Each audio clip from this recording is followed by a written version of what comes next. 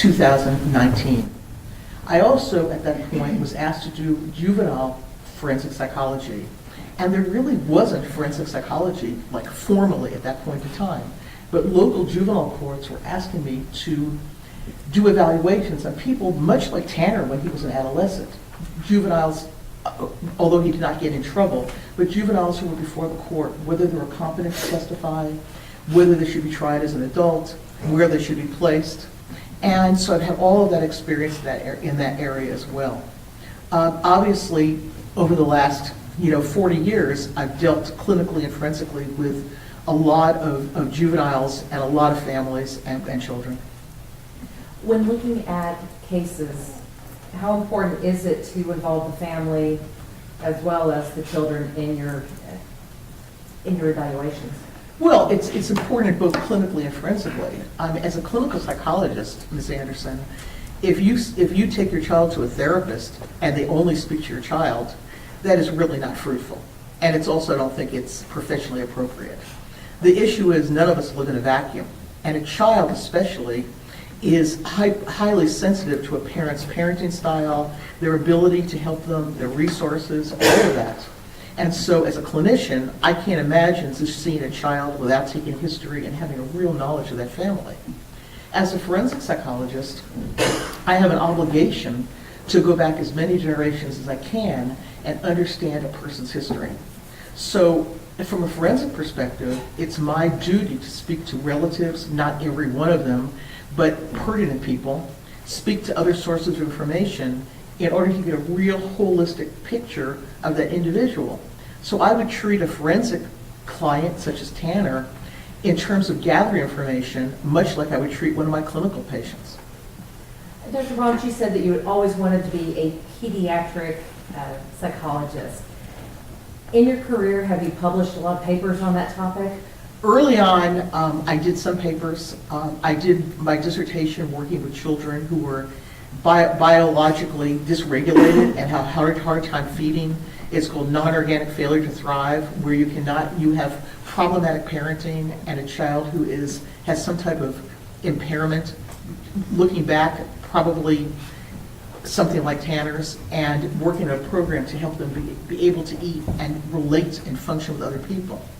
More recently, I've had peer review publications about trauma in the courtroom and how that's assessed. But I've also written a lot of books on educational psychology, test-taking skills, anxiety management, that type of thing. You practice in Ohio, so I assume you're licensed in Ohio. Yes, that's correct. Where else are you licensed? I have a full license in Texas, obviously, and I've had that for many, many years. I'm licensed in Idaho, and I'm trying to think where else I'm licensed. Texas, Oklahoma, and Oklahoma as well. And then if I need to go to other states, I get a temporary license. You talked about doing forensic psychology, and that involves the courts, right? Yes, ma'am. All right, so how many times have you testified in proceedings? Many times. Not obviously as many as I've evaluated people, because many times cases get settled or other things happen. But I have been in state courts, federal courts, even military courts. I would say I've testified maybe 100 times. That's a guess. Oh, I'm sorry. What about juvenile court? Many times. And why is that relevant to a case such as this?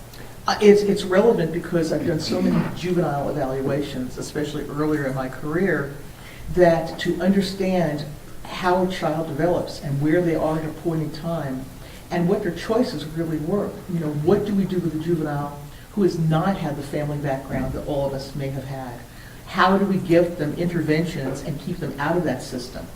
All of these things are very relevant. So this whole issue about development has a great deal to do with many cases in juvenile court, and I think many cases in adult court as well. Do you often deal with cases involving capital murder? Yes, I do. How often? I don't know if I can answer often. I can say that I've been involved in approximately 50 cases over the course of my career. Many of them do not go to trial. May I approach, Your Honor? Yes, ma'am.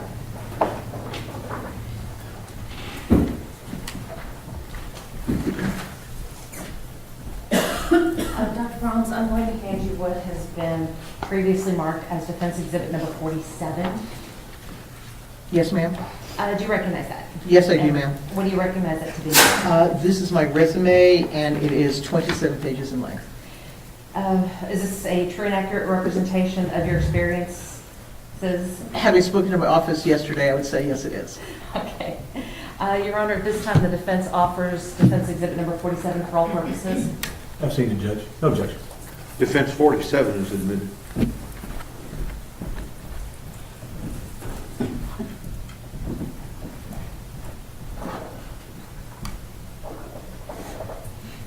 Dr. Brahms, I want to talk to you a little bit about the case involving Tanner Horner.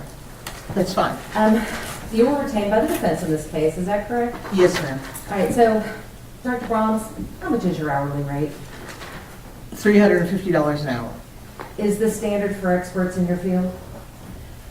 There's a wide range. I would say that I'm at the lower end of a range for forensic experts.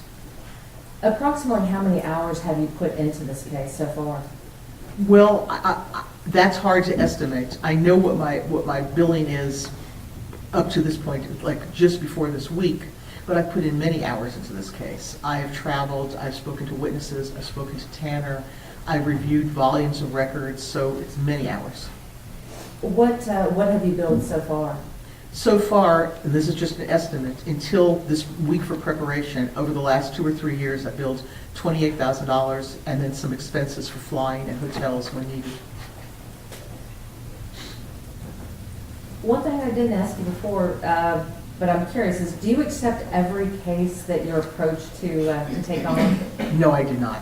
How do you determine which cases you'll accept and which ones you won't? Well, first, I mean, ethically, if someone asks me to do something that's really not in my wheelhouse, I would not try to ever go into court with it in an area that I'm just not familiar with.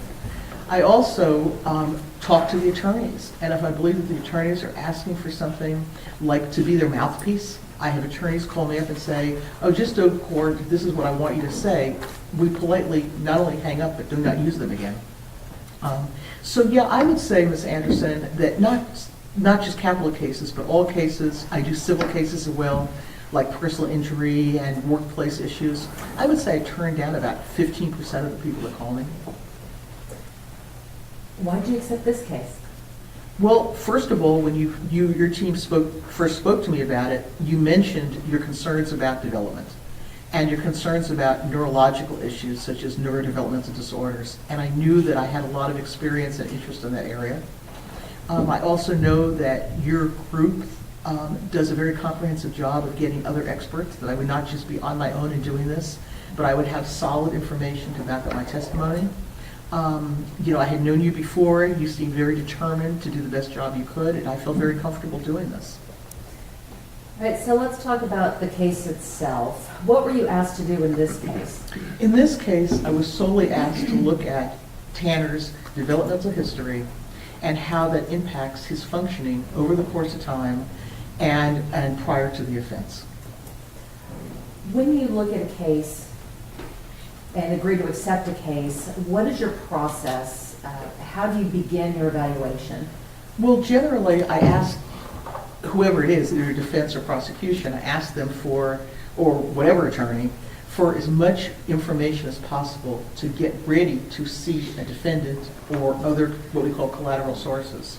So I ask for everything. I don't want things in a summary. I do not want an attorney to summarize records for me, because I need, as the expert, to have availability to those records. Okay, some experts want to have a summary. I don't do that. Obviously, I don't need to read every page. If it's a medical record, for example, and they repeat the person's name and address over and over again, I don't need to spend hours billing for that. But I need to see information because I, as an expert, have an interest that might be different or a need for certain information than, let's say, an attorney. Okay? You mentioned a summary, and you don't rely upon summaries. Why is it important to have the actual record and not just a summary provided by an attorney? Well, first of all, attorneys are not psychologists. And the things with information that an attorney might summarize may not be the information that's relevant, those key factors that might be relevant in expanding my understanding of a particular defendant or person. So I need to be able to look at those records myself, and my job is to come up with hypotheses. As I sit at my desk and look at records, I don't just read. I keep thinking about, in this case, Tanner, in the situation. What are those records telling me? What other information might I need? How are those records written? What does that tell me about this case in full? So it's very important not to just see summaries. Now, obviously, if there's a surgeon and there's a surgical summary, that's the summary I get. But in terms of other information, I need to have a hands-on with the information provided, the whole file. In this particular case where you provided records, Yes, ma'am. what kind of records were you provided? All kinds of records. First of all, I had a lot of law enforcement records. I had videos of Tanner's interrogation. I would say that with an S, interrogations. I had the video, obviously, of this terrible crime. I was given his school records, medical records, his jail records. I had interviews, transcripts with other people that are involved in this case. I just had a voluminous amount of information. So it sounds like the records that you received were kind of a combination of the state's discovery and the defense's investigation? Yes, ma'am, I would say that's a good summary. Why is it important to have both, for both sides? Because my job is not to take sides. My job is to understand this case in full. And the other issue is that law enforcement records can give me, as a diagnostician, or at least a developmental expert, information about that particular person. So the way the crime is committed, but also how they act toward an interrogation, how they act toward police officers. All of this information is very central in understanding, in this case, Tanner as a whole. Did you rely solely upon the records themselves? Of course not. What else did you do? Well, I met with Tanner for approximately 12 hours over the course of this investigation. I also met with his mother. I met with his grandmother. I met with his brother. I met with some friends of his. I met with a paternal aunt.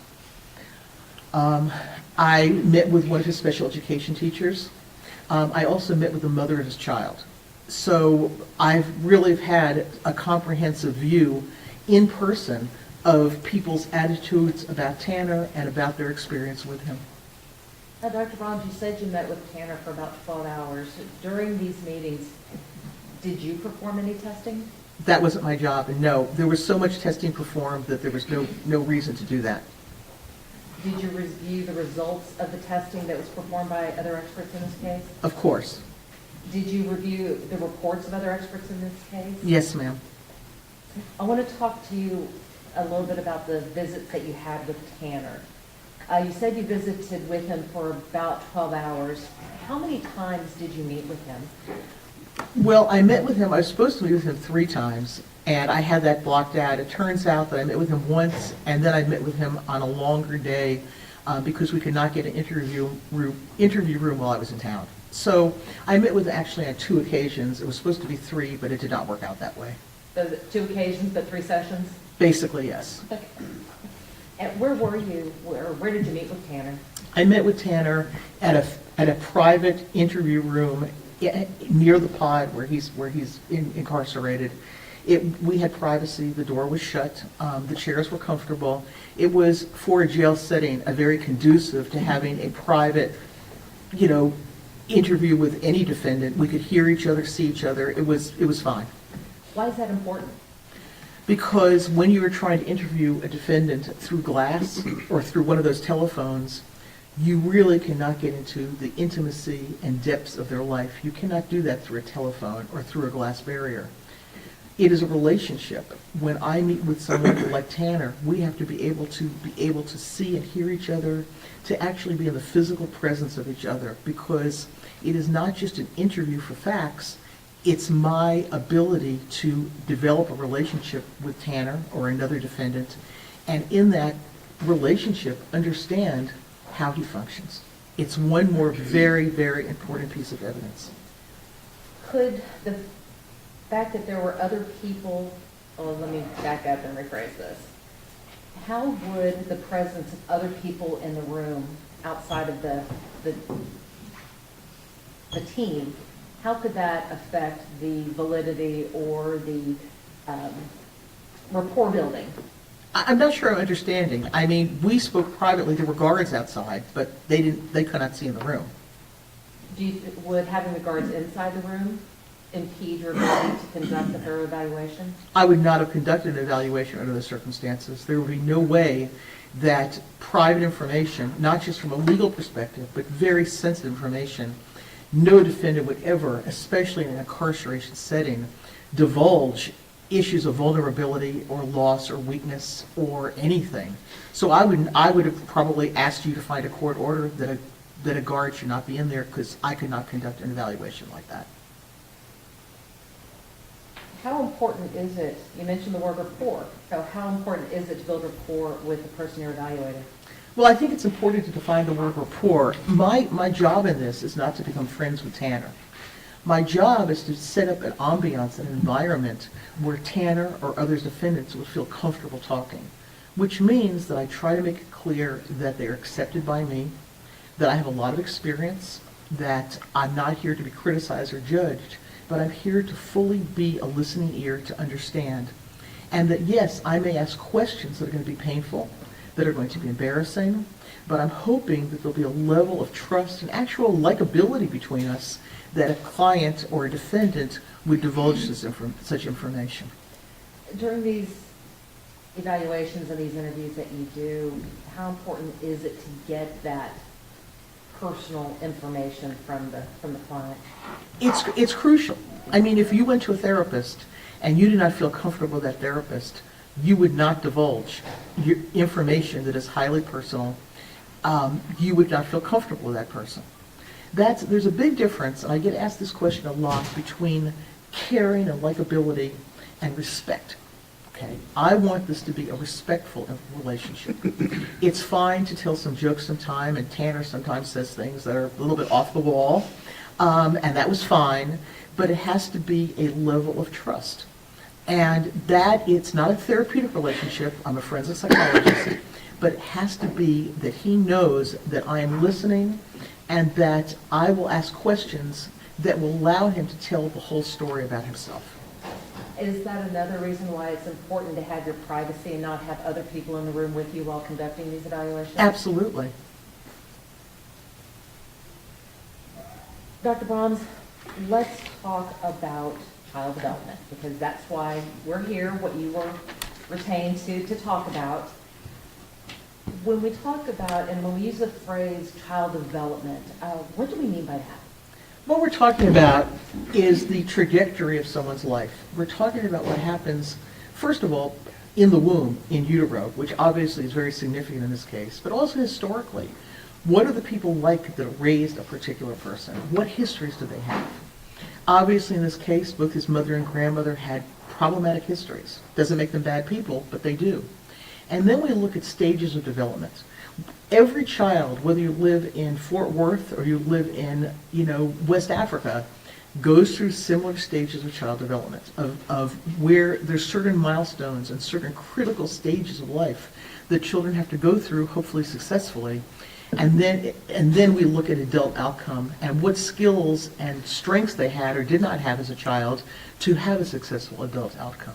So development is looking at the whole course of someone's life and trying to understand at every point why things were either successful or why they might have been problematic.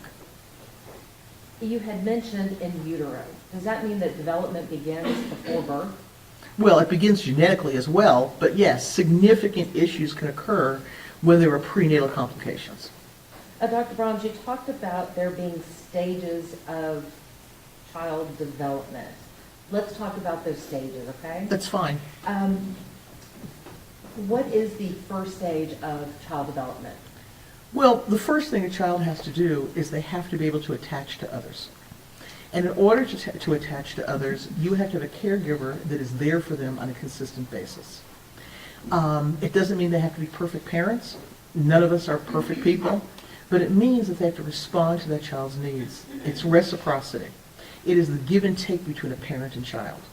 And in order to do that, you have to have a parent that is emotionally and psychologically available without their own problems to actually respond to what a child needs. And it's very simple. A mother needs to be able to touch the child's face, and then the child touches the mother's face. The mother smiles at the child smiles back at the mother. But to do that, you have to be consistent, and you have to have the ability and knowledge to do that to an infant. When those things do not happen, with a regular child, not somebody who has a neurodevelopmental disability, when that doesn't happen, the child becomes very agitated. They cry a lot. They scream, because the parent is not there to modulate their emotions. When an infant knows that there's a caregiver and the world will respond, the purpose of parenting in those first year is to teach a child that the world will respond to them, and that they don't have to go to desperate measures to get the world to respond to them, that world will be responsive. So that first period of attachment is significant as a building block for the rest of someone's life. Dr. Brahms, you mentioned neurodevelopmental disorders. How can a neurodevelopmental disorder affect the development of a child? Well, profoundly. I mean, I know back in the mid-'70s I was doing research on how children who are not, we call it biobehaviorally regulated, how that affects not just attachment, but it also affects the rest of their development in their life. So when we have a neurodevelopmental disability, one of the impairments is the ability to self-regulate. Now, Ms. Anderson, in the olden days, okay, even more olden days than me, okay, you were able to do evaluations on infants, and they had a pinprick of an experiment where you take newborns and you prick their heel just a little bit with a little needle. Some children didn't even notice it. Some children cried, but then they put their hand in their mouth and self-soothe. Soothing is not something that people with neurodevelopmental disabilities do. Tanner has never self-soothed except in very immature ways. Some children will just cry and cry and cry. So much of this is related to, some of it's we call temperament, but a lot of it is just basically brain development. So it does matter, because a child who is neurologically impaired is going to have a harder time when that comfort and that reciprocity is not there, because they can't comfort themselves. So how important is it to, well, let me ask this. Are interventions available for children? Oh, absolutely. How important is it to have an intervention as quickly as possible or as soon as possible? Well, I don't want to be unpolite, but it's not an intervention. It's a course of interventions. It's a multimodal intervention. So first of all, the timing is extremely important. It is important to start as soon as you see developmental differences or behavioral differences in a child. In many states, most states, there are infant programs where people come into the house, professionals come into the house and educate the caregivers about how to set up the best possible environment for that child. But what we do know in terms of early intervention with neurological disabilities, neurodevelopmental disabilities, that if there is not intensive intervention by about age 6, that child is far behind the 8 ball. That the types of skills, attention, self-regulation, socialization, attending to the environment, all of those issues need to be addressed well before a child starts to go into stages of development where those skills are absolutely mandatory.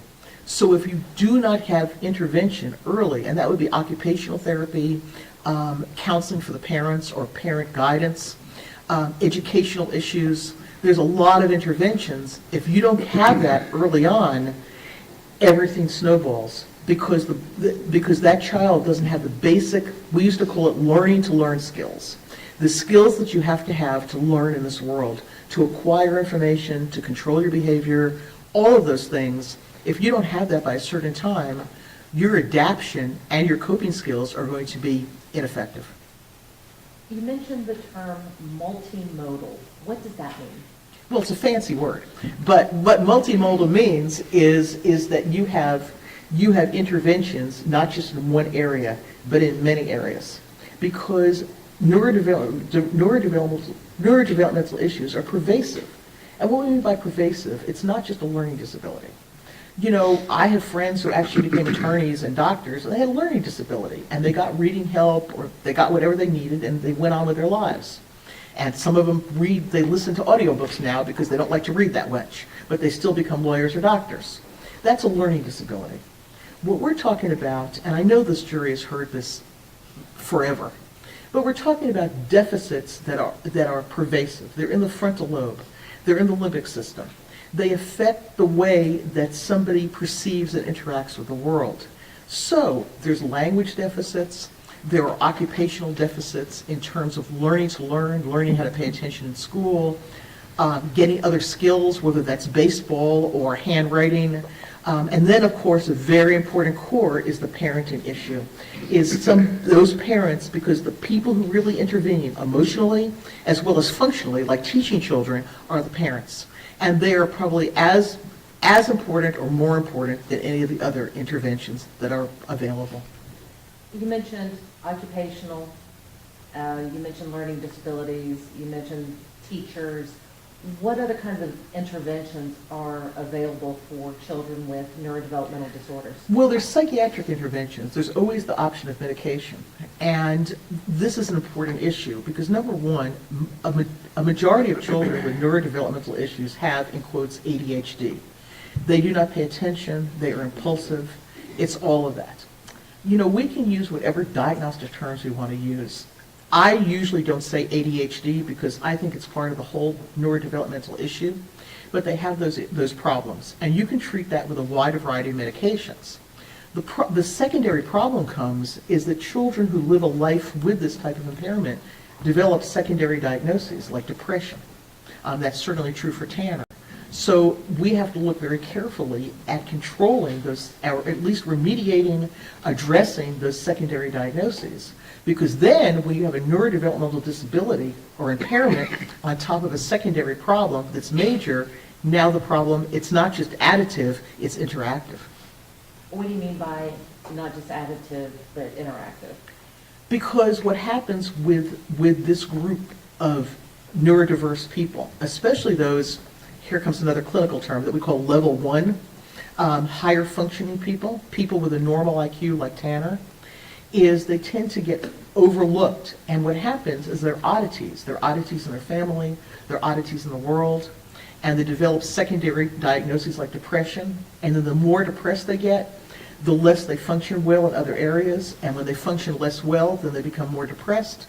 They turn to drugs sometimes. Substance abuse is common in this population, especially these higher level functioning people, because they are not out there. Everyone expects things from them that they can't do. And so they try to mimic what they can do, but they can't do it, and everything snowballs. And so these are serious issues, both in terms of medication and other interventions. Dr. Brahms, I want to take you back to the stages of development. You had mentioned attachment. Is that the phase also where children start learning how to explore the world around them? Yes, after a child hopefully becomes healthily attached to the world, there's a stage we call autonomy. And autonomy is, anybody who's had a toddler is going to understand autonomy. You don't need a lecture about this. Children, let's say 3 years old, 4 years old, young, toddlers, a little bit above, will go out to the world and explore. And who do they come back to? They come back to their mommy or daddy. And their mommy and daddy tells them how to explore the world safely. If you want to look at a flower, you go look at a flower in the garden, but you don't rip it up. And you get compliments from your mom. You went and smelled that flower, but you didn't take that flower out of the ground. That is really grown up on your part. And then the child comes back to the parent for that compliment, and they get a hug, then they try to explore something else. So in that stage of autonomy, which is sort of toddlerhood, preschool, they start to learn how to deal with the world with their emotions being controlled and with their behavior being controlled, because there's a solid parental figure, a solid caregiving figure who is there to guide their behavior and give them that feedback and that reinforcement, that guidance, so when they go out to the world, their behavior is controlled, they can look at their environment, they can enjoy their environment, and they get attention. and I don't mean spoiled attention, but they get attention from a caregiver that they are able to be the big boy or big girl and do what has to be done to start to be part of this larger world around us. What happens if you don't have that kind of solid parent to help you during this stage? And what happens if you also have a neurodevelopmental disability? I mean, those things are going together in this case. What happens is children who do not have that guidance do not know really how to control themselves. Children who are neurodevelopmentally more normal may have less trouble doing those things. But when you have this hyperactivity and this impulsiveness and this generally agitated state, and when you have a family who can't give you what they need, then your ability to be able to go out in the world and act in an appropriate manner and not be afraid or not be overly inappropriate, that is compromised. And so in cases where you have a solid parental figure that can help navigate that aspect of child development, is it easier for a child with neurodevelopmental disorders or issues to succeed? Well, let me phrase that the opposite way, is that when a child with neurodevelopmental differences does not have steadiness, when they're moving all the time, for example, if their parent is on drugs a lot, if there's different people in the house, if they have different caregivers, they are getting the opposite of what they need, because a child with these disabilities needs predictability and stability and responsiveness. So predictability, stability, responsiveness. That is what is going to modify their neurological damage. Now, all children need that, Ms. Anderson. I'm not saying that we should let other children just do what they want, but in terms of pervasive developmental issues, it's very important to have that stability, that predictability, and that responsiveness. If you don't have that, the brain does not have a way to modify. I'm not saying heal. I'm saying to modify and have that child have the ability to use all of their ability and their skills to have a more adequate adjustment and successful adjustment. Hang on just a minute. We have a juror who's requested to take a short break. So let's take 10 minutes. We'll come right back in, okay?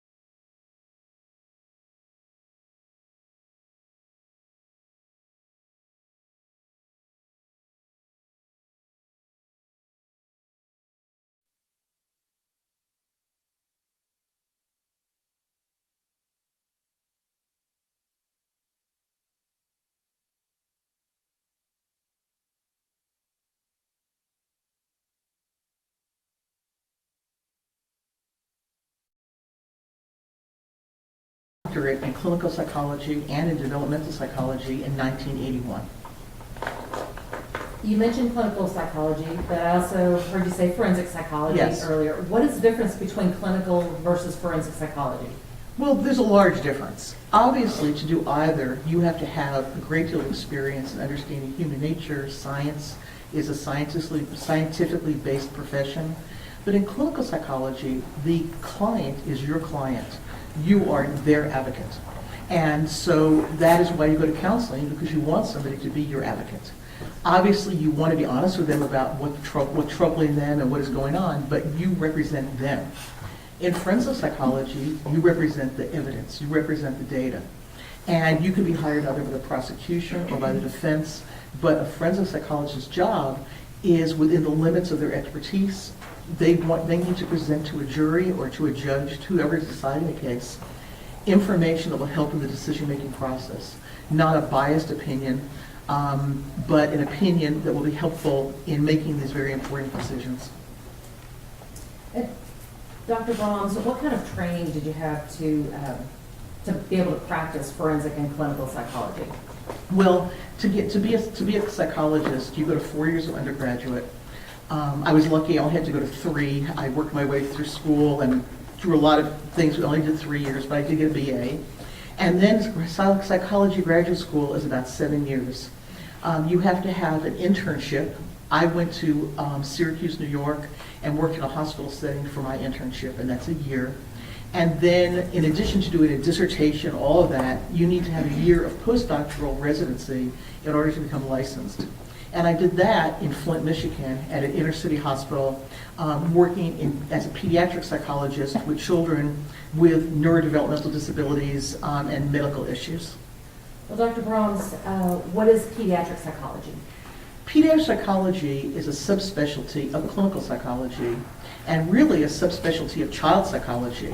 Pediatric psychologists work where there are either developmental or medical complications to a child's life. Most pediatric psychologists, like when I worked in Michigan and also in Columbus, Ohio, we work in the actual medical hospital, on the patient floor, in clinics, or perhaps in the emergency room at times. And we look at the interaction between development, illness, outcome, and we're really trying to help kids that are either in crisis or have long-term problems, such as recovering from burns, or having autism, or other neurodevelopmental issues. So we're in a medical setting more than in a clinical setting and dealing with those specialized issues. Well, why are those specialized issues important in a case such as this? Well, I believe they're central to this case because when you have someone who's been diagnosed with a neurodevelopmental disorder, such as Tanner, it's very important to understand how that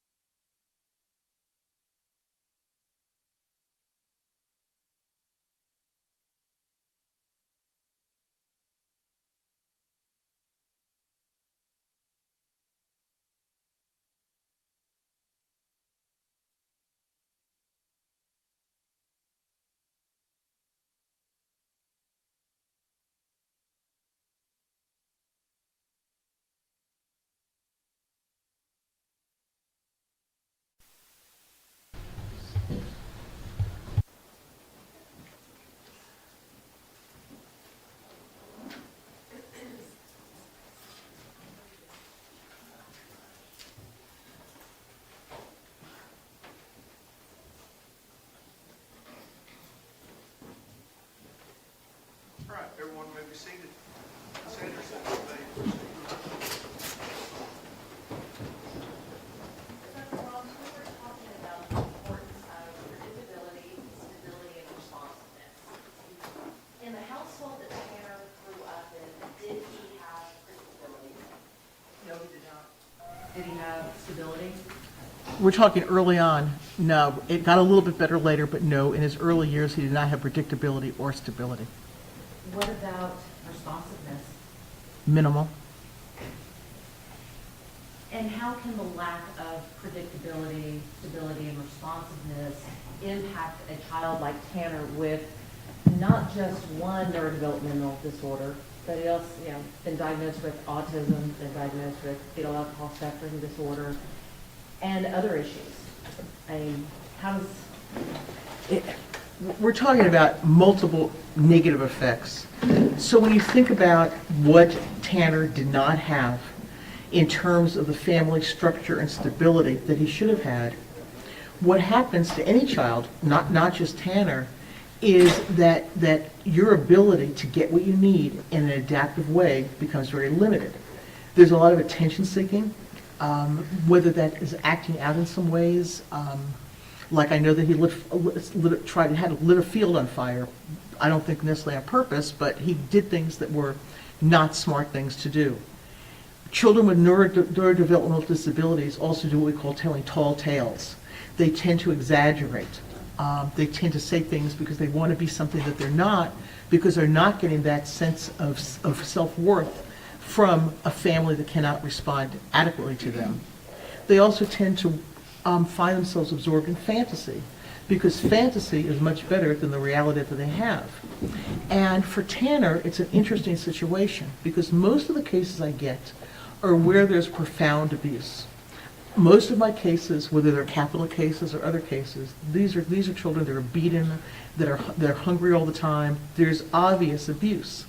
The thing with Tanner and his family is the deprivations were smaller. They were subtle. They were mom being incarcerated, not being there. He never knew. He told me he never knew where his mother would be. She might be on the streets, she might be incarcerated, or she might be home nodding out in the bathroom for him to find.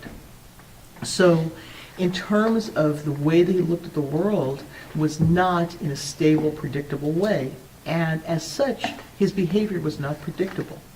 Part of having autism or fetal alcohol syndrome or being on that spectrum is not being able to look at cause and effect. In his family, people really didn't talk a lot about cause and effect. His mother did what she wanted to do, and I don't dislike his mother, Melissa, at all, but she has never been able to get her life together, much be able to parent somebody, anybody, much less somebody with a pervasive impairment. So when we look at this lack of predictability, it's hard enough for, in quotes, a regular child, but it's much harder when your brain cannot make sense of the world around you to begin with. So what makes this situation with Tanner so important to understand is that we're looking at subtleties. We're looking at brain impairment. We're not looking at gross abuse, but we're looking at abandonment, being babysat by a 10-year-old, not knowing where your mother is, having a father who doesn't care about you, being with a, in quote, stepfather who is a meth addict himself. There's all of these things that it'd be so easy for me to sit here and say, well, he was beaten every day and he was locked in a closet. That is not true. What happened in this case is that his brain was neglected. This is a case of brain neglect. It's not a case of abuse. But in that way, in all the 44 years that I've done this, that is abusive. It is a neglect of what gives somebody the opportunity to develop to be a fully functioning adult. Dr. Baums, let's talk some more about the stages of development. Certainly. After a child learns autonomy and begins to explore their world, what happens next? Well, the next stage that all children confront is mastery. When you start entering the elementary school age years, you have to learn how to master the environment. Some of that is reading and writing. Because from an educational perspective, you learn more basics between first and third grade than you do for the rest of your life. You're learning how to read. You're learning what mathematical principles are. It's the basis. Very important years. But you're also mastering your abilities to be socialized. You're mastering the ability to be part of the larger world around you. That is basically what kindergarten and first grade is about.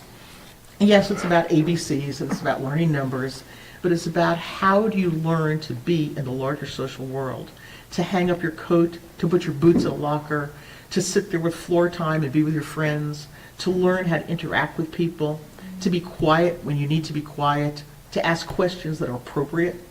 I mean, we know how many little kindergarteners say inappropriate things. We've all had kindergarteners. They say things that it's because they're kindergarteners. And we teach them in a loving way why that would be appropriate or not appropriate.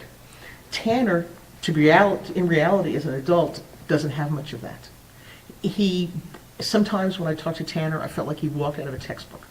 That this is something that, if it wasn't a capital case, I would use when I teach law school. I mean, it's a typical case of children who have not been able to master their social abilities and master that part of the larger world.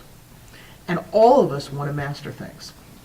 Just as an example, I can't take a survey in a courtroom, but I would imagine that most of us have collected something at age 5, 6, or 7. I know that for me, we used to take our bikes and collect pop bottles and return them for like 2 cents. Some people, I didn't become rich, but it was interesting. Some people collect rocks. Some collect Matchbox cars. Because why do little kids collect?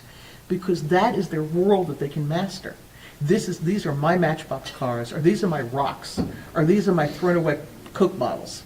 Okay, these are my pieces of glass that I put on my shelf that I found in going around my neighborhood. So that sense of mastery makes you feel competent because I can do something. I am a little kid and I can do something. And you feel confident. You feel like you have skills. I'm able to do these things. When you talk to people about Tanner, and when you talk to Tanner himself, that sense of mastery was not there. He was the one who was continually bullied. He was the one who never could do anything right. He was the one that didn't have parents. Probably he had grandma on and off, but he didn't have a family that taught him to be competent and confident. And when you're not taught that, later in life, you act like the age that you never got that at. So there's times when I talk to Tanner, I literally can believe I'm talking to a 6-year-old in terms of inappropriate comments, not sexual ones, just inappropriate comments, laughing when he shouldn't, blurting things out, all of those things. It's almost as if I'm talking to a big man who is 6 years old. Dr. Brahms, you mentioned socialization. What do we mean by socialization? Well, we all learn about values and morals from our teachers, from our parents, sometimes from like Sesame Street, from various different places.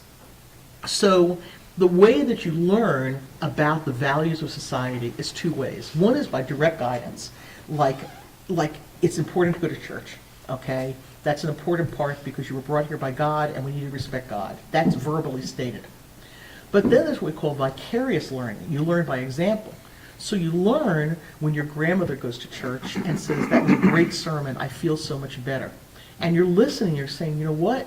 This has some value, and my family's values are that we need to respect something higher than us, okay? Whatever religion you want to be. They were good Christians, so whatever you choose to be. But you learn by guidance and you learn by watching. And that is part of development. Now for Tanner, I believe that underneath all of the problems here and this terrible crime, he did learn some things from his grandmother and even from Melissa. Melissa feels terrible about what she did, and she's able to express that. And she was able to express love to him even in her worst, darkest hours. And I've seen her worst, darkest hours, and they're bad. She understands the importance of family. Jackie did everything possible to have a family with really limited resources. Not a lot of education, not a lot of money for sure. She had to deal with Bill. That was not an easy task because he was against things that she tried to do for Tanner.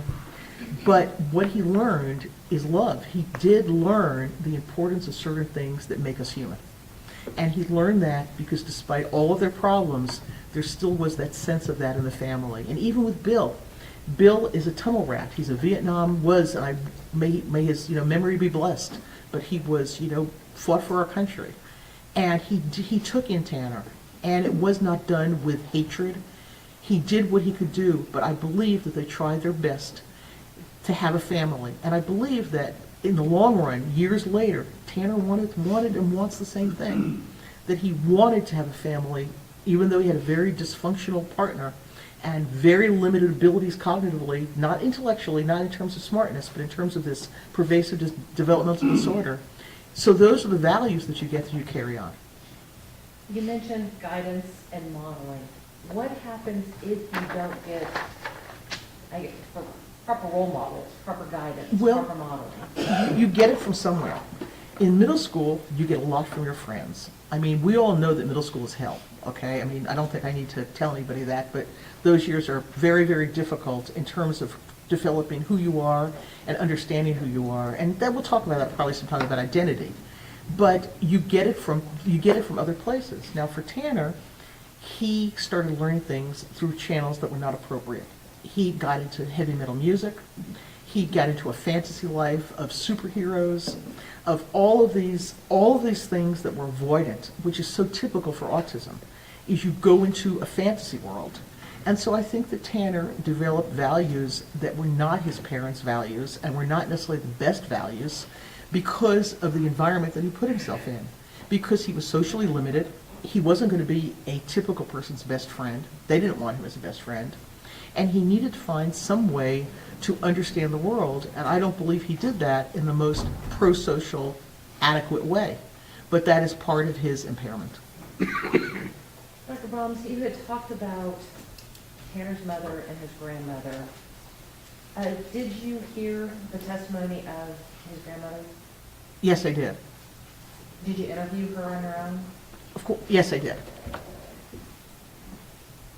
When she was here to testify, was she able to tell the whole story about how Tanner was raised and about her life?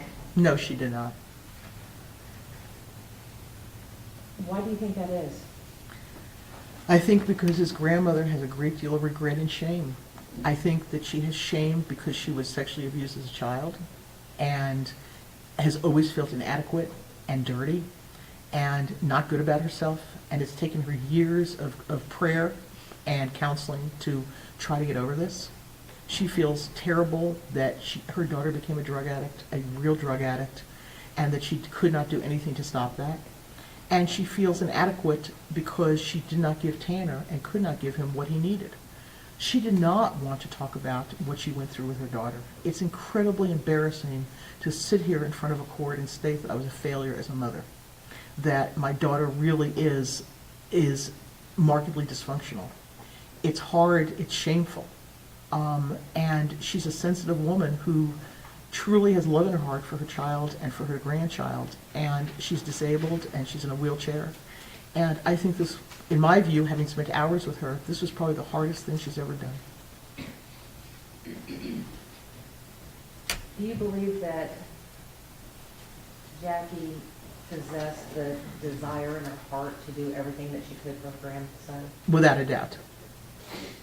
Did she possess the ability to do those things? Very limited.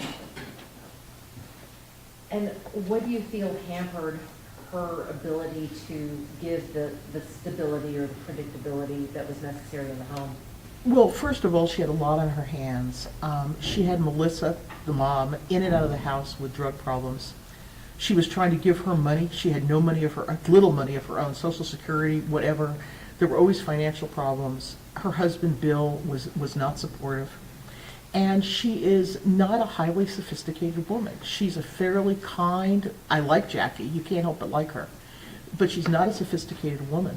And when they got in-home help for his autism, she took it very concretely. I spoke to Jackie. She's very concrete. She doesn't see the bigger picture of what the problems are from a neurological or developmental perspective certainly with Tanner.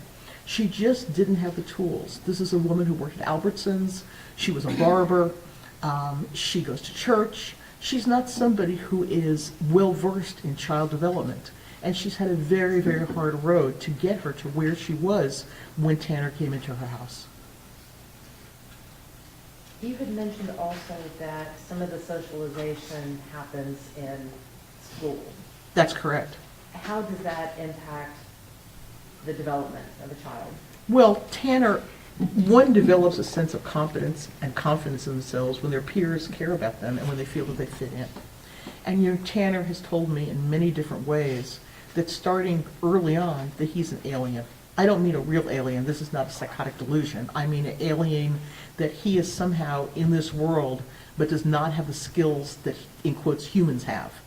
In his own fantasy way, he sees himself sort of like a robot when he was a little kid, like a robot in school trying to be a human being, which is, if I ever write a book about autism, should be the title of the book. Because people who have these disabilities have to mimic, they have to cover, they don't know how to do these things on their own. And so, of course, he was bullied. He was painfully bullied. And he never wanted to tell his grandmother much about it because he was embarrassed. But he was bullied terribly through school. So you have somebody with autism, and you have someone who's on the fetal alcohol spectrum, who really cannot mimic the, everyone's talking about theory of mind, but to understand how he should act, how people perceive him. Tanner even now doesn't understand how people perceive him, how the guards in the jail perceive him, how I perceive him. I don't think he even knows how his lawyers perceive him.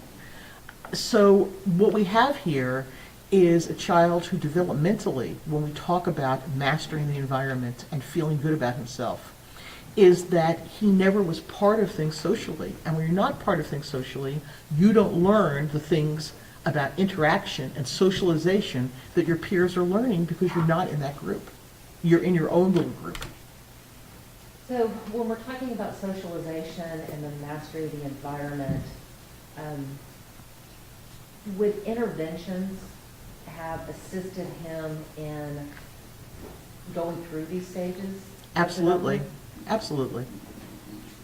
Even if he had received interventions through all of these stages, would he still have brain impairments? Of course. Would they still be pervasive? Yes. Would he still need guidance? Throughout his life. So how do you reconcile all of this with the fact that he had a job? He knew how to drive a car. He had friends. He went out to the clubs. He had a life. How do you reconcile the need for guidance and the need for interventions with all of the strengths that he has in his life? Well, we've not talked about this before, so I'd like to just give an example, okay? And then we can talk. I want to tell you, prior to coming to court here, I was hit by the postal man who rear-ended my car. Okay, so nobody was hurt. He got out of the car, and he clearly was neurodivergent. He was twitching. He was crying. He said he looked at the floor and he has a hard time paying attention. He told this to me and the police officer. So what we have there is a Tanner, okay? We have somebody who has a job. He's a contract postal delivery person, kind of like a contract FedEx person. And he is begging, he's like, don't fire me, don't fire me. He's a grown man, and he's crying. And then his supervisor comes, they come to where the accident was, and they're like, well, we're going to write you up, and this and that.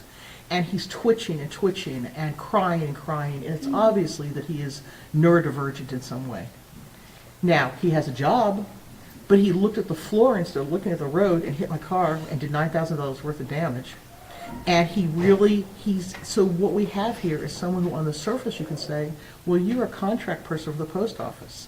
In reality, he is barely able to have the attentional skills to do his job. So when you do an evaluation of someone, you never just say, what is your job? Or what's going on in your family? Or anything like that. Or what are your hobbies? So you can say to somebody, I have a job doing X, Y, or Z. But to understand their impairments as well as their strengths, you need to have functional details. And by functional details, it's not just do you have a job, but what are your daily routines? How do you master challenges? What do you do about stress? What happens if you have to make a decision about a FedEx route or how you stack dishes. How do you make these decisions? So you could be working as a dishwasher, and the dishes are piling up. You have to make an independent decision about how to stack them so they don't fall down. Do you have the problem-solving skills to do that? You can say on paper, I wash dishes at Olive Garden or wherever, at Outback or whatever. I know he worked at Outback. But can you really stand the stresses? Can you maintain a pace? Do you have processing speed? Tanner has very low processing speed. Things that would be decisions for us that happen rapidly come very slowly to him. So when you're looking at functional analysis of somebody, you don't just take things face value, I have a job. You have to, Ms. Anderson, really understand what that entails. Do you believe that Tanner would have benefited from the early interventions, Yes, for many reasons. such as? Well, he has a normal IQ. I think that Tanner, even as a little boy, wanted to have interactions with others. He couldn't have good interactions, but I think he wanted that. And if he had found the right therapist, the right social group, like a training group, a therapy group for kids with neurodevelopmental differences, if he had been taught some basic skills that would have helped him, like how to play t-ball, or how to be successful at something, or how to do artwork, or whatever that may be, we would find that he would feel more confident, that he would start to modulate his behavior. And as you said, Ms. Anderson, it's not going to take away what happened in utero. We're not going to fix someone's brain. This is not brain surgery. This is using every talent and every ability that this young man may have had, and also teaching him to overcome what he doesn't have. I want to go back to this postal worker that had the rear end, or had the car accident with you. Yes. You said that it was obvious that he was neurodivergent, said that he was having these twitches and whatnot. He didn't kidnap you, did he? No, he did not. Obviously, he didn't murder you. No. So I guess my question is, do all people with neurodivergent disorders respond to stimulation or overstimulation or situations the same? No, they don't. But they do respond with certain stress reactions.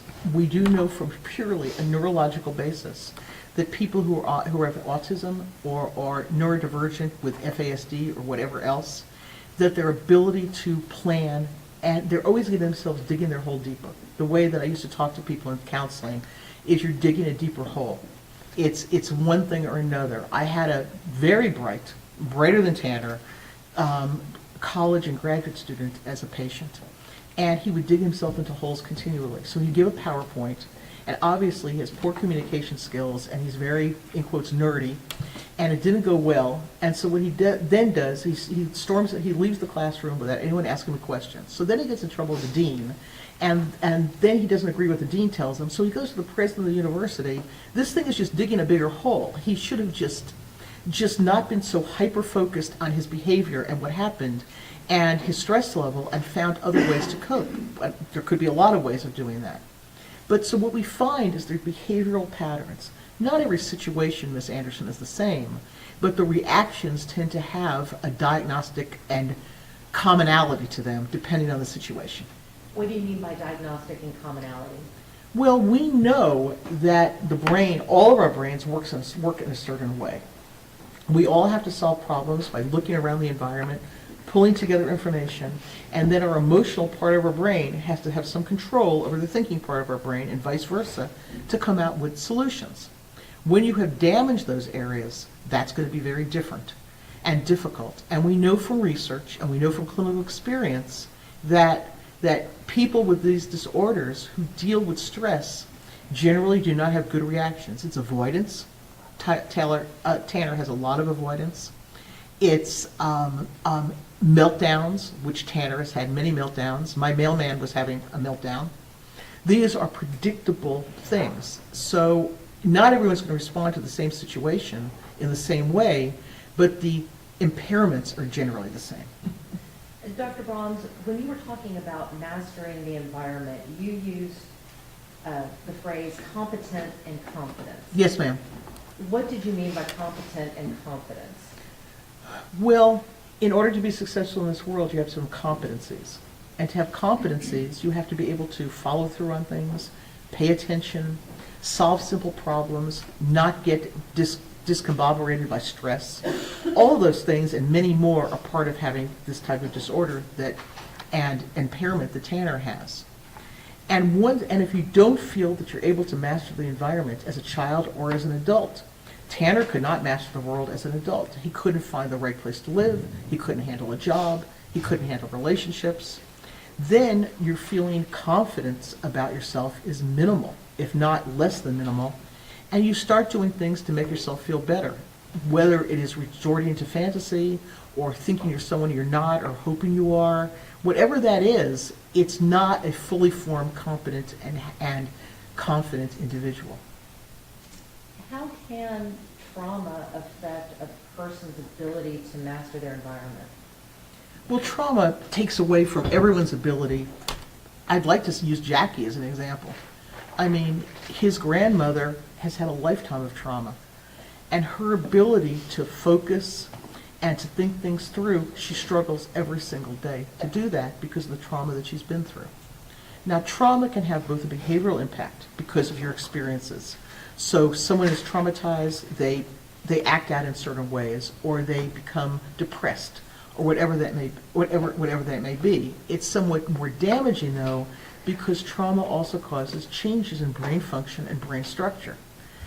We know that toxic stress, abandonment, which he's had a lot of abandonment, seeing things that no child should see, that type of thing, all of that impacts not just the way a child responds, but the way their brain responds, and the actual neurochemical changes in their brain and structural changes because of that stress. You mentioned the term toxic stress. What does that mean? Well, toxic stress, there's good stress and there's bad stress. So all children grow through stress. All of us grow through stress. So if we have a problem at work and we resolve it, we've learned a lot, we've grown, we're stronger, we're less afraid to make a mistake, we've figured it out, okay? That is a level of stress that we can tolerate, okay? Toxic stress is when we do not have the tools to overcome a stressful or challenging situation. It might be two things. One, it might be that the situation really is insurmountable. There are situations that will cause anybody toxic stress, no matter how smart we are, no matter how our brains operate. But stress can become toxic when that person has an impaired brain and then they're faced with challenges that you or I might be able to deal with, but they cannot. And that becomes toxic, especially when they're faced with those stresses over and over again. For Tanner, it was never knowing where his mother was, never knowing if she was alive or dead. It wasn't toxic stress like being beaten every day, okay? It was toxic stress that this world is unpredictable and this world is something that I cannot control or master every single day, and he doesn't have the skills that we do. We're talking about trauma here. Did Tanner share with you some of the more traumatic events in his life? Yes. Yes, he did. Let's talk about that. Did he share with you about the time that he himself had been sexually assaulted? Yes, he did. What happened? Well, not surprisingly, it was difficult for Tanner to talk about.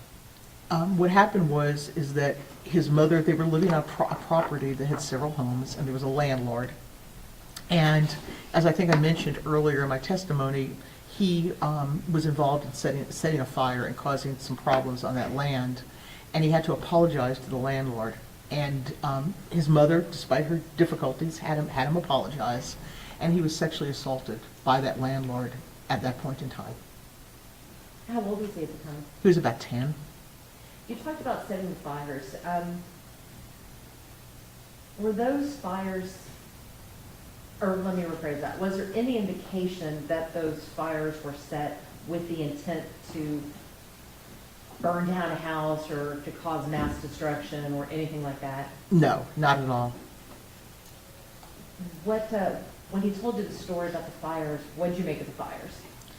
I felt that I was talking to a young man who was unable to predict cause and effect, and he thought it would be interesting to see what it looked like if some dry brush was burning, and it never occurred to him that that could spread. When someone who has been sexually assaulted, like Tanner was, at such a young age, can that cause that person to either, to mimic the type, that same behavior? Well, I don't think that the research, again, Ms. Anderson, I know you're not a psychologist, but it's not a matter of mimicking behavior. It's a matter of having, when someone is sexually assaulted, there's a lot of questions raised in that person about their sexual competence, about why they were picked upon to be abused.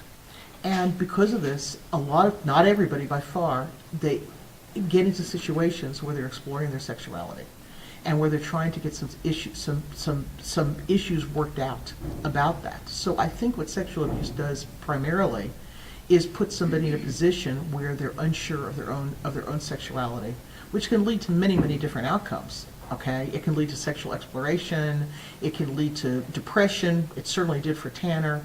He had some traumatic symptoms after that. Even now it's in his memory. I would not diagnose him with PTSD, but I would say that at the time he had many trauma symptoms that sort of have remediated over time, but the actual event is something that he clearly does not get out of his mind. That is something that is still very troubling to him today. And difficult to talk about? Very.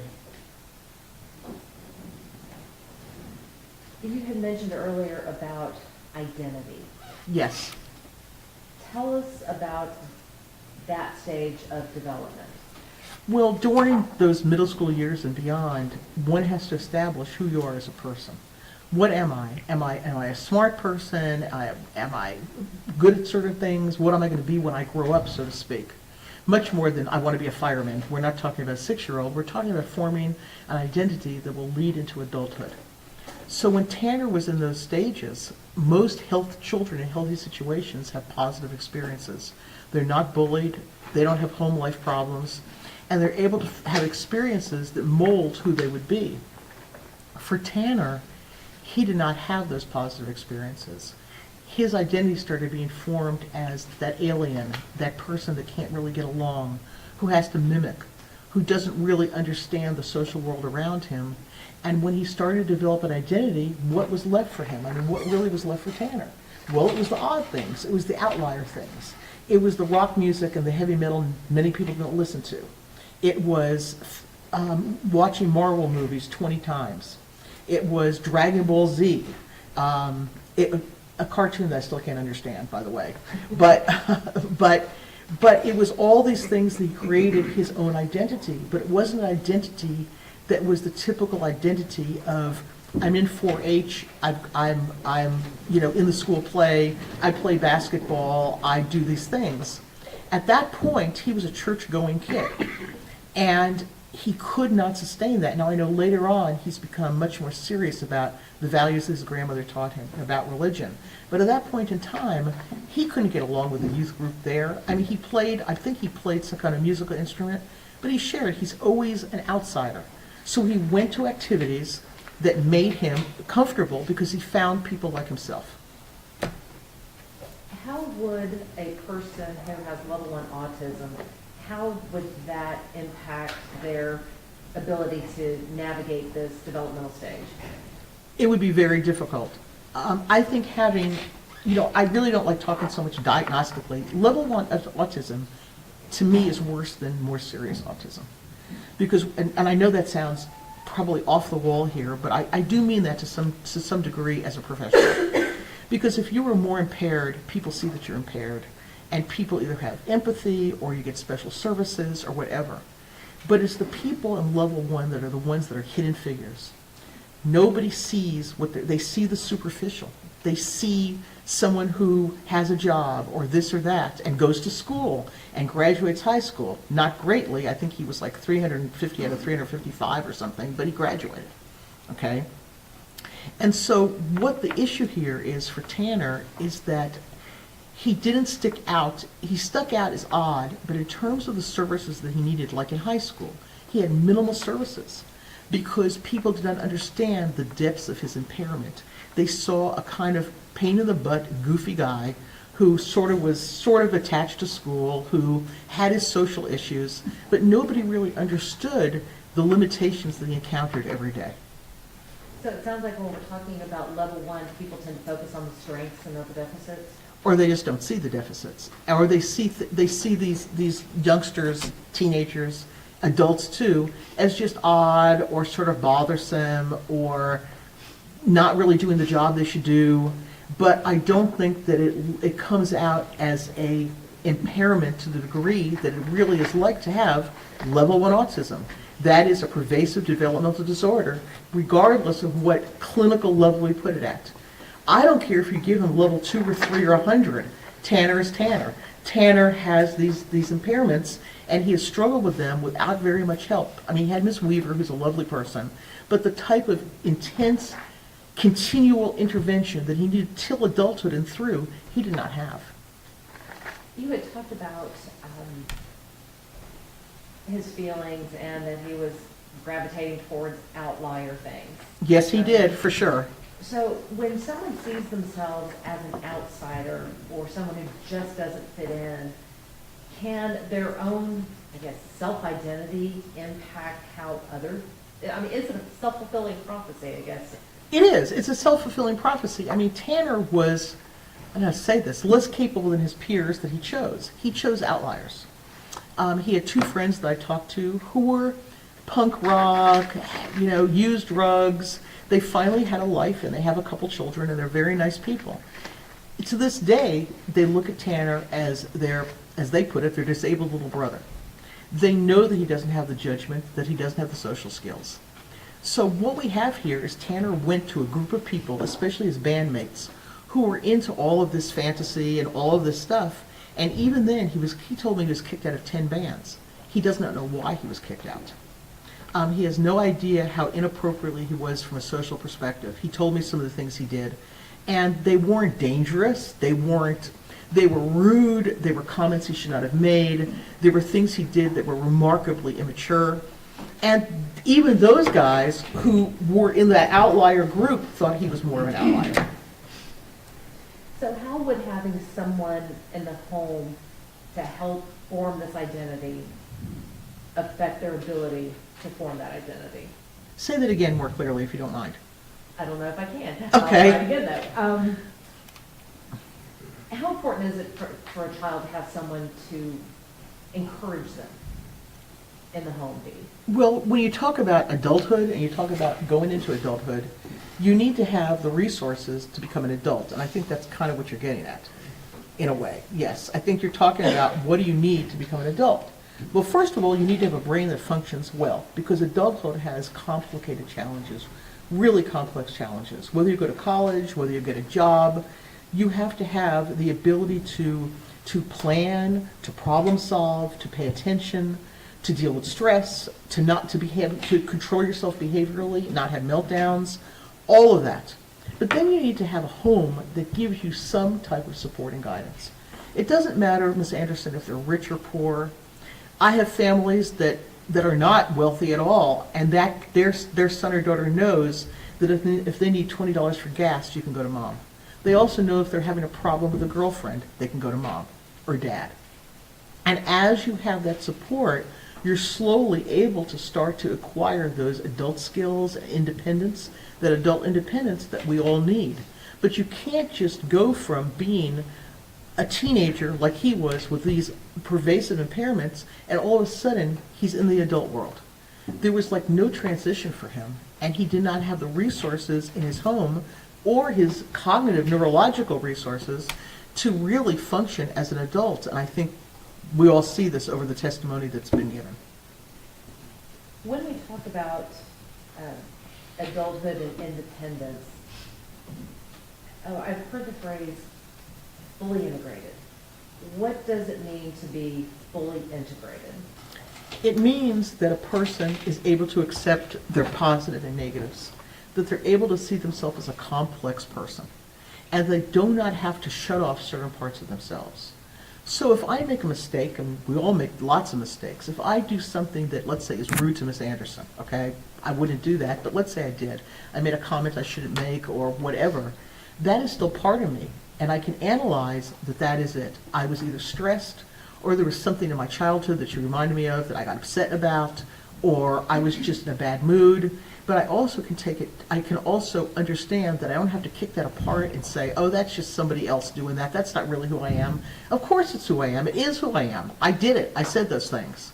But when you're fully integrated, you're able to understand and accept and pull together all parts of yourself. And that's a challenge. That is a developmental challenge, and it takes time to do, and some people never get to that point. Was Tanner ever able to get to that point? No, he was not.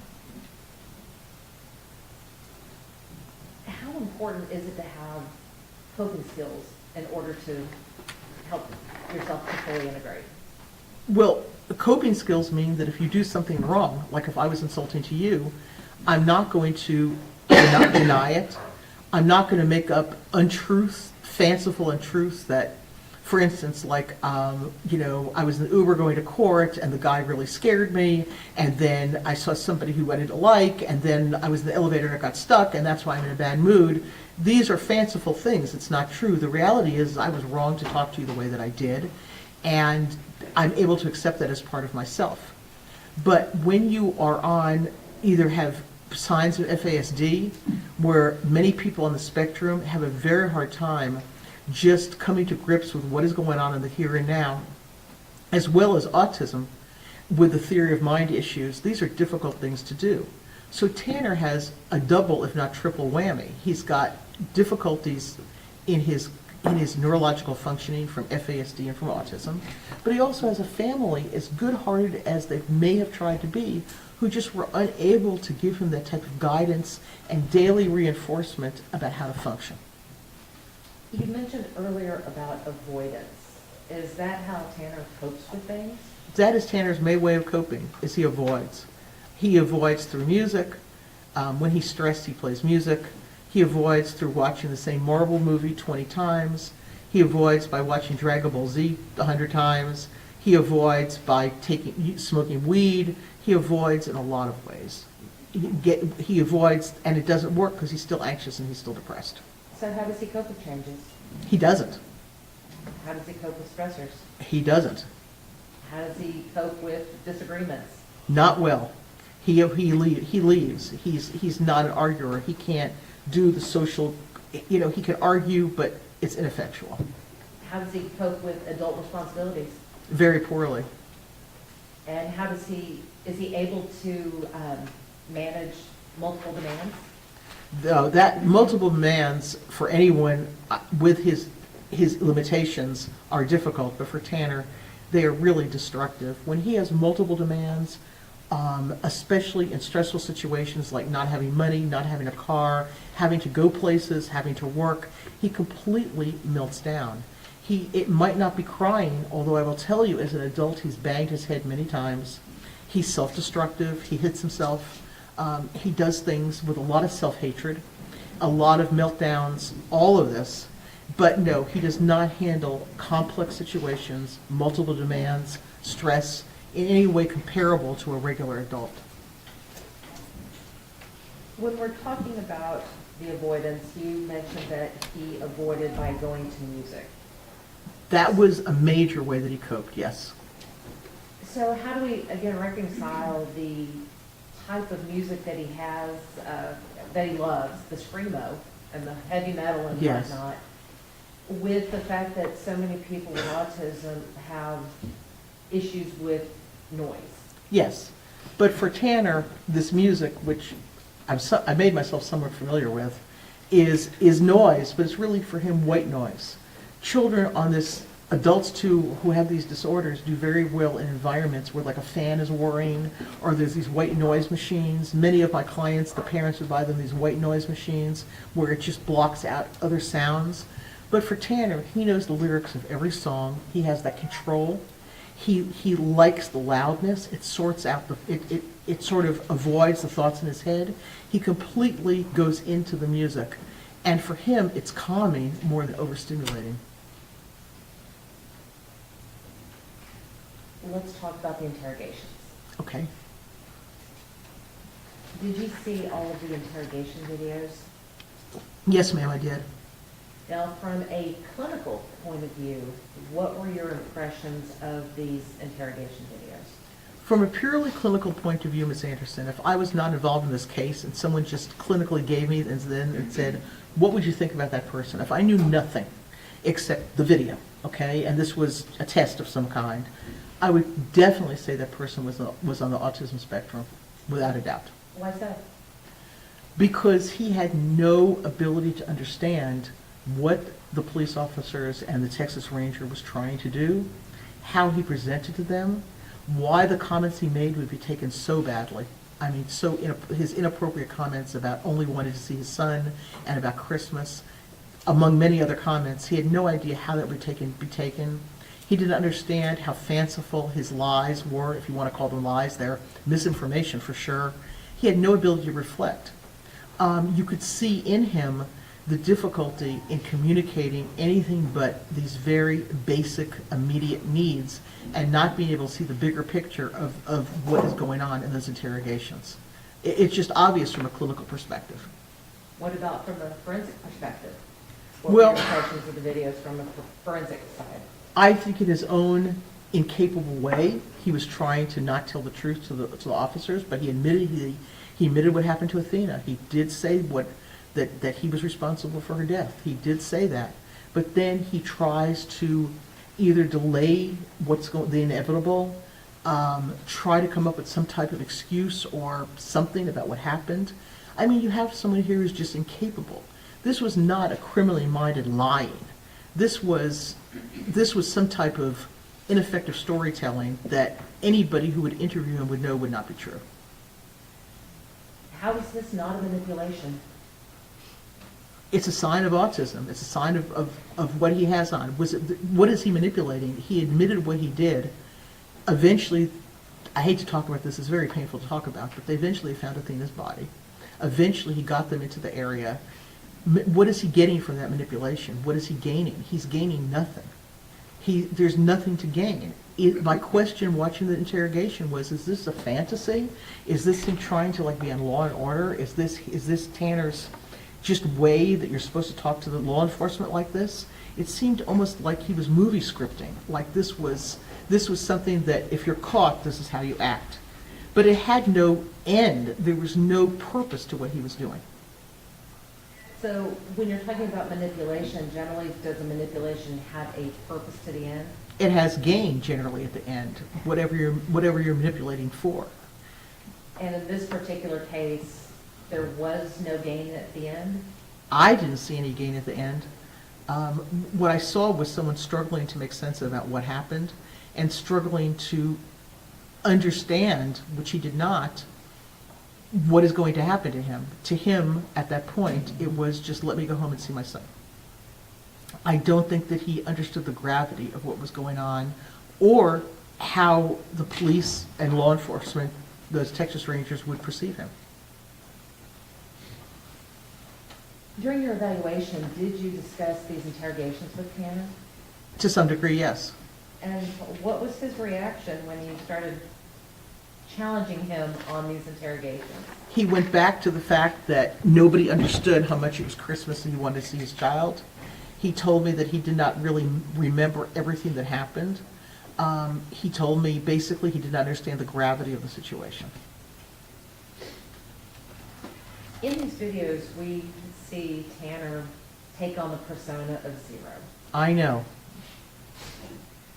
Does taking on this persona make any sense to you? It makes diagnostic sense, absolutely. Why is that? Because you see this in a lot of people like Tanner, that's the lack of integration, the lack of integration. He cannot say, I did this. He said it happened, okay? He said Zero was involved in this. Zero, okay? Is there really a Zero? I don't think that there's a Zero that walks around with him all the time. Is it something that he has a Zero in his life that he turns to when things get bad, that he talks to, that's sort of a part of him that's not integrated? Yes. And I think in this very stressful situation, when you have to talk about something that is so horrendous, I believe that this was his autistic way of being able to talk to law enforcement. That Tanner Horner himself is not integrated. Tanner could not do this. He had to put some of this aside. I don't think that this is a fantasy. I think this is the same thing as when your 4-year-old breaks something and you ask them if they broke it, they have an imaginary friend or say somebody else did that. This little guy did this. This is the developmental fixation that we have with Tanner. So, I don't think there's no such thing anymore as multiple personality. I don't think he has dissociative disorder. I don't think that he really has another person. I think you're looking at someone who is remarkably impaired and extremely immature for adulthood. So in taking on the persona of Zero, it sounds to me that that was just his way of being able to tell the police the truth. That would be my testimony, yes.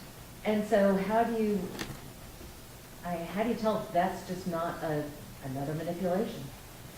Again, I don't see in the interrogation what he would get out of a manipulation.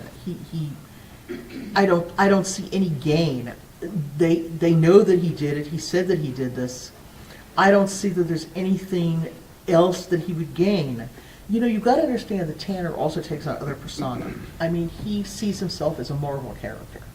He lives in these movies. He takes on other identities, not in terms of going to work and acting like he's Superman, but in terms internally fantasizing that he is some of these characters, that he could be that competent, that he could fly, he could be the superhero.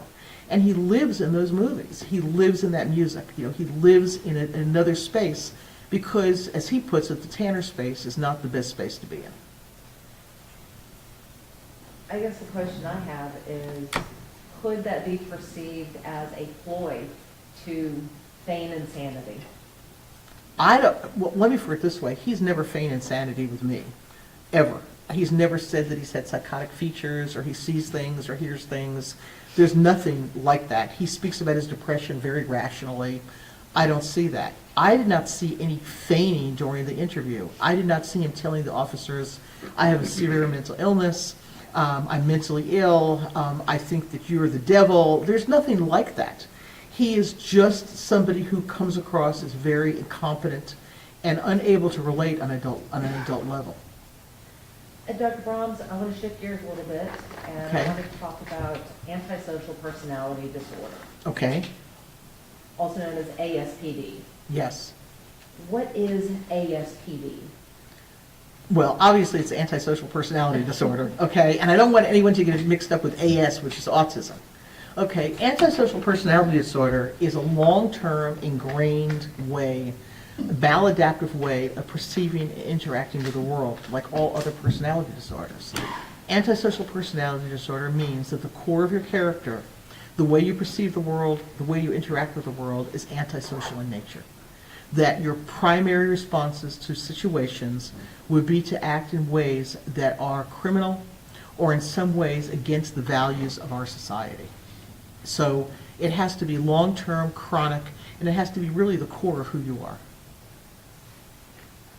When you evaluated Tanner, did you find that he met the criteria for a diagnosis of ASPD? No, I did not. And why not? Why did I not see that? Okay, number one, you have to look at differential diagnosis. Tanner has done some things that people might think are a little creepy. He's done some things that are not right. He may have been involved in some sexual other activities that may have been illegal.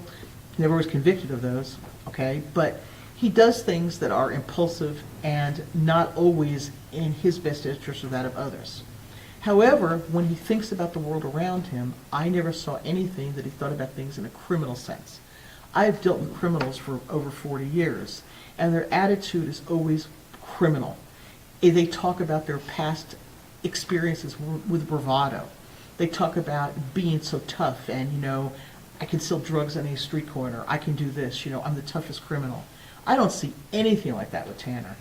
I don't think that the things that he emulates are superheroes, not criminals. The movies he watches are not, criminal movies. They are fantasy movies. I don't see anything in him chronically, and I spoke to Jackie and his mother and people who knew him, his teachers. Nobody ever felt that there was a criminal attitude about Tanner.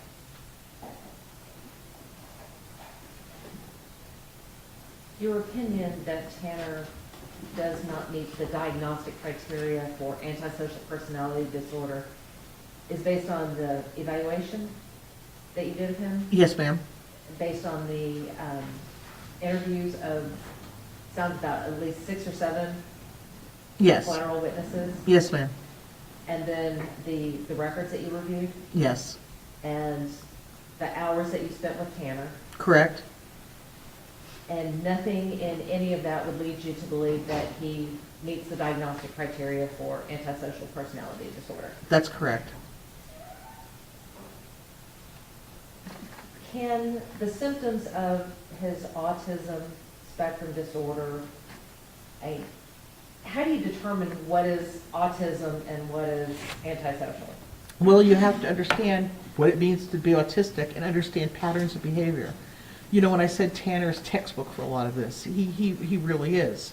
So you have to look at, the fancy word is etiology. You have to look at the foundation for where certain behaviors came from. So when you look at Tanner doing certain things, you have to understand that it's from the perspective of someone that has a neurodevelopmental disorder. And you have to understand how he thinks about the world. Did he think about doing something to be a criminal act? Or is just this a behavior that he doesn't really understand how other people will perceive this as maybe inappropriate or maladaptive? So when you always have to make a differential diagnosis. So for instance, this is maybe a silly example, but years ago I was giving a lecture to some teachers, and we were talking about diagnosis. And one lady raised her hand and she says, you know, I think my husband's crazy, this is what he does. And so this is what he does. Every Saturday he gets up and he mows the lawn wearing this pair of Aggie shorts, and he smokes a cigar. And he goes around and he's got no shirt on and he mows the lawn. So she goes, is there something wrong with him? So you make a differential diagnosis. Number one is that this might be just his way to relax. Number two, he just might have some oddities to his personality. Number three, you should be really happy he's doing the lawn. I mean, these are the differential diagnosis. Now, I could come on and say that it's inappropriate. He's wearing a shirt and no shirt and these stupid Aggie shorts, and he's showing off because he's a narcissist and he's a pervert and this, that, and the other. But then I ask her about him. He's a wonderful father. He's very silly. He makes stupid dad jokes. He is a stupid dad joke person. So she was just raising her hand in a teacher's workshop, but that is a differential diagnosis. You have to understand the person as a whole before you look at the behaviors and decide what the foundation of those behaviors are. So it sounds to me what you're saying is that you don't take things at face value, you have to dig a little deeper? Absolutely, and you would expect that if you went to a therapist. You would expect that for your family, much less for a court. It's very important to dig deeper and just not look at a symptom or a behavior as a behavior. You have to understand where that came from. Can someone have an antisocial trait and not be diagnosed with antisocial personality disorder? Well, all of us have antisocial traits. All of us have done some antisocial things. There's not a person among us who has not anything could be considered antisocial. You know, what does that really mean? Have you ever filled your cup up at McDonald's twice and you're really supposed to get one refill? Many people have. Okay. We've all done things. Have you ever run a stop sign? I have. Okay. Have you ever done things that are probably wrong? Yes. Everybody has done things that you know are against the law. Okay. And little things or bigger things. The question is, we all can have some traits and some behaviors, but that doesn't mean that we are diagnostically antisocial. It may mean that when we're risk takers than others, I mean, somebody on the jury might never fill up their Diet Coke again. I have. I mean, okay, I have because I had to be in court and I'm in a rush and I just put some more Coke in there. Is that stealing? I guess. Although one of my clients worked for McDonald's and said all their profit comes from pop. So I felt less bad. But the reality is that an antisocial attitude, Ms. Anderson? Probably a little bit. But does it give you a personality disorder? No. Well, can someone commit a crime as horrible as the one that Tanner has committed and has pled guilty to? Can someone do something that horrific and still not be antisocial? Yes. The last thing that I want to talk to you about his impairments.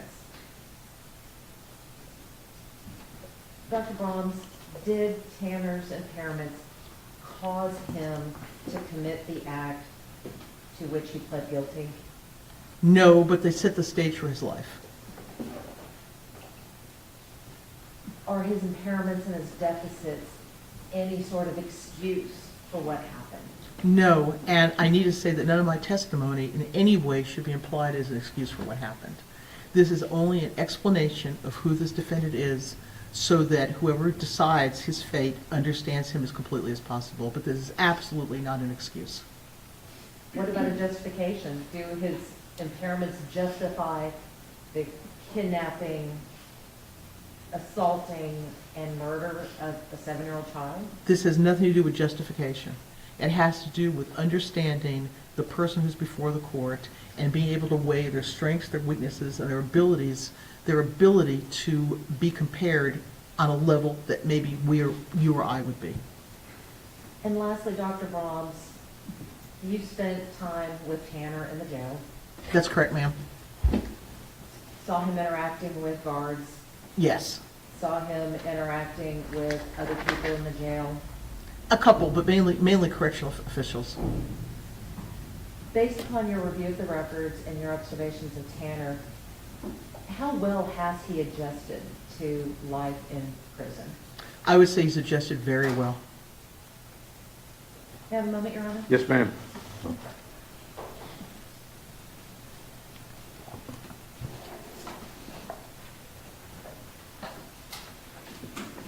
I'll pass the witness, Your Honor. Cross-examination. Yes,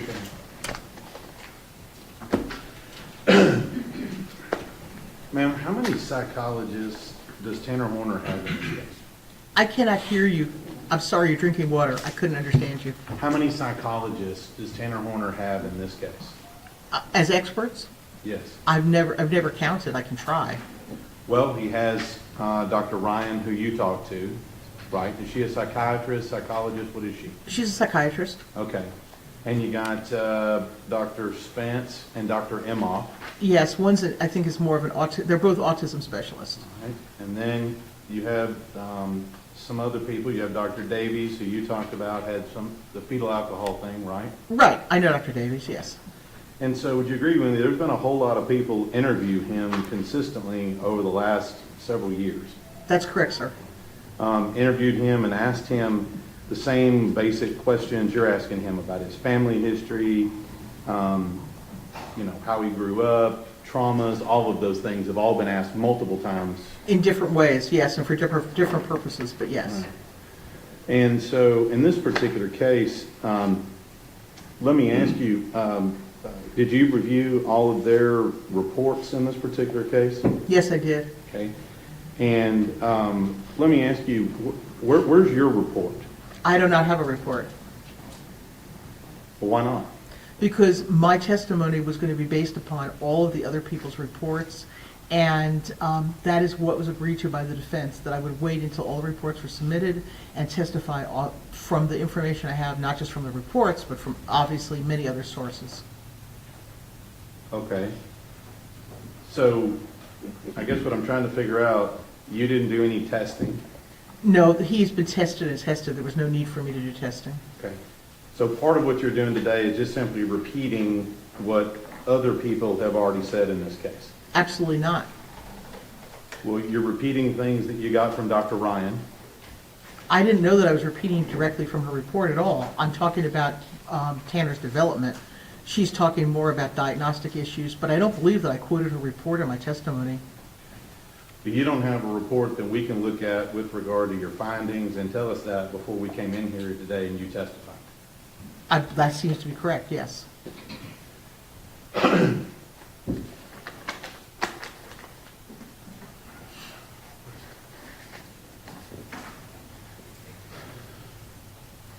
I'm just going to start from where you ended here. You said that Tanner has adjusted to jail life, correct? That's correct, sir. And that's because he's been in SEG the entire time, correct? Well, it could be SEG is difficult to adjust to. Sometimes people have a lot more problems in segregation than they do in general population, so that's a difficult question to answer. Well, being in SEG, he's had no changes because he's been in SEG. Not any meaningful changes, not a lot. Some, He's had structure because he's been in SEG, correct? that's correct. He's had a routine because he's been in SEG, correct? Yes, And he hasn't had at least access to any other inmates, correct? not really, Physical no. access, No, okay? And the only people he would have access to would be guards that come by and interact with him at some point. that's correct, sir.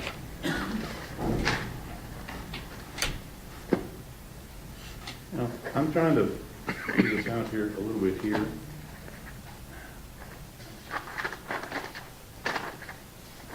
You talked about he's got some development problems as a child. Is that right? He has many problems with his development over the course of his trajectory of life. Yes, that's true. First thing you said is that he had a problem with reciprocity and attaching to others. No, that's not what I said. What I said was the environment that he lived in and his mother's difficulty would make it difficult for him to have that stability and reciprocity. And I think that we see that in his adult development. That's what I testified to. All right, and so because of that, that's why we've ended up here today. Is that what you're saying? Absolutely not. I think I just testified with Ms. Anderson that I'm not saying there's a correlation between what he experienced as a child and this terrible crime. My only role here today is to try to give information, unbiased information to the jury so they can understand Tanner more fully. I've not talked anything about the causality of this terrible crime. All right, so all the stuff that you talked about with regard to his development up and through his childhood, you're saying that didn't have anything to do with his crime? It has to do with the jury understanding what his functioning was like at the time of the offense and what his impairment has done to him over the course of time. All right, so let's talk about that. Did you watch the audio and the video in this case Of what? Of the interrogation or? of the murder? Yes. Okay. And you've testified, and I'm going to try to use some of the words here, that he can't handle stress, he's impulsive, trying to remember several places here, but essentially he doesn't have the ability to cope. Am I right so far? Generally, yes. Okay. And Well, to does- cope adequately, cope adequately. yes. So what is your belief as to what happened that precipitated him kidnapping Athena Strand? What's your belief on that? I do not have a hypothesis. I've thought about this a lot, but that's not my job to address that. Okay, what did Tanner tell you went on before he kidnapped Athena? What he told me is that he believed that she saw him snorting coke, and he felt that this would be detrimental to his job. That is what he shared with me. So do you agree with Dr. Ryan that this was all some form of catastrophe and cascade of decisions because of his disability that resulted in Well- this? Do you believe well- that? Let me slow you down for a moment. Dr. Ryan did talk about catastrophizing, which is a term that's used often in autism. Do I believe that he catastrophizes or digs himself deeper in a hole? Absolutely, 100%. He's done that in relationships and jobs. As a middle school student, I mean, that is Tanner. So I don't know about Dr. Ryan. I believe that what her observations and her findings are correct. At least they're in agreement with what I feel independently about Tanner. And so you'll agree with me that everything with regard to that theory begins with what Tanner says he saw at the time before he did it. Everything begins with that. Is that right? My job is not to talk about the offense. You asked me, does he catastrophize? I agree with Dr. Ryan. I might use a different word, but I totally agree that he gets himself in situations that he cannot get himself out of, yes. I mean, don't you think the facts of the offense in this case are the most important thing that we can talk about? But that's not, it's important for you to talk about it because you're the prosecutor. My job in this is only to talk about his development, only to talk about, to integrate what we know about Tanner, what we know about his disabilities, or I would like to say impairments, more, it's not really disabilities, it's a pervasive impairment. It's not to talk about the offense. That is for other experts to talk about, not for me. But you would agree with me, you're offering it as some form of explanation as to why he did what he did. I'm not sure you listened clearly to Ms. Anderson's questions, and I apologize if I was not clear enough. I am not offering this as an excuse or explanation for anything. I'm offering this because in a court of law, it is the jury or judge's responsibility to understand who they are sentencing and what that person's capabilities are. I am not talking about the offense. I'm not hypothesizing about the offense. What my role here is to present to the best of my ability what this man's development was like and how he ended up to be the person that he is. And that is what I was retained to do, and I've hoped that I've been clear as I possibly can.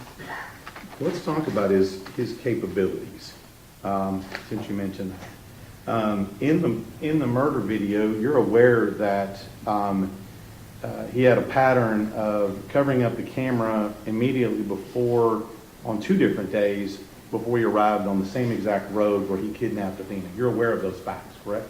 Not in detail, but I've heard those facts, yes. Okay. And if those facts are true, you agree with me that that's some form of pre-planning or planning before he goes and does this to Athena?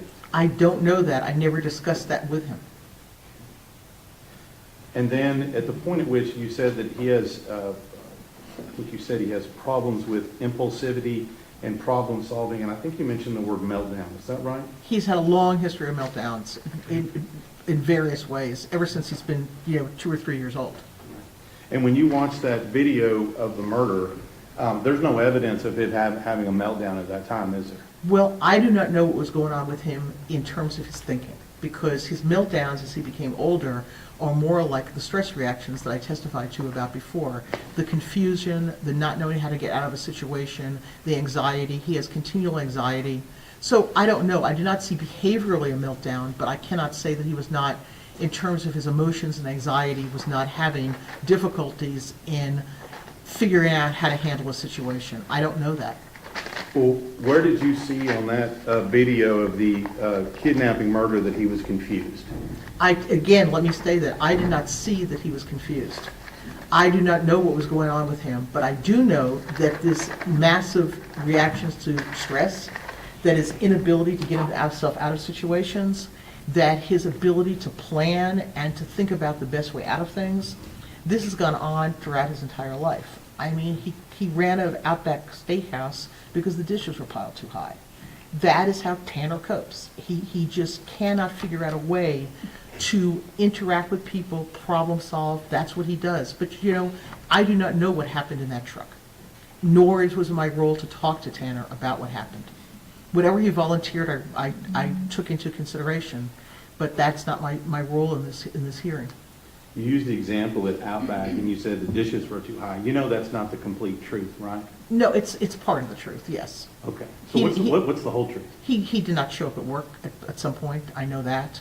I don't have all the details about Outback, but what he did share with me was avoidance, was leaving, was quitting, was sitting there and looking at the dishes and having a panic attack, which is absolutely prototypical textbook for someone with autism.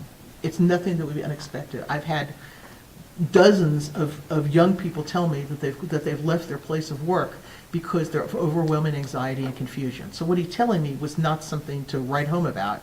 It's very much diagnostic. Just wasn't the truth. I don't know what the truth was. I know that he was honest and told me he didn't show up for work. He told me he became overwhelmed.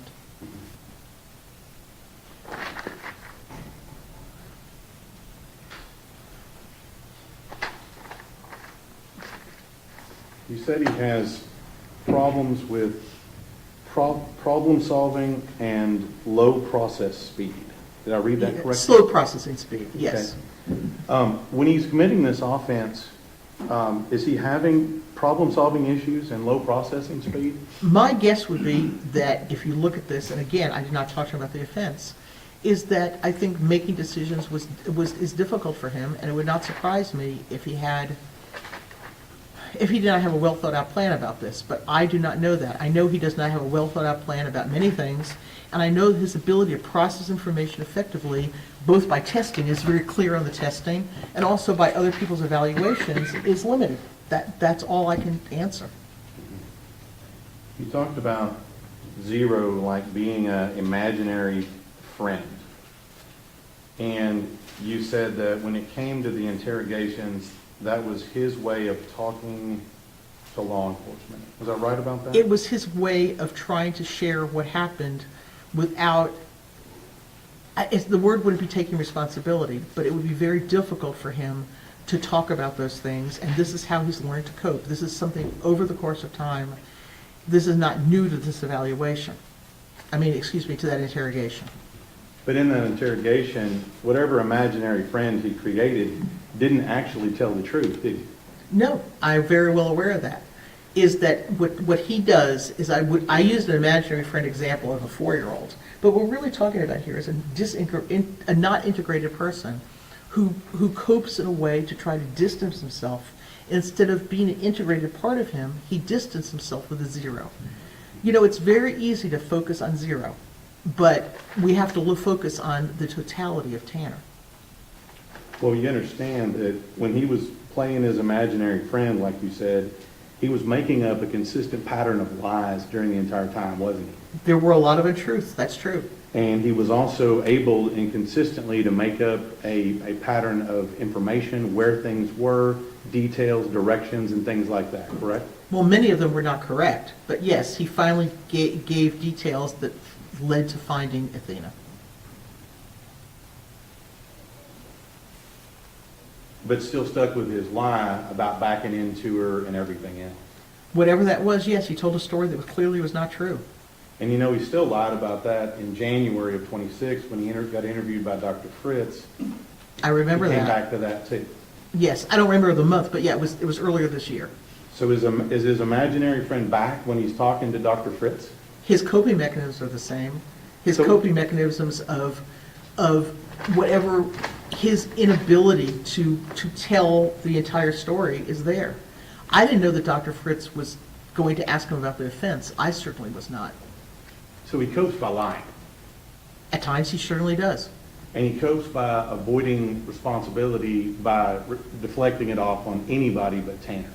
Many times, yes.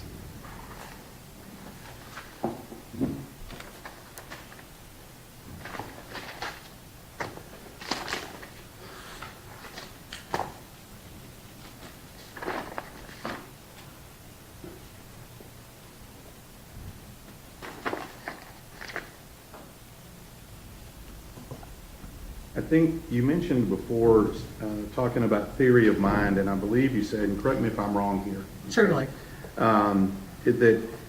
it's a problem with person having an understanding of other people's mental states, desires, intentions, emotions, things of that nature. Is that right? I wish I was that articulate. You did that very well. I'm repeating what you said, so. I said that? Yes. Oh, that was good. I'm proud of myself. Yeah, it's a difficulty in perceiving how other people perceive you, and a difficulty understanding like your own emotions. So it's this whole thing about how you perceive others and how they perceive you. Right.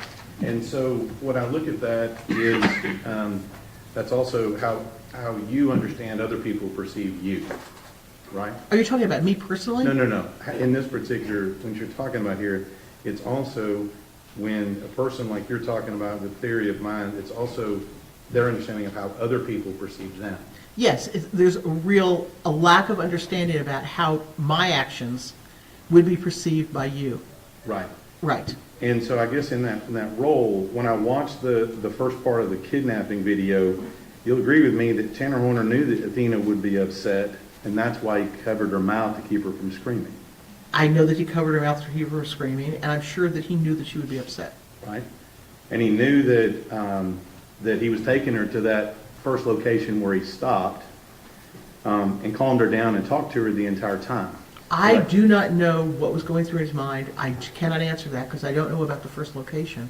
I do not know the actual specifics that you might be addressing. Okay. You didn't ask Tanner about it. No, I did not. That was not my role. Now, we talked about, I think you said that Tanner has difficulties in functioning in the outside world. Well, yes, he does. He has marked inadequacies. So things like having a relationship, job, friends, social life, being a parent, those were all problems for him. All of them, yes. But you'll agree with me that he had a job operating a FedEx truck for almost a year total, right? Isn't that right? If you count, I guess, the two different contracts, Yeah. yeah. And so in doing that job, he would have to, operate the more simple task of operating a vehicle, right? But he would also have to operate it in a rural environment, correct? Many of his routes were rural, yes. He would also have to operate a GPS and operate package delivery, things of that nature, correct? Probably so. And you saw in the video where he's operating the FedEx device to be able to scan and deliver packages, correct? Right. And so, and he's doing all of that, and you don't see him having any problems doing all of that, do you? Well, this is what I do know. He does all of those things, but when he changed the routes, he had really an internal breakdown. He had tremendous anxiety. He could not get to work on time. He had all kinds of other problems.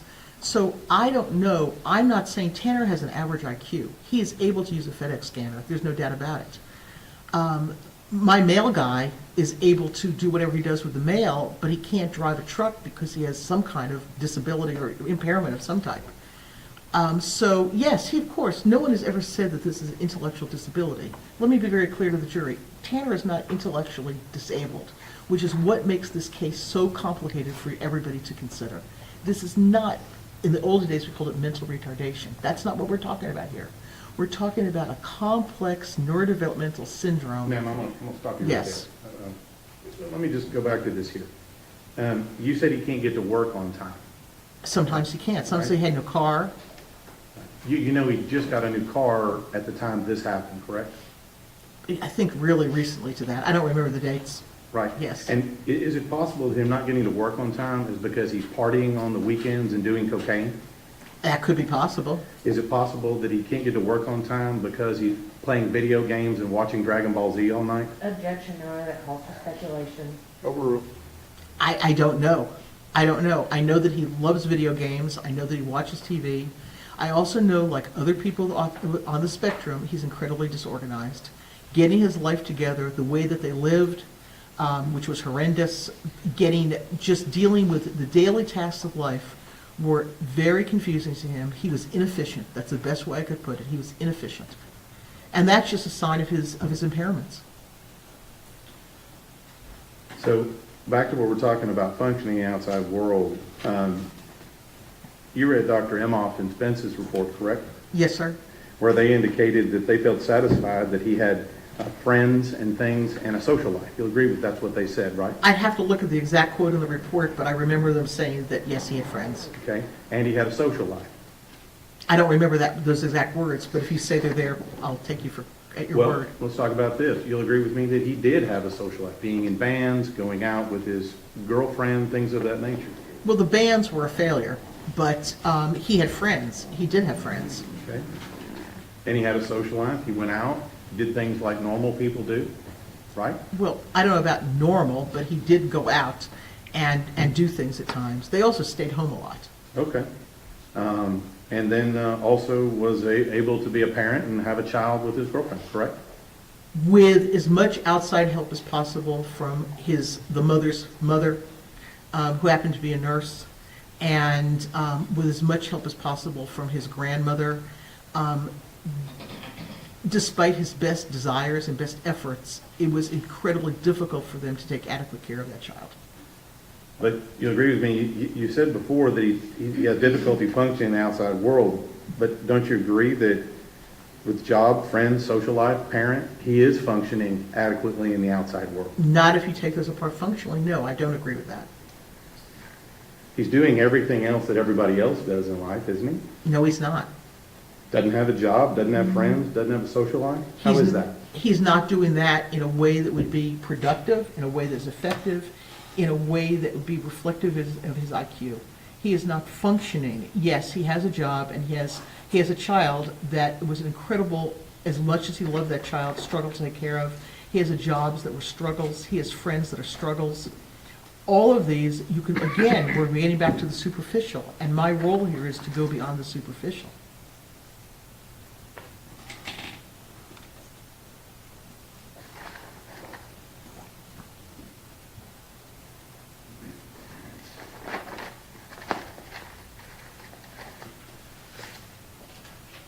So you talked about a little bit about his development, that he needed interventions and things of that nature. Is That's that right? correct, sir.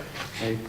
And again, and with regard to interventions, are you saying that if we had had those interventions, we wouldn't be here today? Is that what you're saying? I think there's a possibility, yes, I do. I think that Tanner would have taken a very different developmental trajectory had he had the services that he desperately needed when he was young. So what he did in this case, the one thing I noticed you didn't mention is, did you ask him about what he did to Athena sexually? He brought it up very generally, and I did not want to go into the offense, so he told me minimal. Okay. So if he's catastrophizing, as Dr. Ryan said, and you seem to agree with that, that is his propensity. But he stops off in the middle and gratifies himself sexually in the middle? I don't know if he gratified himself sexually. I really do not know. He mentioned one thing about it, and I did not go on with that because that was not my role to do. What did he mention about it? He said that he could not get an erection. That would imply that he was trying to. Yes. Did you read the DNA results? I know the DNA results, that his DNA was found on her. I know that. Yeah. Do you know where it was found on? Objection, Your Honor, it's mischaracterization of the evidence that's in the record. I don't, Wait, rephrase your question. Judge, she said she knew it was found on her. I just want to know if she knows where it was found on Go her. ahead. Where it was found? Where was it found on? I don't have the specifics, no. I can't answer that question. I don't know.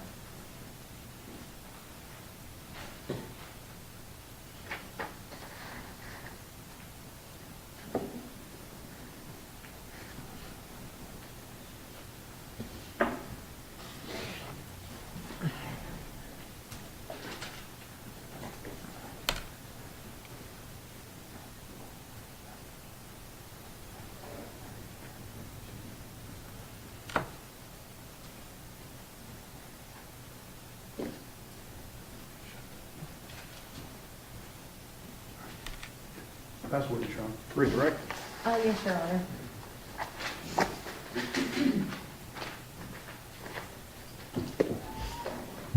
Dr. Brahms, the state asked you about the video of the offense and specifically about putting a sticky note up on a camera. Correct. Once that sticky note is up on that camera, can you see what happens? Some of it. I can see him. But after he puts the cover on the camera, No. can't see what's going on in there. So the state is asking you to make a lot of assumptions on what is going on at that time. That's correct. Are you able to state whether or not Tanner was having a meltdown when you can't physically see him? No, I hope that I was clear. I'm not testifying or hypothesizing or assuming what happened in that truck. So if anybody were to get up on the stand and say, I don't see evidence of a meltdown, I do see evidence of a meltdown, I do see this, I don't see that, are all of those just based on assumptions, They're all based on assumptions. but no evidence? That's correct. With regards to this grand criminal scheme and plan that Tanner is supposedly engaging in, would it make more sense for him to cover the camera before he abducted Athena or after? Well, that's Tanner. It would have made much more sense for him to have the camera covered before any of this happened. But that didn't happen in this case. Certainly not. So if he were actually planning to do something like this, would it make more sense to have covered the camera beforehand? Oh, without a doubt. With regards to Zero, you had stated that Zero was a coping mechanism. How important, or how does Zero tie into Tanner's propensity for avoidance?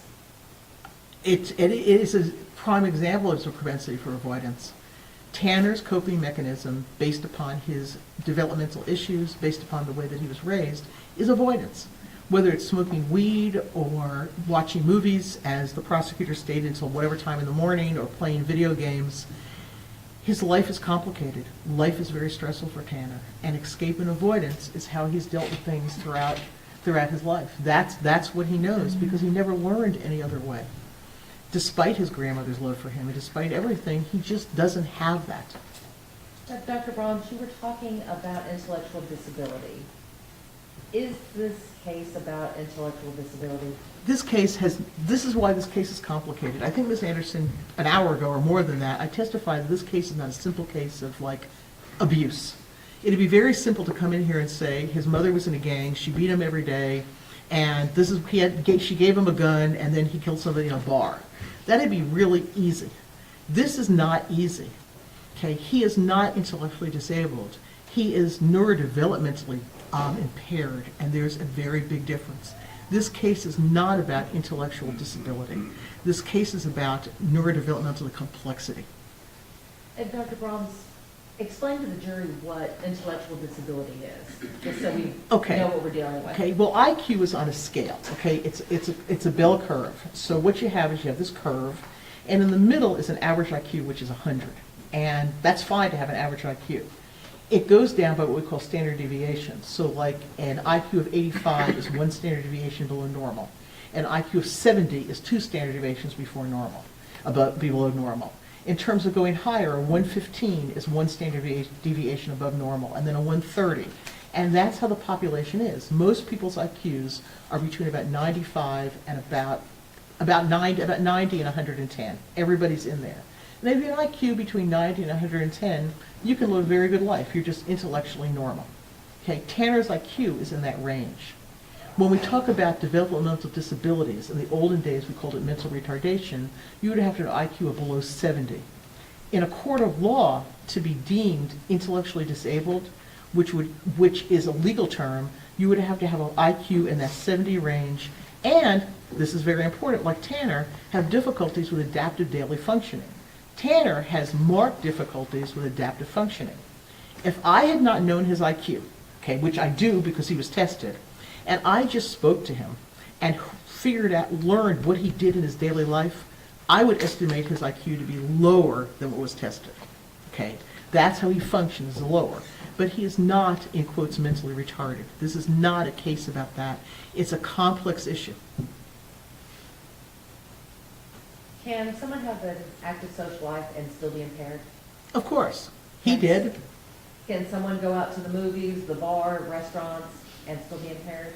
Yes, Can someone have friends and still be impaired? of course. Can someone be a parent and still be impaired? It's hard, but yes, you could still actually have a child, but it's difficult to do the complexities of parenting. Can you drive a car, deliver a package, hold down a job, and still be impaired? Well, getting back to the intellectual disability, there are many people who have IQs close to that developmentally delayed, in quotes, mentally retarded range, and they're serving they're cleaning the floors at McDonald's, and they're absolutely fine because they can do that type of simple, repetitive work. So just because you have an impairment doesn't mean that you can't work. It's how that impairment affects your functioning in real life. And Dr. Brahms, you had used the phrase, go beyond the superficial. Yes. What did you mean by that? I meant just what I testified to, is that it is, okay, if we take a clinical situation, if you go take your child to a therapist, that therapist better go beyond the superficial or you should not come back, because they need to get to the core of what is going on, not just the behaviors. In terms of forensic responsibilities, it's my responsibility to go. Anybody can say he had a job. You can say he has you don't have to have a PhD, Ms. Anderson, to say that he had a job, or that he had a baby, or that he had a girlfriend, or that he had friends. The question is, what were those like? You mentioned going to a bar. He kept saying things at bars that would really aggravate people, and he thought he was funny. He wasn't. But did he go to the bar? Yes. Was he socially appropriate and made tons of friends? No. The state asked you about the facts of the offense several times. Yes, they did, ma'am.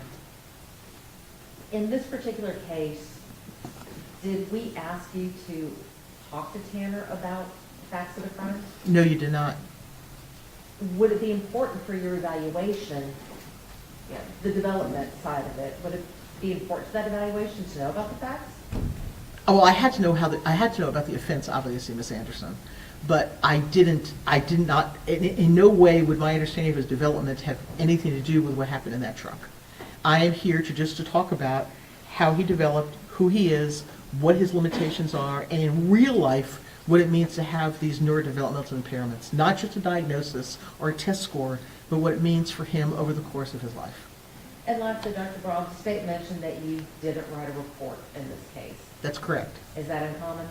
No.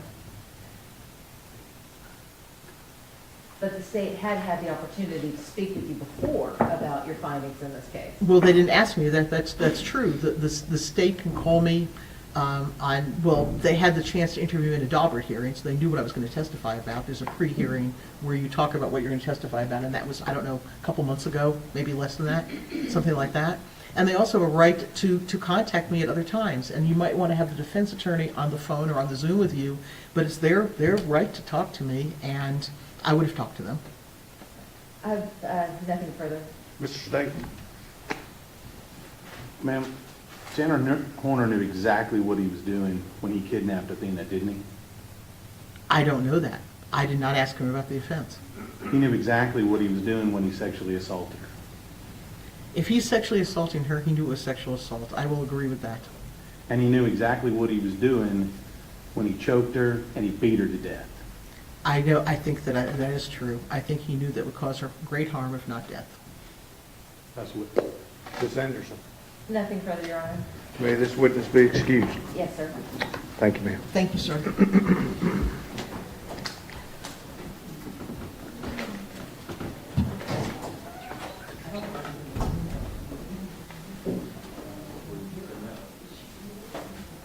Your Honor, ladies and gentlemen, the jury of the defense rests.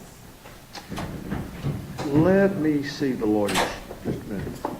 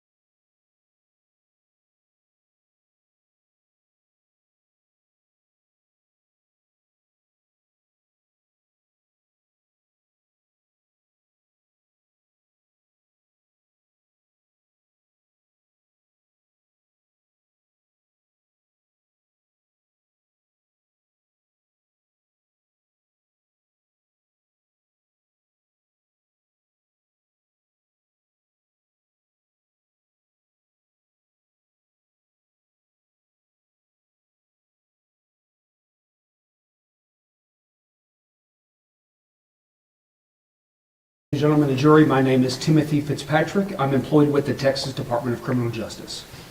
And what is your position title at the Texas Department of Criminal Justice? I am the Director of Classification.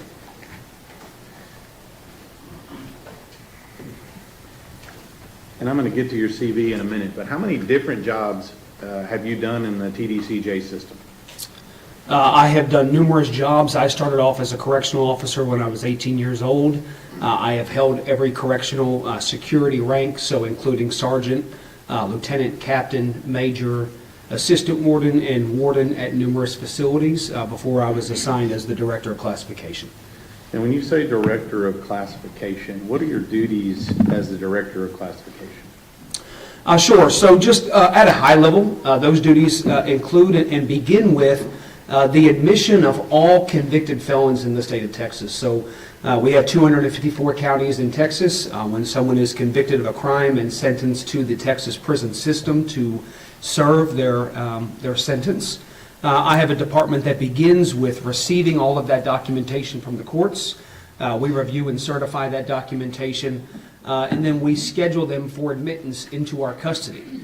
We are then responsible for all the physical admissions, so when someone arrives at one of our intake facilities, we conduct intake processing, which is a 30-day comprehensive process that we put them through. We are responsible for all time calculations, so making sure that the intent of the court and what someone is sentenced to is calculated correctly based on all of the court documentation. We assign every inmate that is received to one of our 104 prisons in the state of Texas. So they are spread throughout the entire state, and we have to make decisions on where to best assign those individuals once they get to our custody. Once they're at the facility that they're assigned to, we make decisions on housing, job placement, and things of that nature. We also process all releases at the very end. So essentially the way I like to describe it is it's incarceration from A to Z. It starts at the very beginning before they even get to us while they're in the county, and it ends the day they go out the door. So we are involved from start to finish. Right. And in this particular position, does that also include the Polinsky unit or death row in Livingston, Texas? Yes, sir, it does. And how long have you been doing this particular Director of Classification job? I've been the Director of Classification for about 4.5 years. And in this particular capacity, how many people do you manage in this position? My division particularly has a little over 2,000 employees for the state. And when we talk about, I'm going to use the term staff, is staff, is that term defined, is that just prison guards in the TGCJ system, or who is that? No, sir. We have a wide array of public servants who work within our prison system, so it's not just the correctional officers. All right. So what other kinds of people would be considered as staff in the TDCJ system? Sure. So we have staff that work, like I said earlier, in the classification and intake departments. Those folks do not wear uniforms like our correctional officers. We have maintenance personnel. We have employees that work in the commissaries. So there is folks, all kinds of support functions that have to operate at prison setting. And in addition to those people that are employed by the TDCJ system, are there other people who work in the system but are not technically TDCJ employees? Yes, yeah, we have a large base of contract employees, so all of our medical care is conducted by contract personnel. We also have the Wyndham School District that comprise all of our educational services for the prison system as well. So there's a lot of different contract employees that work inside the fence. And then what about volunteers? Do you have volunteers that participate in the TDCJ system? Yes, sir. We have about 29,000 or more volunteers that are approved to come into our prisons around the state. And as far as the things that they provide, is that things like clergy, teacher, things of that nature? Is that what they provide? Sure. So a lot of that volunteer base is for religious purposes. So you have different, whether it's a church group or religious organizations that have volunteers that come in. But also you'll see a lot of things like Alcoholics Anonymous, Narcotics Anonymous, anger management courses, things on how to be a better parent, things of that nature. So there's a lot of different organizations that have volunteers that spend their time to come in and try their best to help on that rehabilitation of the population. Now, what I'm going to do is talk to you a little bit about the classification of people that are in the prison system, as we talked about, and then the difference between people that are in the Polinsky unit, death row, okay? So let's start and focus on classification for people that are actually serving an actual sentence, okay? I'm familiar that there's a G scale that we classify those people on, correct? Yes, sir. And I'm just going to focus on two parts of that, just in the nature of brevity here. What's the difference between a G2 inmate and a G3 inmate? Sure. So just for the jury's understanding, G just stands for general population. And we have a scale, like he mentioned, it goes from G1 to G5. G5 being the worst, G1 being the very best. The vast majority of individuals, when they're received within our custody, they start off as a G2 custody inmate. G2 just means that they're going to be serving less than 50 years in our custody. If they are going to be sentenced to more than 50 years, anything 50 or above, up to and including life without parole, they're going to start as a G3. So they're starting right there in the middle. And then anything above is going to be a behavioral issue, and I believe we get into that a little bit later, or I can cover that now. And then anything below that G1 is going to be reserved for a very select group of non-violent individuals that work outside the fence. I want to talk about offenses and potentially some myths here. Is it true that if someone commits a sex crime, that they're segregated from the rest of the prison population? Is that true? That is not true. And with regard to an offense involving violent offenses like murder, aggravated assault, weapons offenses, are they similar? Are they housed separately? They are not housed separately. So let me give you an example. If an inmate is serving, let's say, a 40-year sentence for murder, and then someone serving a 60-year sentence for as a habitual drug offender, what classification would the 40-year sentence get based on the G scale? That individual would be a G2 if they have a positive, no disciplinary history. They would be a G2. Walking in the door. Sure, walking in the door. And then the person that's a 60-year sentence because they're a habitual drug offender, what are they classified as? They'll be a G3 walking in the door. And somebody there for serving life without parole, for capital murder, they're going to be what? They would be a G3. Okay. The same as our habitual drug offender. That's correct. Now, let's talk a little bit about the G4 and 5 quickly. G4 and 5, you said that had to do something with behavior. What do you mean by that? Sure. So as I explained, the G2 and G3 is solely based on the sentence and the charge when they're received. G4 and G5 has nothing to do with their charge or their sentence. It has everything to do with their institutional adjustment. So how are they behaving once they're received into our custody? Are they complying with rules and regulations? Are they listening to the staff? Are they not getting into fights or altercations? All of those higher custodies, the G4 and G5, is based on the behavior of the individual once they're received. All right. Let's talk about, just for information purposes, let's talk about prison housing. In the TDCJ system, what are the two basic types of housing that inmates in the system, whether they're G2 or G3, that they have? What are the two basic types? Sure. Two basic types is going to be a cell block environment, which is your typical cell that's going to have two individuals living in sort of a bunk bed environment on top of each other in a cell. The other environment is going to be a dormitory. Surely want to share this, that 51% of the beds in the Texas prison system are a dorm environment. 49% are cells. So those dorms can range anywhere from a small dorm, 8-10-man dormitory, all the way up to about 150 men or women in one dormitory together, essentially in cubicles. Okay. And so, and again, I'm going to stay focused on just our G2 and G3 inmates, just in the trying to be efficient here. Sure. With regard to G2, G3 inmates, do they have access to either housing arrangement? Yes. And then let's talk about movement around the prison. What I mean is when G2 and G3 inmates are moving about the prison, are they secured in any way, handcuffs, shackles, things of that nature? No, sir, they walk to wherever they're going to be going. Okay. Even if they're serving life for capital murder? That's correct. Is this the same when they go outside? Yes, there are instances where we have job assignments where individuals could work outside of the fence under armed supervision, but they are not restrained with hand restraints or leg restraints. Let me back up. When a G2 or G3 inmate that's not going outside the fence, I'm assuming they go outside at some point. Recreation and things Recreation. that, sure, yes.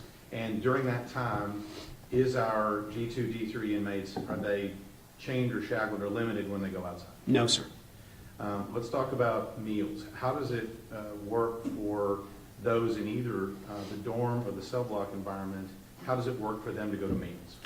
When it's time for a meal, the living area where they are at are notified for the meal time. They then walk 25 at a time down to the dining hall.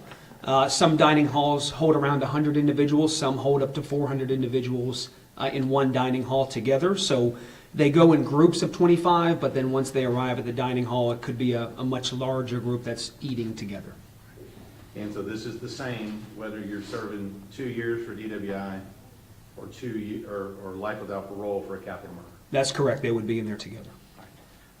Is that the same for church and medical? Does that work the same for both religious services and medical? Yes, it does. Same way. All right. You said something about jobs. Let me ask you, are there inside the fence jobs available for inmates? Yes, the best way I like to describe this is think of prison like a small city.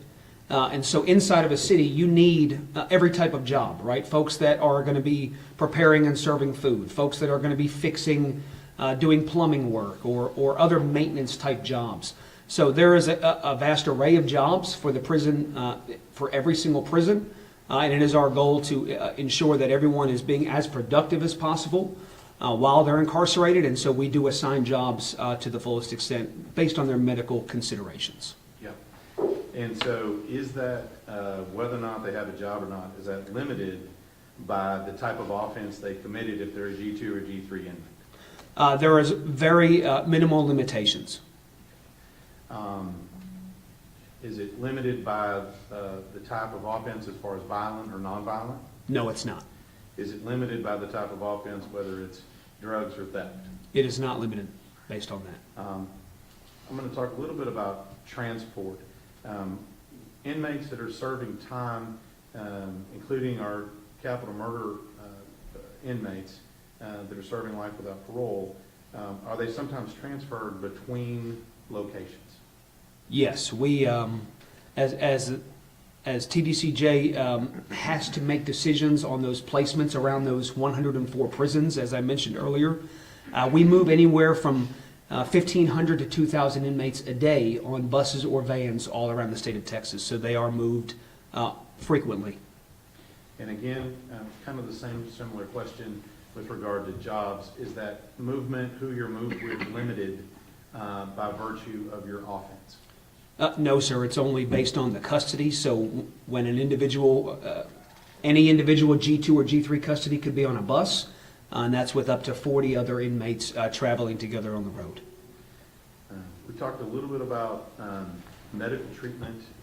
Who provides all the medical care for the Texas inmates? So we have two university partners. So the University of Texas Medical Branch provides the vast amount of medical services and mental health services for the entire eastern and southern part of the state of Texas. And then the northwestern part is provided by Texas Tech University. Talk about housing, jobs. Let's talk a little bit about commonly, how does visitation work with people serving a sentence in the Texas prison system? So we have two different main forms of visitation. We call them contact visitation and non-contact visitation. And somebody serving in a G2 or G3 status, like we've talked about, are they available to have contact visitation? Yes, they are. And what does that look like for those of us who are fortunately not presently in the prison system? Sure. So many of them are around a room this size.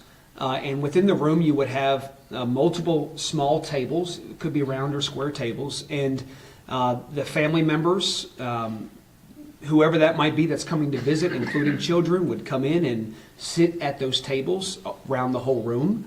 And then the inmate would come into the room and they would sit. I mean, it's context, so they're allowed to hug, they're allowed to hold hands, they're at the table with the person that's coming to visit them in the room with the other visits that are happening simultaneously.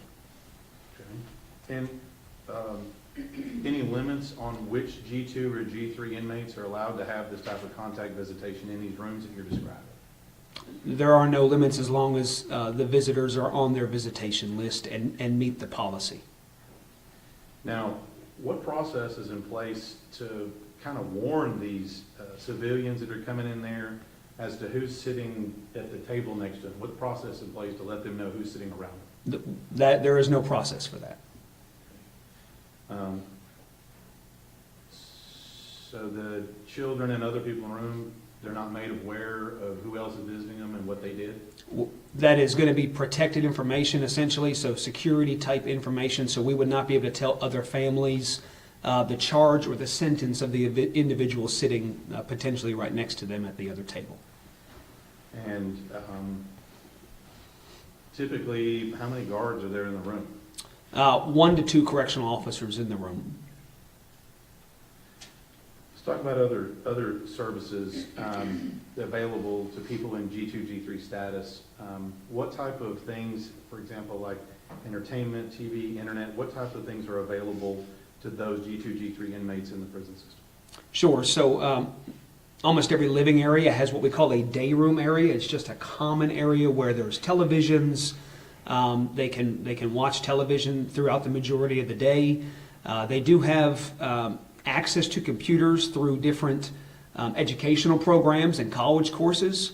The internet access is going to be very, very restricted based on the type of program or course that they're going through. So there is not just internet access for the population. And then they also are provided tablets. So they get a tablet that they are able to get their mail on digitally. They are able to read books on those tablets, send messages back and forth to folks that are outside of prison.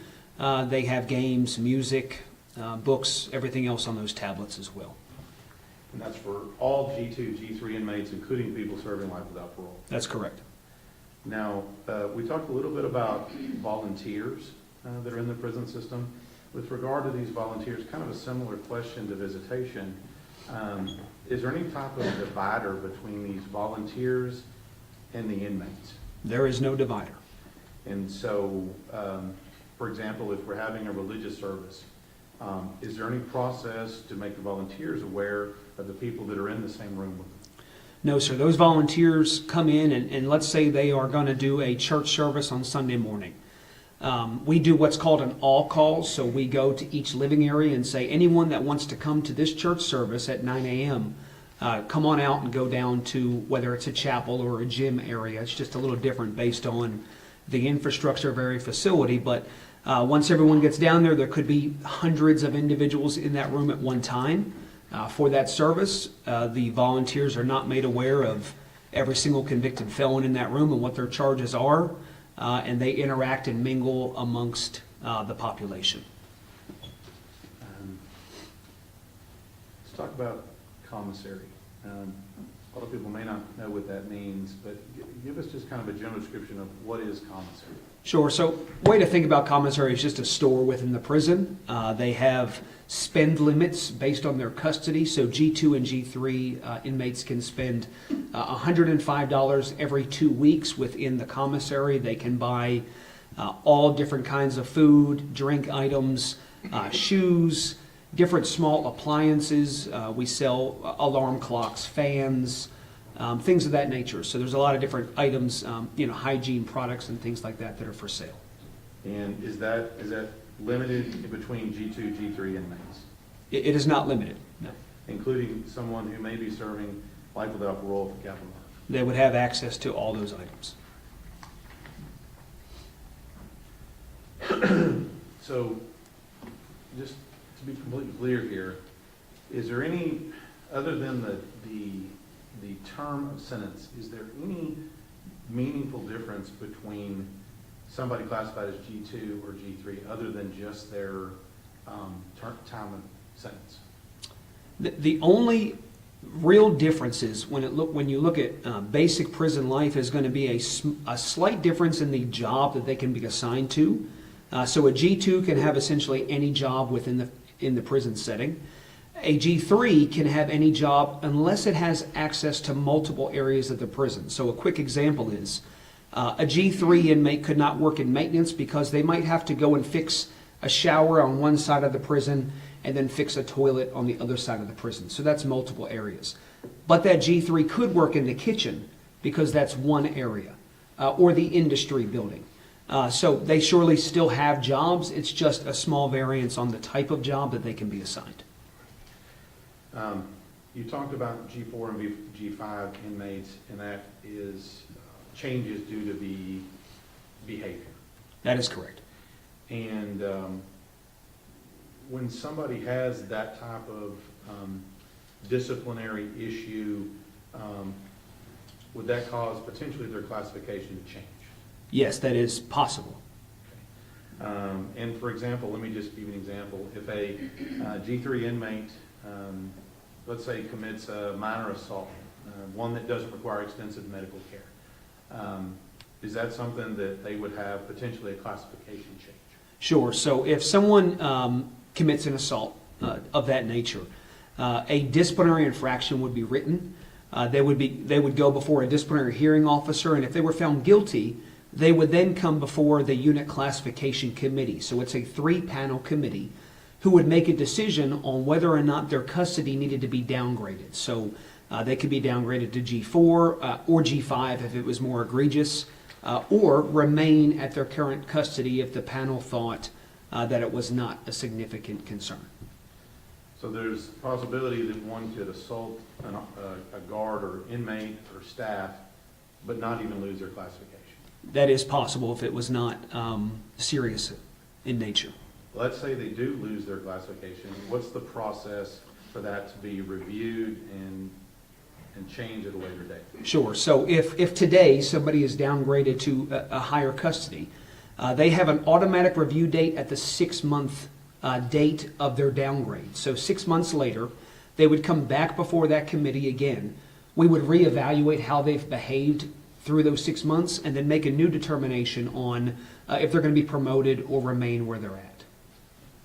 And so once that's complete and they get their review, is the inmate then allowed back to the same access they had before? Yes, if they are promoted, they go back to that same access that they had prior to the disciplinary. And is it possible that somebody could commit multiple disciplinary infractions, including assault, over a long period of time and simply just move back and forth every 6 months between their classifications? Yes, sir. It happens often. It's very fluid. So a classification is a very fluid process, and we do see that often where individuals violate rules and regulations, get downgraded, get promoted again, get given another chance, and then continue down that path of negative institutional adjustment. So we do see that often. I'm going to talk to you just briefly about, I think it's called restrictive housing. Sure. These would be people that are, I would assume, are G5 inmates, is that right? No, sir. Restrictive housing is actually above G5. So it's a more secure housing environment that is above the general population. And is that based upon the offense you commit when you come into prison or something you do while you're in prison? It could be a culmination of both. So there's only 3 reasons why we place individuals into restrictive housing. This makes up a very small portion of the Texas prison population, about 1.8%. They have to be a confirmed member of one of our security threat groups or gangs. These are one of our this is not a street gang. These are organized prison gangs. They have to be a member of one of those 5 gangs. Number 2 is they have to be a current escape risk, or they have to be a current significant threat to prison operations. So this is someone who has consistently displayed aggressive behavior towards staff or other inmates. So they have to fall into one of those 3 categories. So it doesn't necessarily have anything to do with what offense they committed on the outside? Not necessarily, unless, for instance, they escaped from a county jail, per se. So that could be a situation where it was prior to incarceration, but the majority of these are situations that have happened during our custody. While serving time, how does someone tell the difference between a G2 inmate and a G3 inmate? Well, our line staff will not know that per se. They don't wear a different color uniform. They don't have any other identifiers other than for one of our correctional staff members working on the floor to understand or know that right away. There are, of course, reports and things that the classification and administrative staff can see to know who is doing what sentence. I guess I'm trying to figure out, how does someone in the prison system, whether it's a prison security official, medical staff, or a volunteer, how do they tell if the person they're interacting with has committed a violent murder or they're serving 2 years for DWI? They would not know that unless they looked him up on the computer.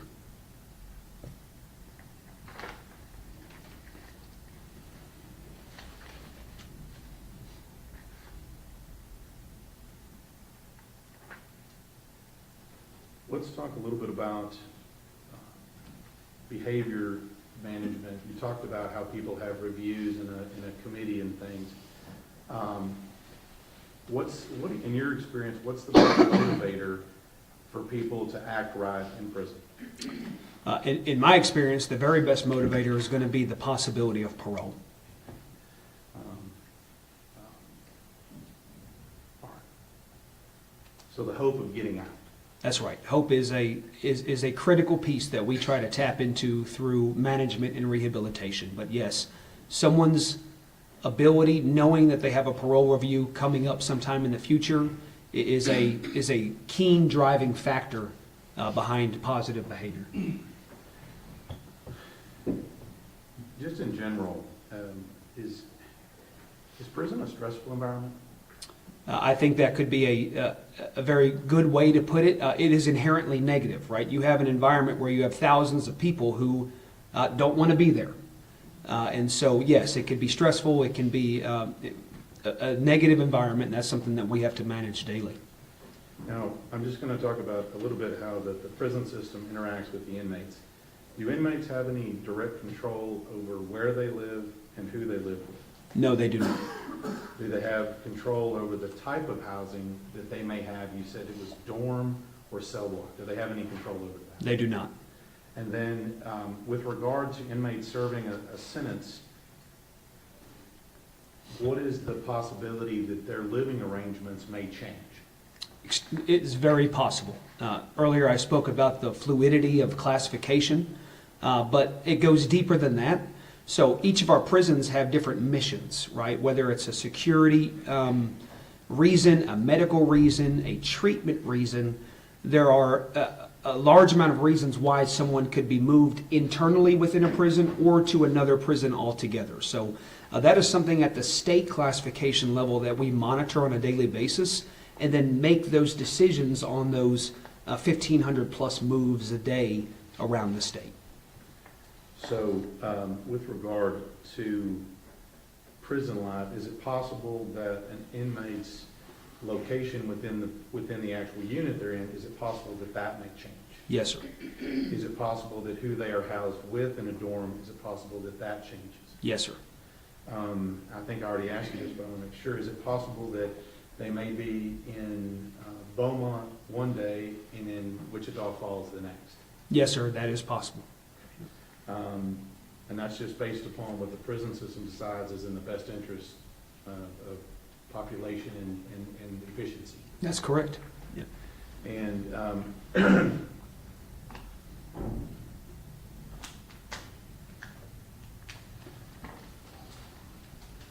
given that propensity for change, given that propensity for stress, if any particular inmate who is triggered by that stress and tends to react with violence, does that cause any potential problems while in prison?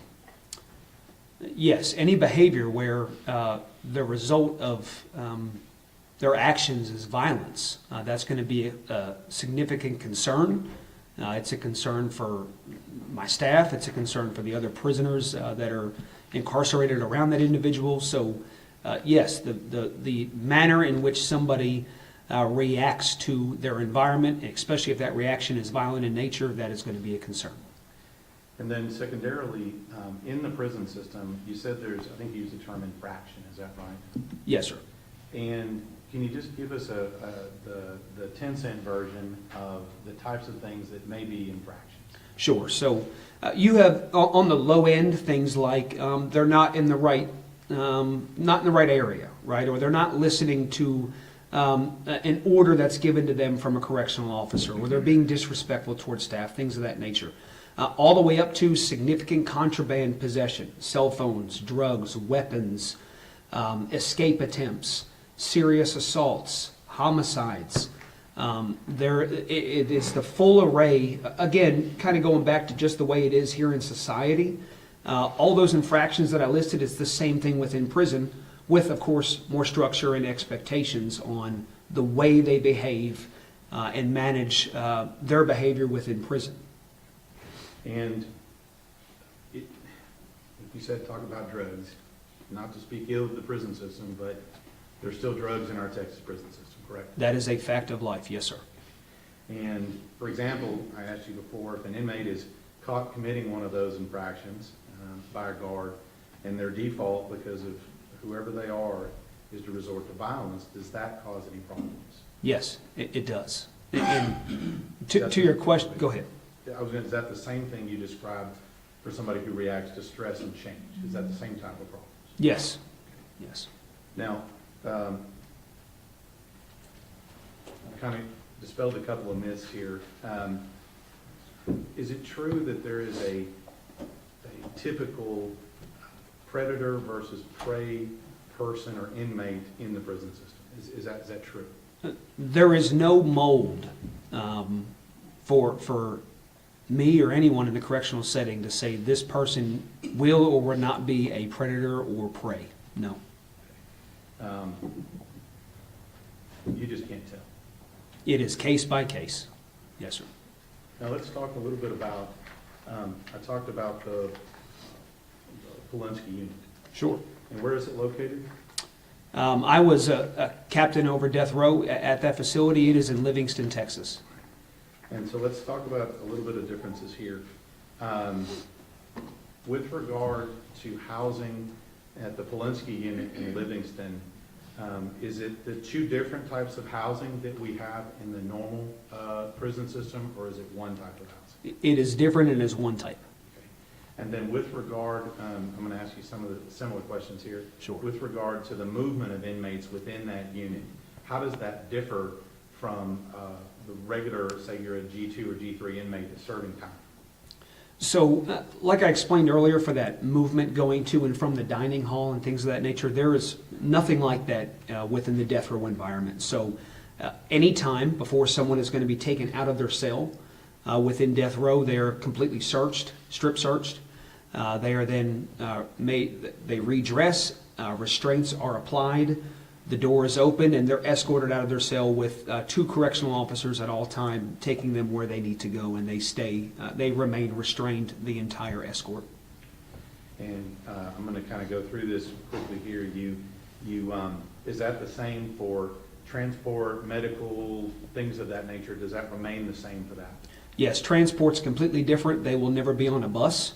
Anyone assigned to death row is going to be in a van, a secure van by themselves with vehicles in front of and possibly behind, following and chasing that vehicle. Much higher level of security oversight for types of transports. For your question about medical, someone in G2 and G3, they get essentially what you and I would know as in a doctor's appointment, right? They get a little slip with their time. They show that slip to the correctional staff, and they walk down to the unit medical department. You contrast that with death row. Those individuals, again, are restrained and escorted to that medical appointment. There's no one else around. The hallways are cleared, and that staff remains with that individual the entirety of the medical or mental health appointment. So they are not going down there alone.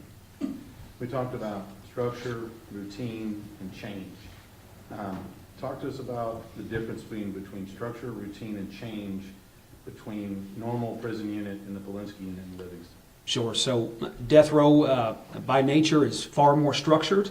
It is they remain at that facility for the entirety of their incarceration up until that sentence is carried out. The structure of their movement is much different, as I just explained. So it is very different compared to the general population movement.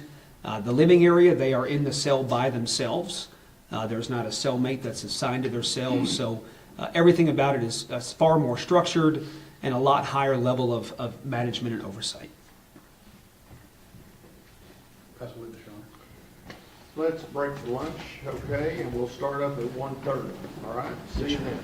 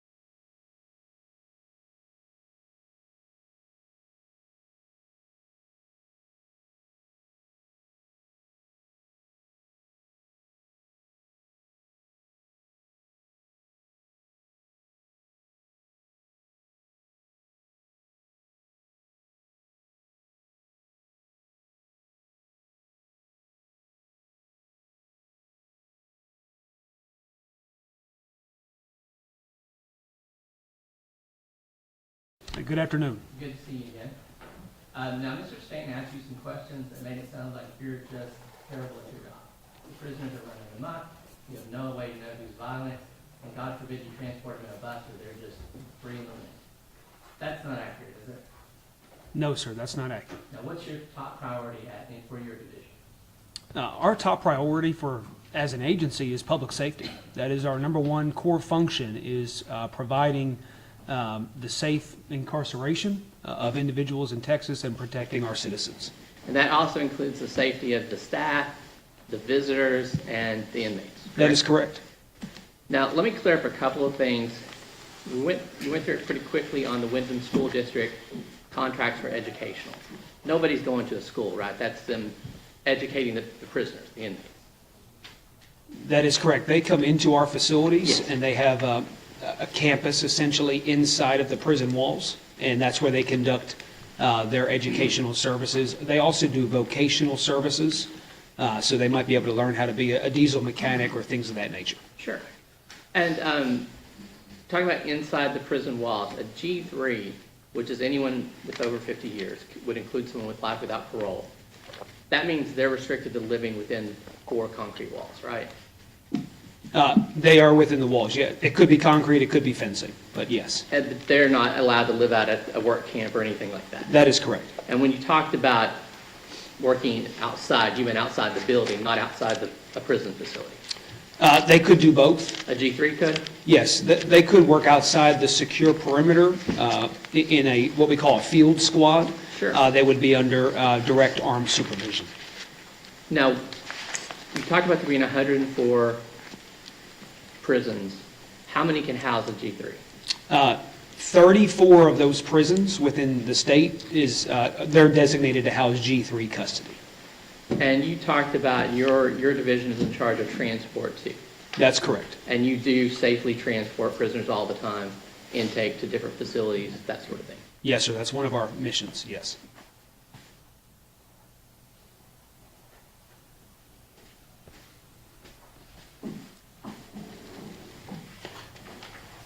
Now, let's back up and talk a little bit about some of the things we've talked about before. How many employees does TCDJ have? We have around 34,000 employees throughout the state. And how many inmates do we have approximately right now? This morning, the count was 142,464 incarcerated.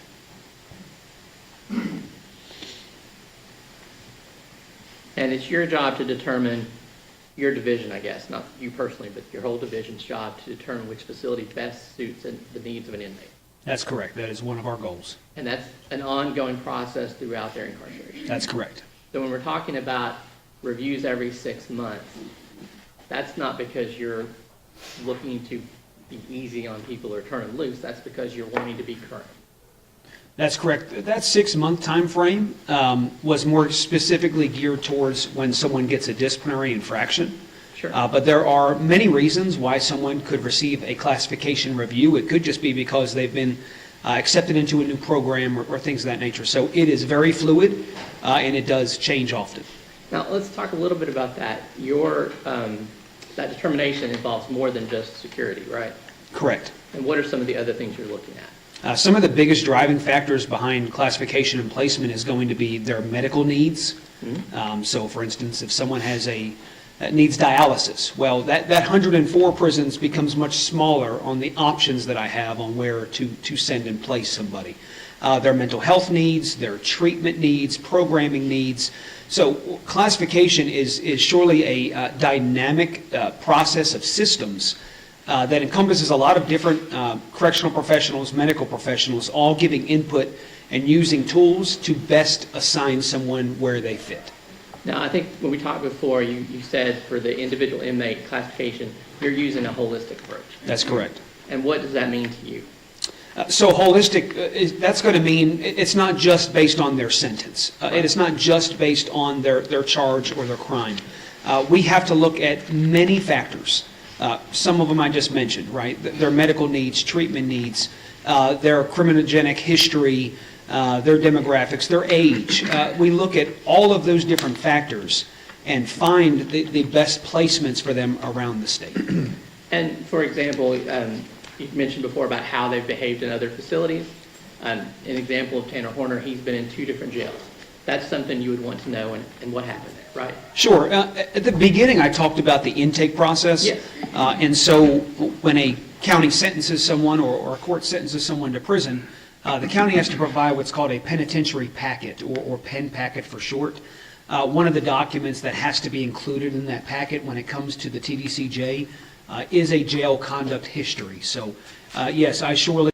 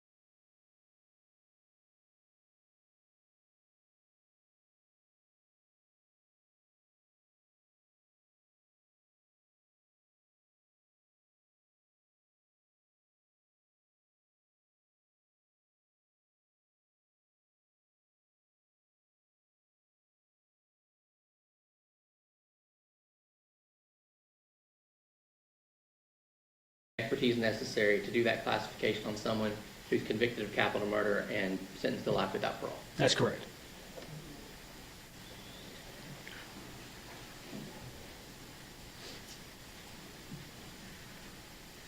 We talked a lot before about the 2 different ways that they could reside, either with a cellmate or in a dorm. And some of those dorms are pretty large, right? Yes, sir. And that persons who are G3 would have access, there may be volunteers, there may be staff members, things like that, that they could have contact with, correct? Yes, sir. And obviously it's your belief that they can have that contact and you can still maintain safety for the public, for the staff, for those visitors, for the other inmates. That is correct. That is the goal of the correctional staff on those facilities, is to provide those opportunities for folks that are trying to better themselves and trying to have a positive adjustment while in prison. One of our foundational missions outside of public safety is rehabilitation, because that directly impacts public safety. The vast amount of our inmates are getting out at one point. Last year we received 56,000 new inmates. We released 50,000. So those people are going to go out and live next to you and I, again, based on their sentence. So our goal is going to be rehabilitation, right there beside public safety. And so, yes, we want to do all we can to get them to those programs and make sure that those go as smoothly as possible. Let's revisit a second. I know you talked about movement around the facility, and it sounded a little willy-nilly. That's not what authorized movement means, is it? What does authorized movement look like for an inmate, say a G3? Sure. So there's different reasons why they can move. So they could be coming out with a group of individuals going to a work assignment. They could be coming out and going to a program or to a meal. So there's different reasons why they can move in groups. There's also many reasons why they can move individually. So that example I gave earlier about the medical appointment, they wouldn't necessarily be going in a group. If just that one individual had an appointment, they would show their slip, essentially, and the officers would let them out, and they would walk through the hallways to go down to where their appointment was. Is that what we mean when we say there's either a mass movement or they could have a pass to go somewhere? Sure, yes. Now, as part of that classification process, do the inmates receive a complete medical workup? Yes, that's happening in tandem with the classification process. So during intake and then afterwards as well, They see nursing staff, they see medical providers, and then their electronic medical record is updated by the university partners, the medical partners. And when the EMR, the medical record is updated, that feeds into our inmate management system. And so we can see the vital data that we need. We're not going to see, for instance, someone's diagnosis, but we would see if someone, say they need a bottom bunk because they can't climb into the top bunk. So we would see different living and work restrictions that would impact how we assign people. Okay. And in those 34 facilities, you're able to make those accommodations? Yes. Now, did they also receive a mental health workup as part of the classification process? Yes, sir. Again, not as part of the classification Okay. process, but it's happening simultaneously. Okay. So that happens, and that gives you data to rely on in doing the classification? Correct. Okay. So let's describe that quickly. You described the medical uploading their information, and there was a medical exam as well? Yeah, so there's different medical evaluations, and they put that information into the electronic medical record, and then out of that, our system pulls vital pieces of information that could impact their housing or job assignments. Same thing with mental health. So for instance, if someone is in a crisis event or has some kind of critical mental health need, the mental health providers might tell us, well, that person needs to be assigned to a specific inpatient program. Which would give them a certain psychiatric score, is what we called it. That would then tell us that individual can't live on certain units, they can only live at inpatient mental health units, as an example. There's other things far down that spectrum where it might just say, well, he or she is taking medication. Well, that medication is not going to dictate where they live. Okay. So that's both an exam, and I assume they're looking at mental health records? Yes. Now, is G3 the minimum classification for someone who's convicted of capital murder and serving life without parole? Yes, that is the minimum. So they would never be at G2? That is correct. What is institutional adjustment? The way I like to best describe that is when they arrive to the institution, how well do they manage that change? How well are they interacting with other inmates, with the staff, with volunteers, anyone else around them? Are they complying with rules and regulations? And ultimately, are they making the most of their time, or are they going down more of a negative path and violating rules and regulations and getting themselves into trouble? So it's how they are adjusting to prison life. But once again, are you looking at how the institutional adjustment on the county level too? Is that something you take into consideration? We do evaluate that during intake, yes.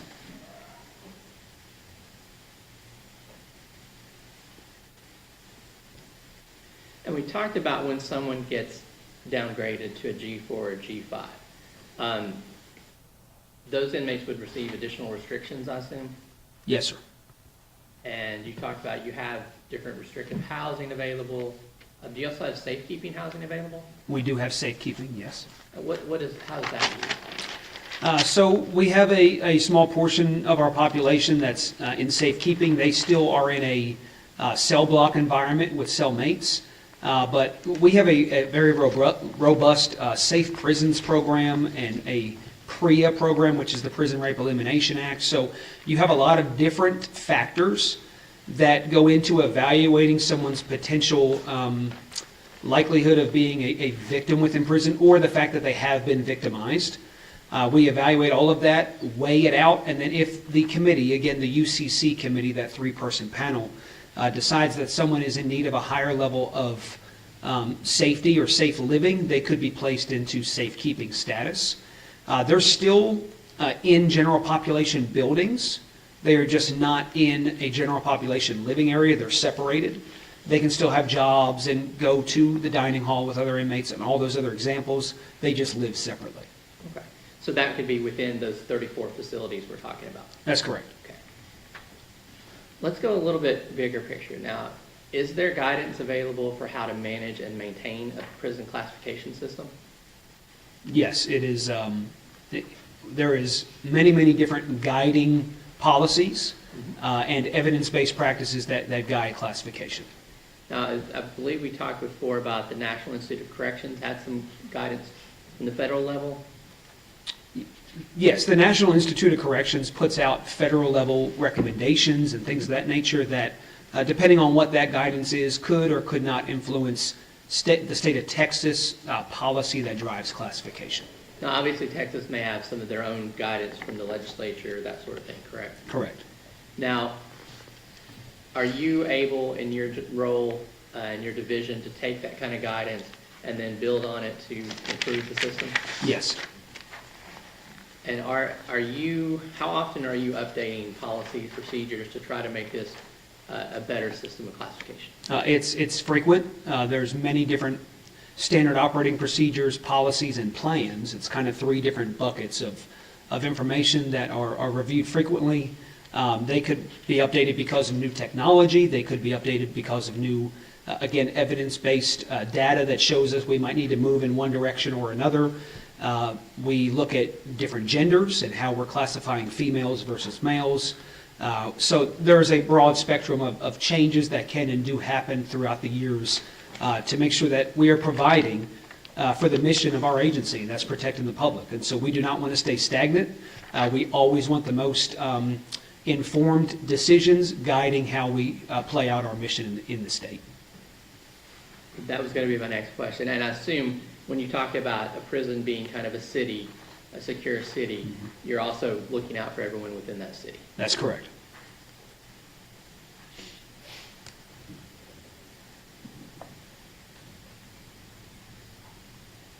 Now, I guess this is kind of obvious at this point, but you talked about someone on death row is obviously going to have less contact with everyone in that city than the other inmates, right? That's correct. But your division's job, that's part of what you're doing, is trying to make it as safe as possible for those people who aren't on death row. Yes, to the You extent. have that additional freedom. Sure, to the fullest extent possible, yes. What's a classification profile? So the way that I like to describe that is this happens during the intake process, and then it never stops. So when someone comes into our custody, whether they're a first-time offender or if they've been with us multiple times, we are going to build a profile that works to encompass everything that we can about that individual. The idea is that down the road, the operators in the field have a good sense of everything about this person's history. So we go through family background, jobs, whether or not, any kind of gang affiliation, any prior arrests, whether they did or did not lead to incarceration. So we try to gather as much as we can. There's a bunch of different assessments that happen that guide treatment. So, IQ tests. We do an adverse childhood impact evaluation. We do the Texas Christian University drug screenings. So there's a bunch of different tools that are used during intake to build this foundational profile about every person that comes in our door. And then throughout their incarceration, that profile is constantly updated, again, based on that institutional adjustment. So how they're behaving, things could change from day to day, and that needs to stay current. And is that information useful in fulfilling your primary goal? Yes, it is useful. Now, I mentioned a second ago that the prison is kind of a city behind the walls, but this is a city that has 24/7 security, right? Yes. And the inmate movement is restricted, Yes. and the staff members are properly trained, Yes. and the civilians who enter are appropriately screened. They are screened, yes. So, in your expert opinion, is the process that you're using a reasonable and effective way to house someone who's been sentenced to life without parole while ensuring the safety of the public, your staff, the visitors, and the other inmates? We do all we can to provide for the safety of the staff and for the public, so yes. Councilman Sean. Great, Rick. All the same exam processes that you went through and talked about with regard to someone serving life without parole in the prison system, did those exist in the Polinsky unit on death row? Yes, sir. Okay. And you talked a little bit about your goals and what do you use to be effective and provide a safe and effective place. But regardless of your goals, does violent conduct against staff still occur? Again, just like the society analogy, we have laws to prevent violence against citizens. When you are dealing with a prison environment and in a society that's built up of, or made up of hundreds, if not thousands, of convicted felons, no matter how hard we try as an agency, we still have violence and concerns within prisons. Is that your same answer when it comes to potential violence against volunteers that have been screened and in your prison system? Yes. That's what it is. Mr. Goble? Couple quick questions. For the G3s, are there any incentives for housing, things like that, that are available to them? There are some incentives. So again, this goes back to the conversation of parole eligibility and hope. And so when I talk about hope within a prison, hope is a very intrinsic thing a lot of times. It's hard to tell who is going to act out because they do not have any hope. So we have, as an agency, an obligation to try to incentivize someone who may not, in other words, have any incentive because they might not be have a parole eligibility. So we do have some certain living environments within some of those prisons where if someone does not get a disciplinary case for X amount of years and they show good behavior and they're working hard at their job assignment, they might be able to live in an incentivized dormitory. But they're still within those 34 maximum security prisons. It's just certain dormitories within those prisons. Okay. So there is positive reinforcement for even someone who's sentenced to life without parole? Yes, that's correct. And I guess specifically, it's already been testified to that Mr. Horner had no disciplinaries at the Wise County Jail or at the Tarrant County Jail. That's something your division would take into consideration in building his profile. Correct. Up until the last day of his incarceration in the jail, and then leading up to the transfer to our custody, we would get that up until that very last day, and the county would let us know his behavior. Pass witness, Your Honor. Mr. Stain? Nothing further on. May this witness be excused? Yes, Your Honor. Yes, Your Honor. Thank you, sir. Thank you.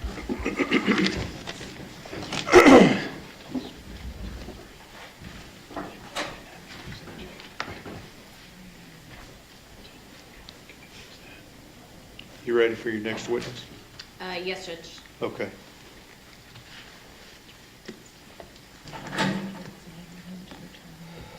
Your Honor, can we approach? Yes.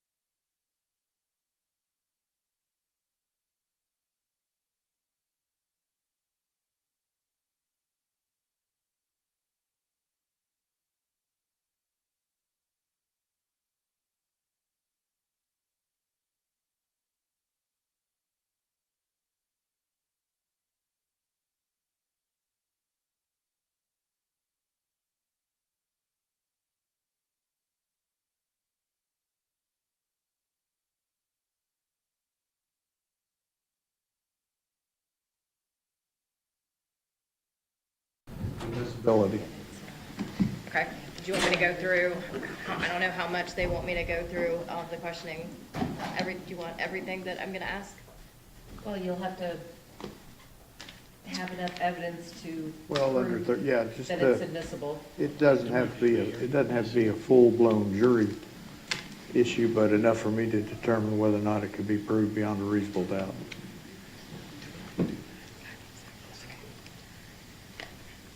We're gonna, for purposes of the record, we're gonna call you Billy. We're just gonna use your first name, okay? Yes, ma'am. Can you Okay. move closer to the microphone? There you go. Yeah, make sure you speak up. How do you know Tanner Horner? I know Tanner Horner because my uncle had a baby with his mom, and I was raised as his cousin. And so how long have you known Tanner? Since I was 3 years old. Was there a time when you lived on the same property as Tanner Horner? Yes. Do you recall about what time frame that was? 2000 to 2004. And after, around that same time period of 2003, 2004, was there some type of sexual assault incident that happened to you? Yes. And can you tell us what that is? It was a sexual assault down by Lake Worth Lake, right down the street from Tanner's grandmother's house. And Do I need to go into detail? so, and that was, what location was that though, specifically? Just to the right of the boat dock off into the trees right there. And yeah, can you tell us, you don't have to give the full version, but what happened to you there? He went back there, he pulled out his penis, he started masturbating. He told me to suck it, and then he grabbed my head and made me. And then he told me to bend over, he tried to put it in, it would not go in. And then he told me to continue sucking, and then he pulled out and finished by masturbating. And did you tell Tanner no, or did you go along with it? What happened? I was scared of Tanner. He was bigger than me, he's beaten me up before. I went along with it. And after that point, was there a different incident that happened to you? It was later on around 2007 when Paranormal Activity first movie came out. I woke up to him masturbating above my head. He pretended that he was asleep. I moved out the way, yelled several times, and he just kept on doing it. And then I waited till he went back to bed, and I laid down and went back to bed. After these incidents, did you ever hang out with Tanner and one of his best friends, Cody? Yes. And can you recall anything about that event? It was 4th of July. Tanner's grandmother had parked her van at the fireworks stand. It ran out of gas because I guess she was sitting on a hill. It wouldn't start. It rolled back. Cody gave us a ride home to his house, and in the car on the ride home, Tanner had mentioned he'd wondered what it would be like to kill somebody. And how old were you about that time? That time I was older.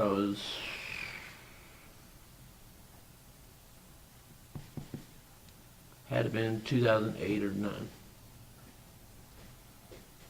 And so that first sexual assault was around 2003, 2004? Mm-hmm. And the second sexual assault was 2007? Mm-hmm. How old were you at those times? 2004, I would have been 10 years old. And 2007? Let's see. 13, 14, somewhere around there. And then this other event was in 2009 when you made that comment. Mm-hmm. And how old, what is the age difference between you and Tanner Horner? About 3 years. Have you spoken to anybody about these sexual assault incidents before?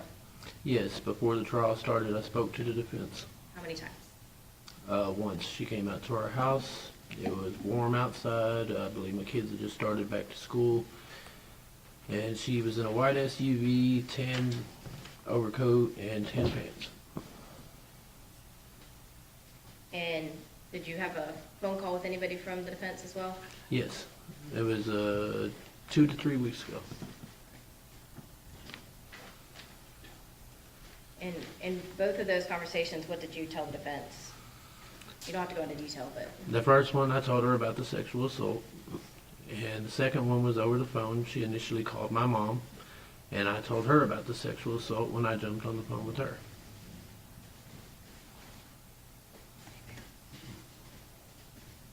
That's what it's judge. Cross-examination. Yes, Your Honor. Now, there were some different dates there when you were answering those questions. Can you help me out? In the notice we received, it talked about the first incident being between 2001 and 2003. Does that sound right? 2001, 2003 would have been when he set the hay bales on fire and started a fire in his backyard. That's when you were living at Risinger Road. Yes. Okay, so this would have been after that when he moved back to the shack. Yes, around 2004 is when I moved off the farm. He was back at Jackie's. Okay, and the second incident, is 2007 accurate for that?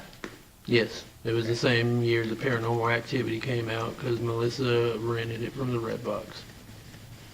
Okay, so the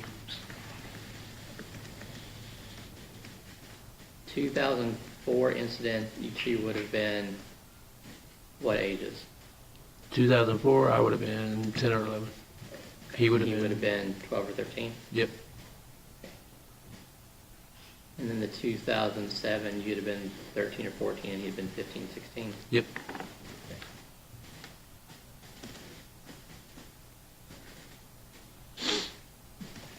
And the statement about wondering what it'd be like to kill somebody, you said that was 2007? That was around 2007, 2008. Okay. So once again, he's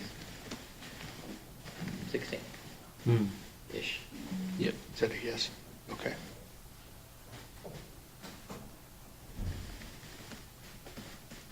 And did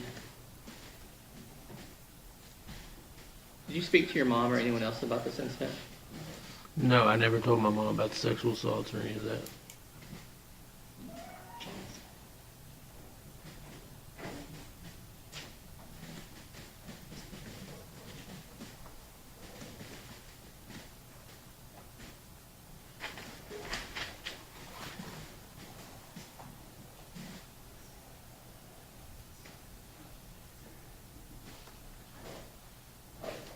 Okay.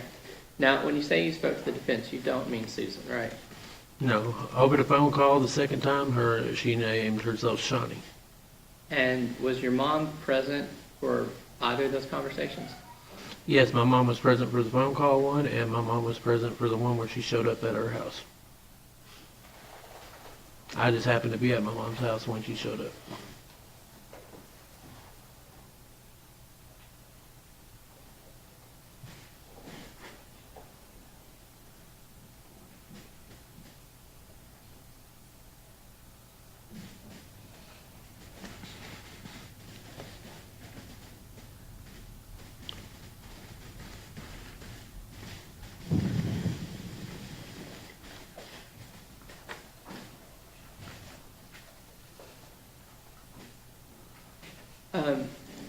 And what made you decide to come forward now? The fact that he killed the kid and it's the truth needs to be told.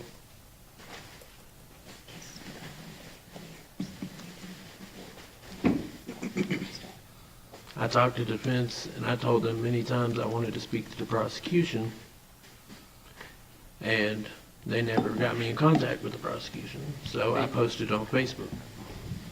You said many times, you said you spoke to him twice? When I spoke to the lady the first time, I told her I wanted to talk to the prosecution. Okay. She never got me in contact with them. When I spoke to Shawnee, I told her I wanted to talk to the prosecution. She never got me in contact with them. So I went to Facebook, and then the state contacted me off of Facebook.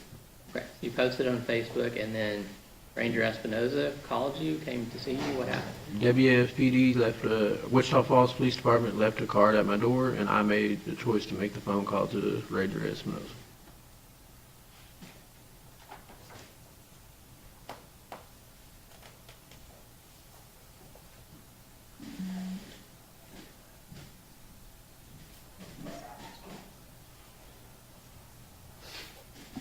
You're right, pass the witness. Redirect. Nothing for the right now, Judge. Any objections?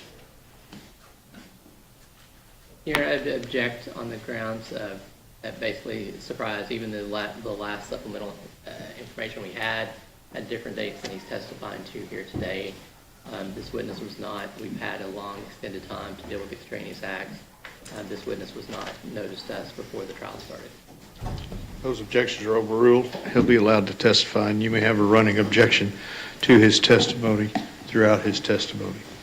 Both sides ready for the jury? Ready, Judge? Let's go.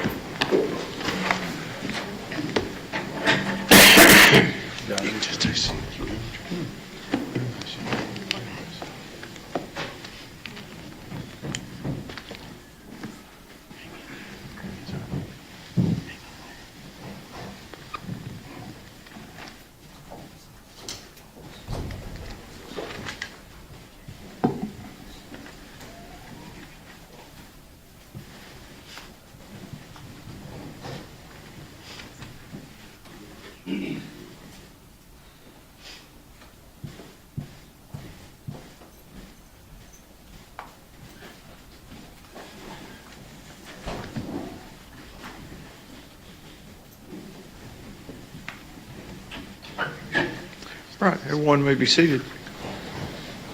Ms. Dewell. Thank you, Judge.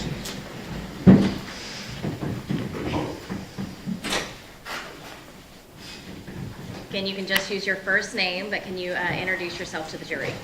My name is Billy. And who do you currently live with? Currently live with my wife, my mother-in-law, and my 3 kids. And how are you related to Tanner Horner? My uncle had a baby with his mother, and I was raised as his cousin So how long have you known Tanner Horner then? since about 3 years old. And during your childhood, were you around Tanner Horner a lot or a little? I was around him a lot. And what did you guys do when you guys were around each other? Usually playing, he liked to pretend play Dragon Ball Z, and it ended up him just beating us up. Throwing rocks in the rivers, creeks, out there on Rising Road. Was there a time when you guys lived on the same property? Yes, And what time period was that, roughly? 2000 to 2004. After 2004, did you have any contact with Tanner Horner at that point? Yes, And where was Tanner Horner living at that time? at Jackie's house in Lake Worth. Sorry. What got you into contact with us, the state, in this case? The fact that I told the defense I wanted to speak to the prosecution, and out of impulse, I made a Facebook post. You made a Facebook post. When did you post that? I posted that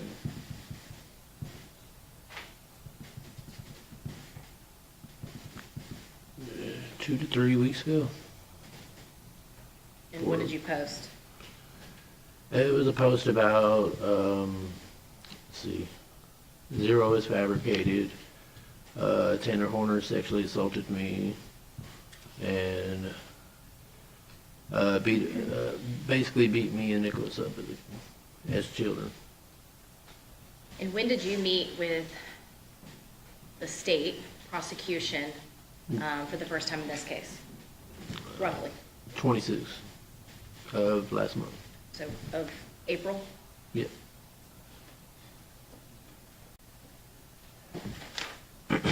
From that Facebook post, you just mentioned that there was some type of a sexual assault. So I'm going to ask you a few questions about that, okay? Yes, ma'am. All right. The event that you posted about, and you don't have to be exact on dates, okay? But do you know about when that first incident happened? The first sexual assault? Yes. The first sexual assault happened right around 2004. And where did that happen? Down the street from Jackie's house, Lake Worth Lake, by the boat dock, off in the wooded area. And you say from Jackie's house. How far away from Jackie's house is this boat dock? Not even 5 to 10 minutes. So how did y'all get there? Walk. So it's a 5-10 minute walk. Mm-hmm. Did you guys go there frequently before this, or have you been there before? Yeah, me, him, and Nicholas would always go play at the park, go down to the lake, climb on the rocks and all that stuff. They had piles of sand out there. And then one day, Nicholas didn't want to go with us that day.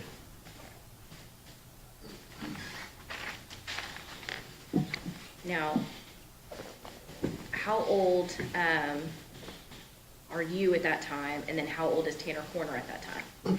I would have been about 10, Tanner would have been about 13. So Tanner Horner's about 3 years older than you. Mhm. At this time, is Tanner bigger or smaller than you? He was bigger than me. Can you go ahead and tell the jury what happened on that day? About the whole sexual assault. Yes. All right, it started off as we were all going to go play down at the park as usual. We ended up walking down the street. Tanner wanted to go to the boat dock. We ended up going off into a little wooded area of the boat dock. Tanner immediately pulled out his penis, started masturbating. He told me to get down and start sucking it. I was scared of Tanner at the time, so I did. And when a little bit of time goes by, he tells me to bend over. He tried to put it in. It would not fit, I guess, so he turned around and he had me suck it some more, and then he finished by masturbating next to the tree. At this point, why were you scared of Tanner at that time? Because he would like to pretend play Dragon Ball Z, which ended up him just beating us up and kneeing us in the stomach. And I was scared of him. the us, was that his brother? Hmm. Was there another sexual assault incident? Yes. And again, we're going to kind of, I know dates sometimes are, but do you recall the date on that sexual assault incident? Same year Paranormal Activity came out, the very first one, 2007. Okay. He woke up to him masturbating above my head. He pretended like he was asleep. I backed off in the corner. He continued to act like he's asleep. Then he laid back down, covered up. And I just stayed there until I made sure he was asleep, and I went back to sleep.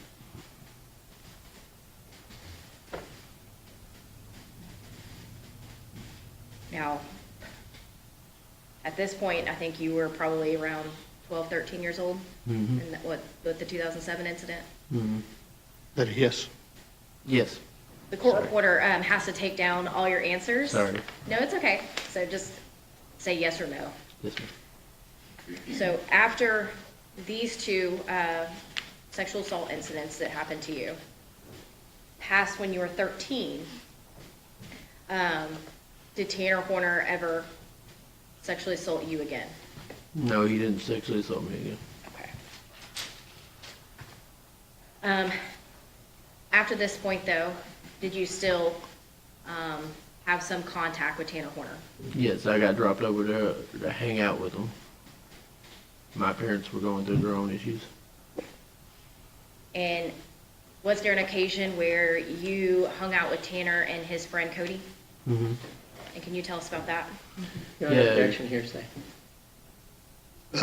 He hadn't testified as to anything said. Don't testify as to what other people told you. You could testify as to what happened. Testify to what I heard, right? Nope, can't do that. You can only testify as to what you saw. I saw directly from Tanner. Rephrase your question. Can you, when you hung out with Tanner and his friend Cody, did Tanner Horner make a statement to you? Yes. Objection, hearsay. Overruled. And what did Tanner say? Tanner said he wondered what it would be like to kill somebody. How do you remember that statement? But it triggered in my head when he actually did kill somebody. And do you recall about when this happened? It was 4th of July. It had been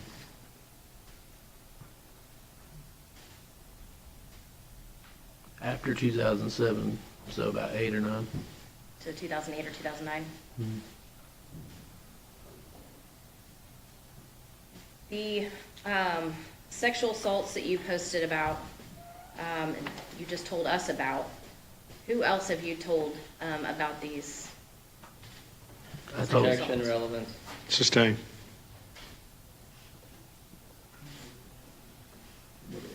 No, hold on. She'll ask you a question. Now, Billy, in 2015, did you get arrested and ultimately convicted for a solicitation of prostitution charge. Yes. That did not involve a child though, did it? No. Have you ever kidnapped, sexually assaulted, or murdered a child? Objection, relevance. Sustain. I'll pass witness, Judge. Cross-examination.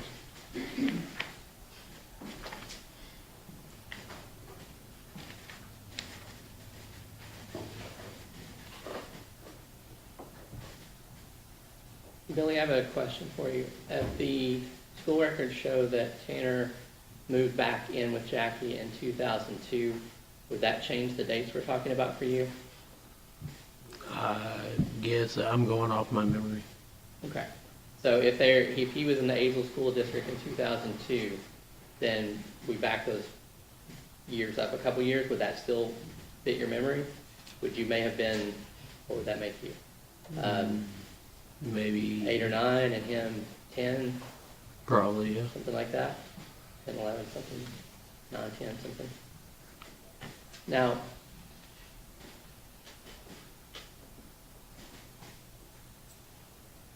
just a second here.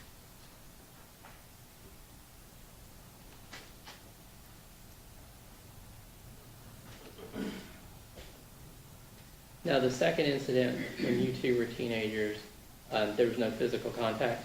No physical contact.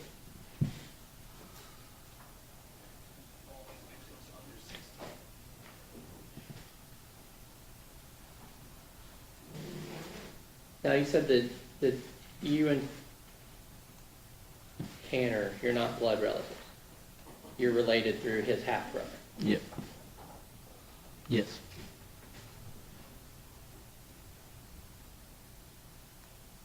And your family and his family, before he moved back in with Jackie, rented houses on a farm, Mm-hmm. separate houses. Yes. So that's why you were around each other so much then. Yes. Now, at that time, when you and Tanner were forced to hang out a lot, were your parents struggling with an addiction? Yes.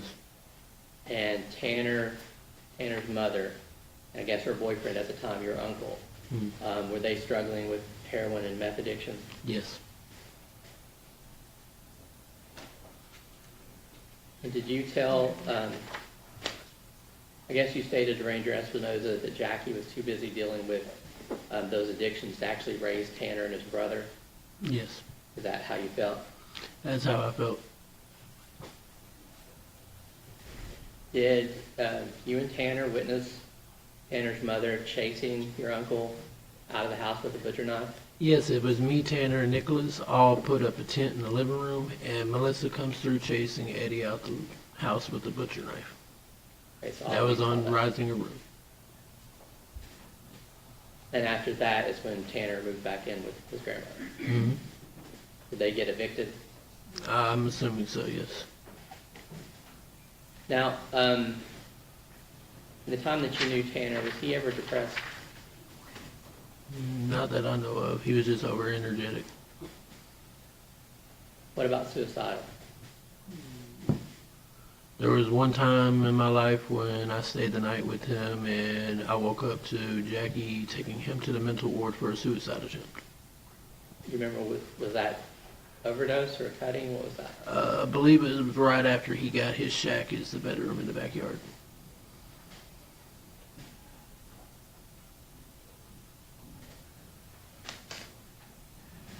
Give me 1 second.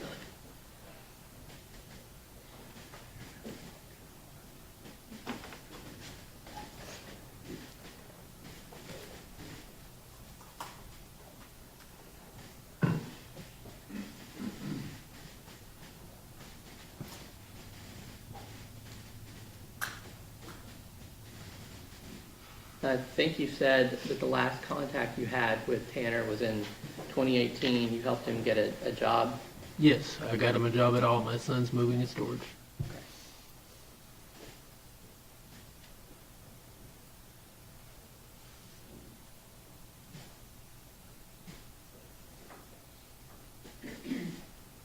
Pass the witness, Your Honor. Redirect. Very briefly, Judge. Seems like the dates maybe a little foggy, but is what Tanner Horner did to you, is that clear in your mind? Yes. Why come forward now? I figured the truth needs to be told. He deserves to pay for everything that he's done. Objection, Your Honor. Court's ruled on this in a motion Sorry. limited. All right, sustained. The jury will disregard the last statement. I'll pass the witness, Judge. Mr. Goebel, Nothing further, Your Honor. may this witness be excused? Yes, sir. Yes, Judge. Thank you, sir. You go with the bailiff.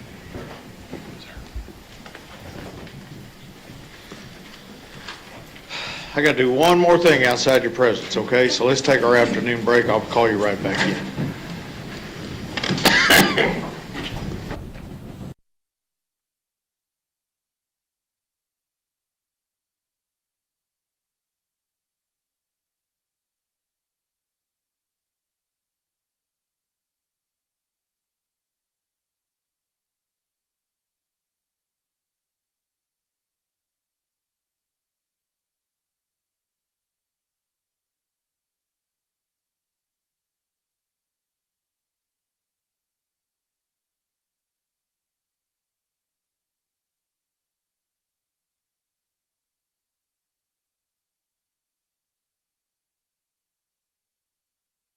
Requested a short 7:05 hearing with the witness. So, Ms. Anderson, I'm going to let you go first.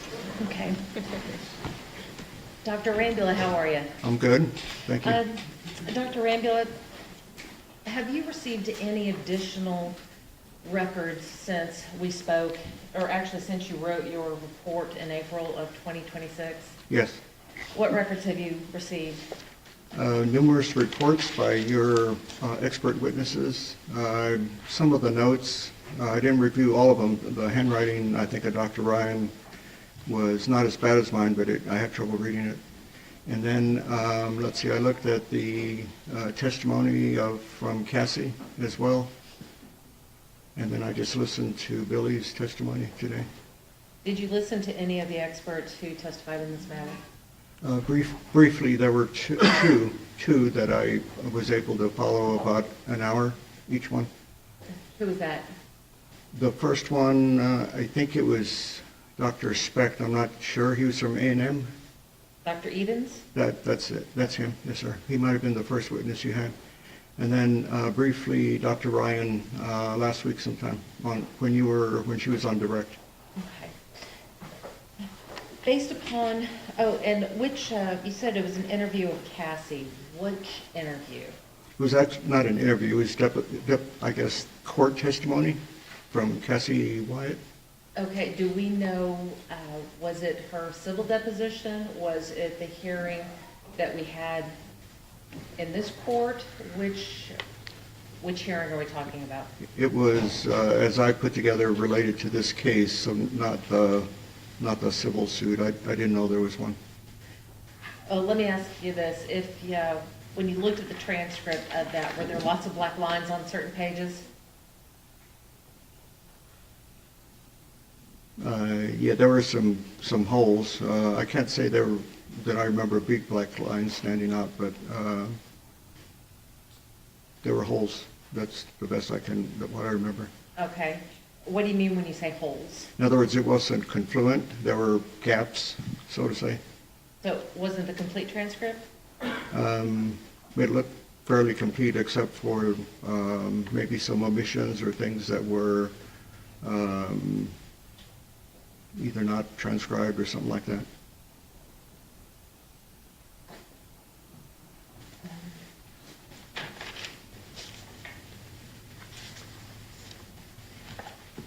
We had a hearing that began in December of 2025 and continued in April of 2026, wherein we discussed your testimony and your findings. Do you have any additional findings or conclusions in addition to the report that you've already produced? Yes. And what are those? Based on me looking at the records again, I remember that hearing where I hadn't reviewed for that, and the expert reports, the transcript, the testimony today, I do have an opinion regarding future danger, And what is that opinion? that based on the evidence, there is a probability that Mr. Horner will commit violent acts and constitute and be a continuing threat to society. I think I'm paraphrasing the statute, but I don't remember it by heart. What do you base that on? On the statute, in other words, it has to do with the statute regarding future dangerousness in sentencing hearings. I understand that, but I'm asking upon what evidence are you Oh, I basing see. your Okay. opinion that constitutes a continuing threat? So previously, I expressed concern about his temper, his ability to control himself, the outbursts he had.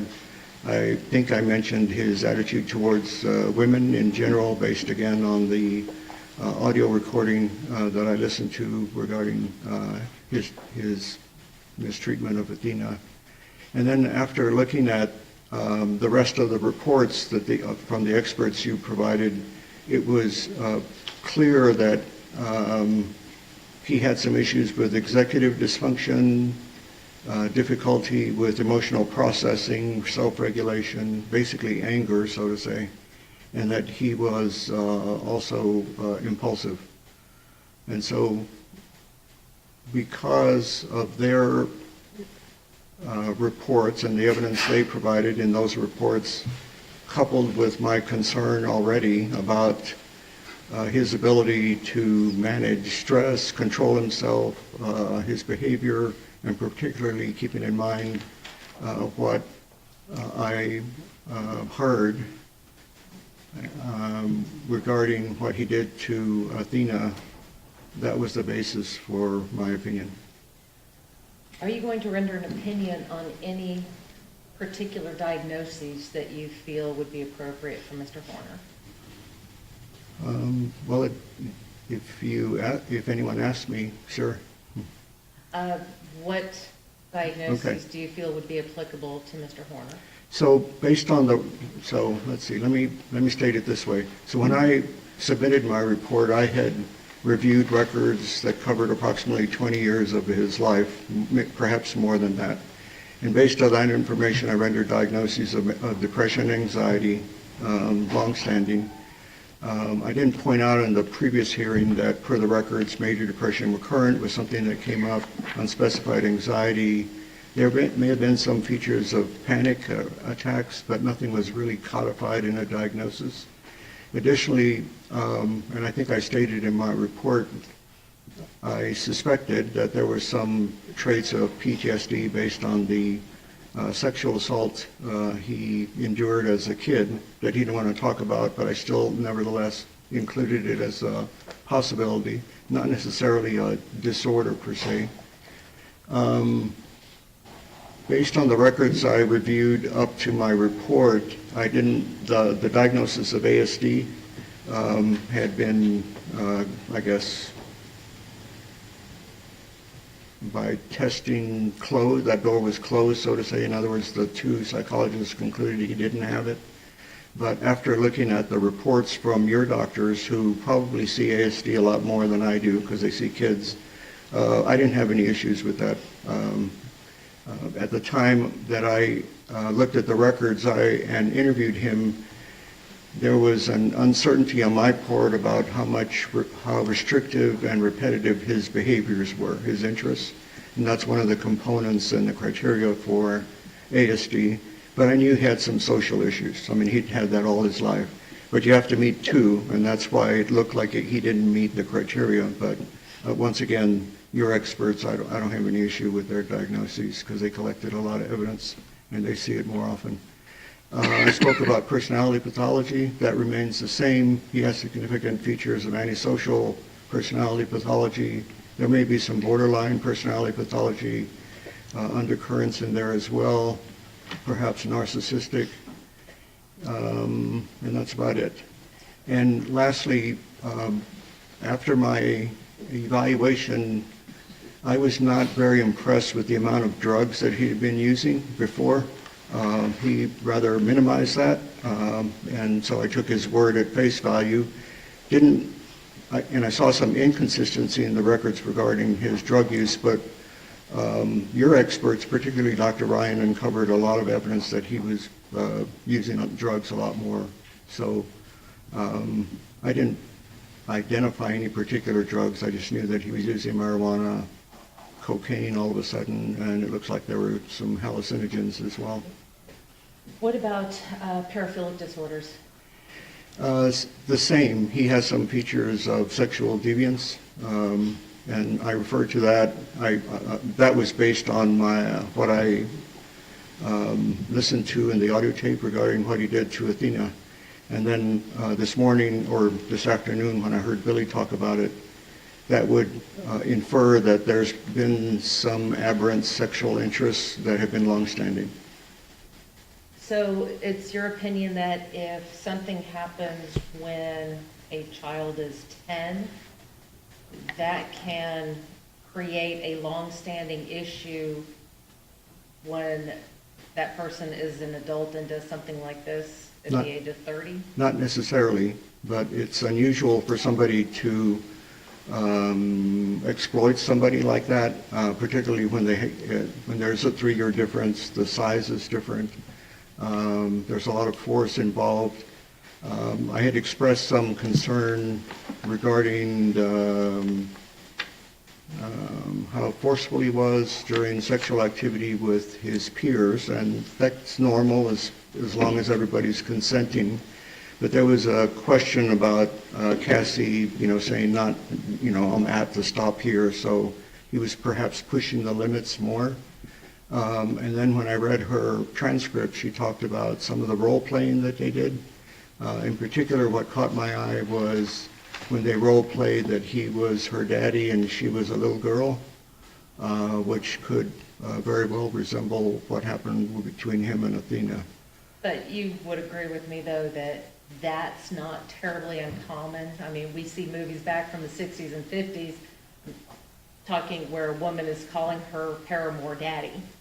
Right. The role-playing per se was consensual. It was like people explore, but I can't disregard the similarity between their role-playing and then him acting out in a sexually deviant manner with Athena. And it's not unusual where that sometimes can occur when somebody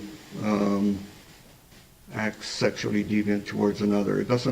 You're right, it doesn't mean that it's going to happen, but those can be some warning signs when they show up in the records or somebody self-report. And so you've read the records, you've read the reports from all of our experts, so you know that around the time that this happened with Billy, that Tanner himself had been sexually assaulted in a similar manner. Yes. And that wasn't of any significance when you looked at both of them? The significance that to me was clinically apparent was the difference in ages. And when I say that, in other words, if Tanner had been at that age at whenever, 13, 12, whatever it was. 10. Acting out with another 10-year-old or a friend from school, that happens. But when that type of activity occurs with somebody that doesn't want to participate, there's a big difference in size, between let's say a fifth grader versus an 8th or 9th grader. That's a pretty big difference in developmental years. So that is a bit different. I'm not saying that laid the groundwork for what he did, but I didn't disregard it, and it certainly caught my ear, given the types of individuals I've evaluated in my sexually violent predator hearings that I'm participating. I'm sorry for interrupting. In this particular case, we're dealing with a 10-year-old and a 7-year-old. Right. So we're talking about two prepubescent children. I understand that. Right. Okay. You keep trying to put him in different grades. You'd agree with me that you're not going to find a 10-year-old in the 6th or 7th grade? Probably not. Okay. Have you made a diagnosis that Tanner meets the diagnostic criteria for any of the paraphilic disorders? No, Have you made a diagnosis that Tanner meets the criteria for antisocial personality disorder? no, So the only thing that you're here to testify to is that Tanner, based upon the records that you reviewed, that there's a probability that he would commit criminal acts of violence that would constitute a continuing threat to society. that's my opinion. The change in my diagnosis was that based on the evidence your experts collected, I didn't have any issue with that.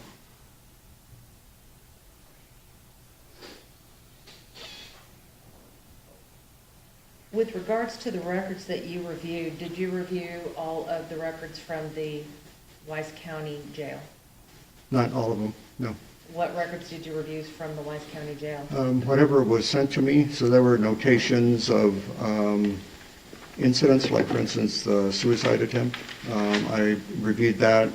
There were some mental health records. I think it's Helen Therapy Center that provides mental health treatment to the detainees in jail. So I read all of those. If there's something else, then I didn't see that. What about records from Tarrant County? Yes, I saw those. What records did you review from Tarrant County? Up until, in other words, there were 2 periods when he was receiving treatment from Tarrant County MHMR. I want to say one was 16, something like that, and the other was more recent in 22, when he sought treatment again. Up until October was his last visit, I believe. One moment.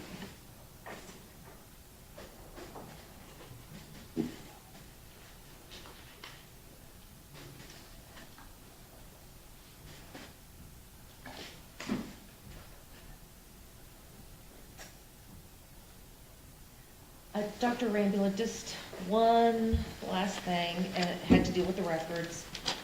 Did you receive any of the Tarrant County MHMR records from the state? Yeah, they're listed in my report, and I haven't reviewed any subsequent records from Tarrant County MHMR. Okay. Lost his, pardon me, Doc, I've lost your report amongst all my papers. Hold on one second. Okay.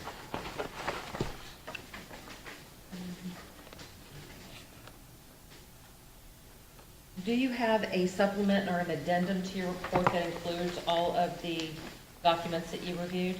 No.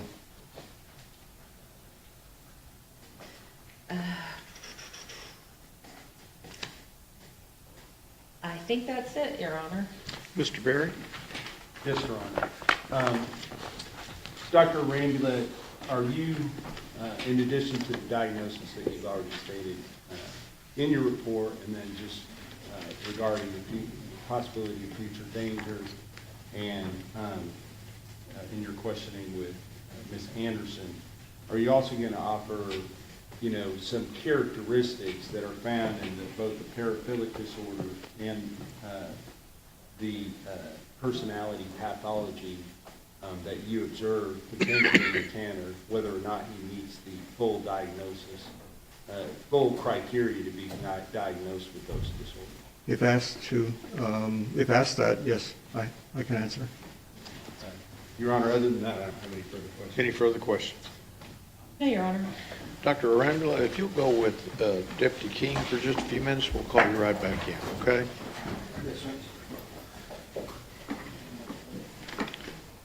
Any objections? Yes, Your Honor.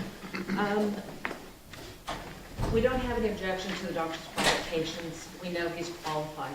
However, he has specifically stated that Tanner was not diagnosed with a paraphilic disorder, therefore it would be confusing to the jury to start talking about what symptoms there might be. If it wasn't diagnosed, it's not relevant. Same with anything with antisocial personality disorder. If we're talking about symptoms, it's not relevant because the doctor has already said that Tanner does not meet criteria for antisocial personality disorder. We also have a couple of other things with regards to Dr. Arambula. One is he's used the term sexual deviance. That's not a diagnosis for the DSM, and if he were to be able to use the term sexual deviance, again, it can confuse the jury. Same thing if he were to try to use the phrase psychopathology or psychopathy. He has done that in the past in previous trials, and so we would ask that he not be allowed to speak about psychopathy for several reasons. One, it's not a diagnosis. And two, if he's allowed to speak about that, then it could confuse the jury. And Your Honor, there is ample research that shows just how prejudicial calling somebody a psychopath or speaking of psychopathy is.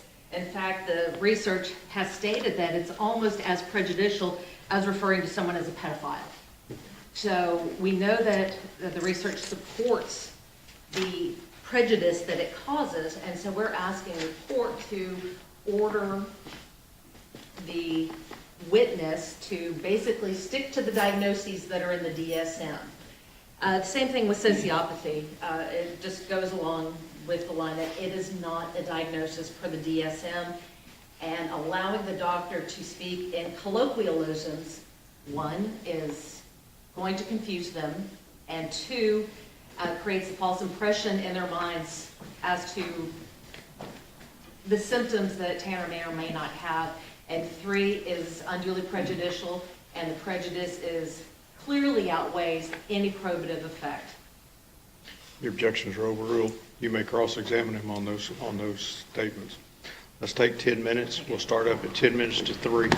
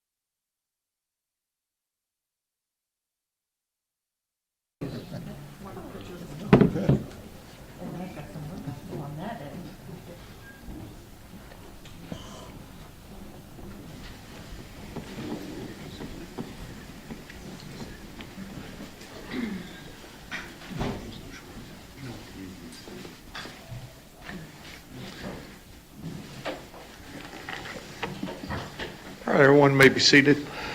Ladies and gentlemen, this witness has been previously sworn to testify truthfully. Mr. Berry. Thank you. Dr. Rambula, welcome. Will you please introduce yourself to the jury? Sure. So my name is Dr. Michael Arambula. And what do you do for a living, sir? I'm a physician, a medical doctor. And may I approach, Your Honor? Yes, sir. Dr. Rambula, as part of your involvement in this case, were you asked to provide a curriculum vitae with your background and education and some other accomplishments as well? Yes, sir. And did you also, as a result of your evaluation of the defendant in this case, write a report? Yes. And did you also provide us with handwritten notes that you had made during that evaluation and after, in preparation for writing your report? Yes. At this time, Your Honor, I'll offer in evidence State's Exhibit number 311, curriculum vitae, State's Exhibit number 312, the report of Dr. Arambula, and State's Exhibit number 313, the handwritten notes of Dr. Arambula. No objections. State's Exhibits 311, 312, and 313 are admitted. Dr. Arambula, I'm not going to take a whole lot of time going through your curriculum vitae, but can you give us sort of an abbreviated version of what your background is that qualifies you to make the diagnosis and opinions that you're going to give today? Okay. So I'll make it quick. I attended the University of Texas at Austin and received 2 degrees from the College of Pharmacy. The first was a Bachelor of Science in Pharmacy, and then later I received a Doctor of Pharmacy. As far as why I'm a physician, I attended medical school at the Health Science Center in San Antonio, and I remained there for my internship and then residency training in general psychiatry. I completed that in the summer of '91, and then I spent a year in fellowship training, that's subspecialty training in forensic psychiatry in Chicago, and that was at Rush Presbyterian St. Luke's Medical Center. That was a year-long fellowship which I completed in the summer of '92.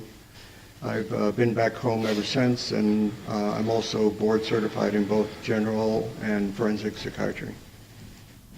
So having this dual, you have 2 different medical doctor degrees, correct? 2 different doctorates, yes, sir. Yes. So with regard to your work in this case, I just want to ask you how you became involved in this case to begin with. What I vaguely remember is that you called my office, I think it was in probably January of 2023, and arranged to meet in my office to discuss this case, after which you retained me to work on this case alongside of you, looking at records and then ultimately evaluating Mr. Horner. And are you paid for your services related to this case? Yes, I am. And what is the total amount of payment for services rendered so far? So based on the last invoice that was sent, I believe it's $28,400, maybe a little bit more than 400. Now tell us a little bit about your experience dealing with psychiatric patients. Well, I've been in practice a long time, so as part of my residency training and then private practice, and I still have a private practice. I see predominantly outpatients. Collectively, I've seen thousands of patients who have different types of mental conditions. So that's it in a nutshell. Have you evaluated persons that have similar mental illness or / mental conditions that you have seen in the defendant in this case? Yes, sir. Have you also evaluated people that have different personality pathologies like you have seen in the defendant in this case? Yes, I have. And as far as criminal cases, kind of talk to the jury just real quick about what you do related to criminal cases. Okay, so criminal case-wise, I've been in probably a few hundred criminal cases.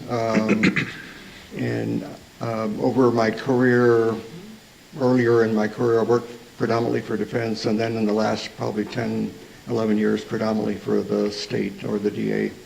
I've evaluated individuals for competency to stand trial, for example, insanity, mitigation for like probation, sentencing, and I've done some evals for federal judges. A couple of federal judges asked me to evaluate someone representing both sides regarding their capacity to waive habeas corpus. So with regard to this particular case, you said that you were asked to look over some records. Do you have a list of those records in your report? Yes, sir. Okay. And I'm not going to ask you to read those, but just so the jury knows, those are listed in your report on page 1. Is that correct? Yes, and those are the records that I reviewed prior to and as a basis for the report that I submitted to you in April of this year. And we're talking about April of 2026, correct? Yes, sir. So now, at that time, was that report rendering opinions and diagnosis based upon an evaluation that you did of the defendant? The defendant and also the record review of Mr. Horner. So with regard to the record review, I want to ask you some specific questions. At the time that you did the record review and also the evaluation of the defendant in this case, did you know at that time that he was going to plead guilty to the offense when it came time to go to trial? No. And does that create some limitations with regard to whether or not you can give a complete evaluation of the defendant regarding punishment and special issues? No, sir, because of the evaluation that I conducted, and before the evaluation I discussed with Mr. Horner that it would probably be related to guilt, innocence, and maybe sentencing after. So because of that informed consent, so to say, I collected information regarding both. I just didn't submit a sentencing report, so to say, because he hadn't pled guilty, or I didn't know what was going to happen, so I wasn't going to do that. Understood. So the type of report that you did submit to the court was based upon your knowledge at the time, which was that he had not pled guilty. Is that correct? Yes, sir. And in fact, up until that time, pled not guilty. Is that right? Right. Now, what records, talking about the specific records that you reviewed, did you review audio and video recordings in this case? Yes, sir. And can you kind of talk about the kind of basic audio and video recordings that you reviewed in this case? So the audio-video recordings were the investigative records, and that had to do basically with Mr. Horner riding in his FedEx truck before this crime. And then I also reviewed the audio and some of the visual of the day of the crime. When I say some, because there were times when he would cover up the lens with what looked to be a sticky. And then I also reviewed subsequent audio-video recordings after the crime. With regard to... One more. Pardon me, sorry. And then I looked at the audio-visual recordings of the detectives who were interviewing Mr. Horner afterwards, and I believe there were 2 of them. And did you also have access to some sworn statements in the form of deposition or prior testimony in this case that you've had an opportunity to look at? Yes. And did that relate to persons that were family members or close associates with the defendant in this case? Yes, sir. And do you consider those to be collateral sources as far as your opinions go in your evaluation of the defendant? Yes, they are. Did you also have access to mental health, education, medical records of the defendant leading up to his arrest on December 2nd of 2022? Yes, sir.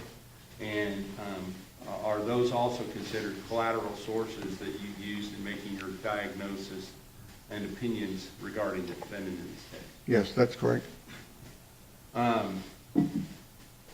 With regard to, are there a number of your findings in your original report that are based solely upon that documentation that you had prior to that time? Yes, that's the basis for my opinions. Now, as far as the investigative agencies that you referred to, did you receive records from all the different agencies that were involved in the investigation and the apprehension of the investigation of the murder of Athena Presley Monroe Strand and the apprehension of the defendant in this case? Yes, sir. And did you also review some records related to prior sexual assault victims that came from the Fort Worth Police Department here in Tarrant County? I did. Are those also considered by you to be collateral sources which you use to render your opinions and make your diagnosis in this case? Yes, sir. Now let's talk about what were you asked to do pursuant to a court order by Judge Gallagher in this case? Pursuant to that order, as best as I can remember, it was to conduct a mental health evaluation of Tanner Horner relative to the criminal proceedings going on at the time. And at that time, you were focused on possible guilt of the defendant, is that correct? Guilt, and, well, it's not for me to determine, it's the jury, but yes, it was the guilt innocence phase of the trial. And what date did that evaluation take place, or well, the interview take place upon? It was February 27th of this year. And where did that interview take place? In this courtroom? So here in this room, is that right? Yes, sir. And who all was present during that interview between you and the defendant? So obviously, myself and Mr. Horner, there were 3 deputies, but they weren't standing next to us, but they were in the courtroom. And then Ms. Anderson came in and out periodically when Mr. Horner, we took a break so he could talk with her. And so at that time, did you have a discussion at the beginning of that process with the defendant regarding the parameters of the interview you were conducting and what that information could be used for? Yes, sir. Could you kind of describe that for the jury, please? So again, per my training, I do this with every case. I discuss who I am. I'm not here as a treatment provider. Who retained me, in this case it was the state or the DA, that it was a court-ordered evaluation, and there were a couple of guidelines associated with that because it's court-ordered. One is that the information we talk about may not be confidential, i.e. the judge wanted a report, and so I was going to put it in the report, and if it came down to me testifying, then again, the information would not be confidential. And then the second guideline in these kind of cases is that when I asked Mr. Horner something, he didn't have to answer it if he didn't want to. And so were there some occasions where that actually happened? Yes, there were. So I want to kind of just have you tell me sort of in general about the level of cooperation that the defendant gave you during that interview for the evaluation. So generally speaking, he was pretty cooperative. There were some areas that he was not cooperative with, and so we had to take a break. And then with each successive break, he became less cooperative and worked up. And so I didn't pursue the last time that he didn't want to talk about something. I just let it go. And so if he didn't want to talk about something, did he avail himself of the opportunity to go and discuss it with his counsel? The last time... Objection, Your Honor. May we approach? Yeah. Sure.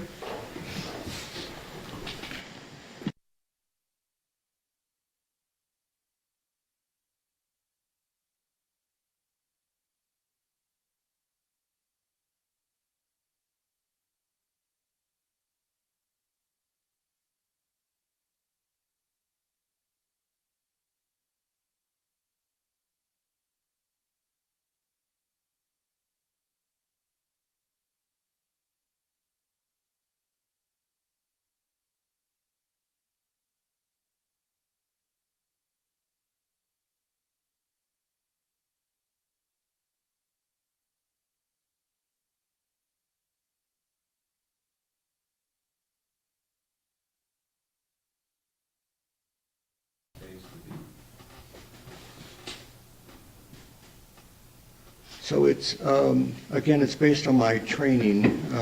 I don't ask questions that might get somebody in trouble, for example. So I don't do that. And if somebody doesn't want to talk about suicidal ideation or drug history, it depends on whether that was important at the time of the offense. I can let it go. Sometimes I'll revisit it in case the person has a change of heart and may want to talk about it more. In some cases, when the refusal has to do with the mental state at the time of an offense, that's an important subject matter to cover. And so in that case, then I will ask the person to reconsider, which I did in this case. And then with further resistance, then I would suggest perhaps you might want to talk with your attorney. Objection, Your Honor. And then that's it. Overruled.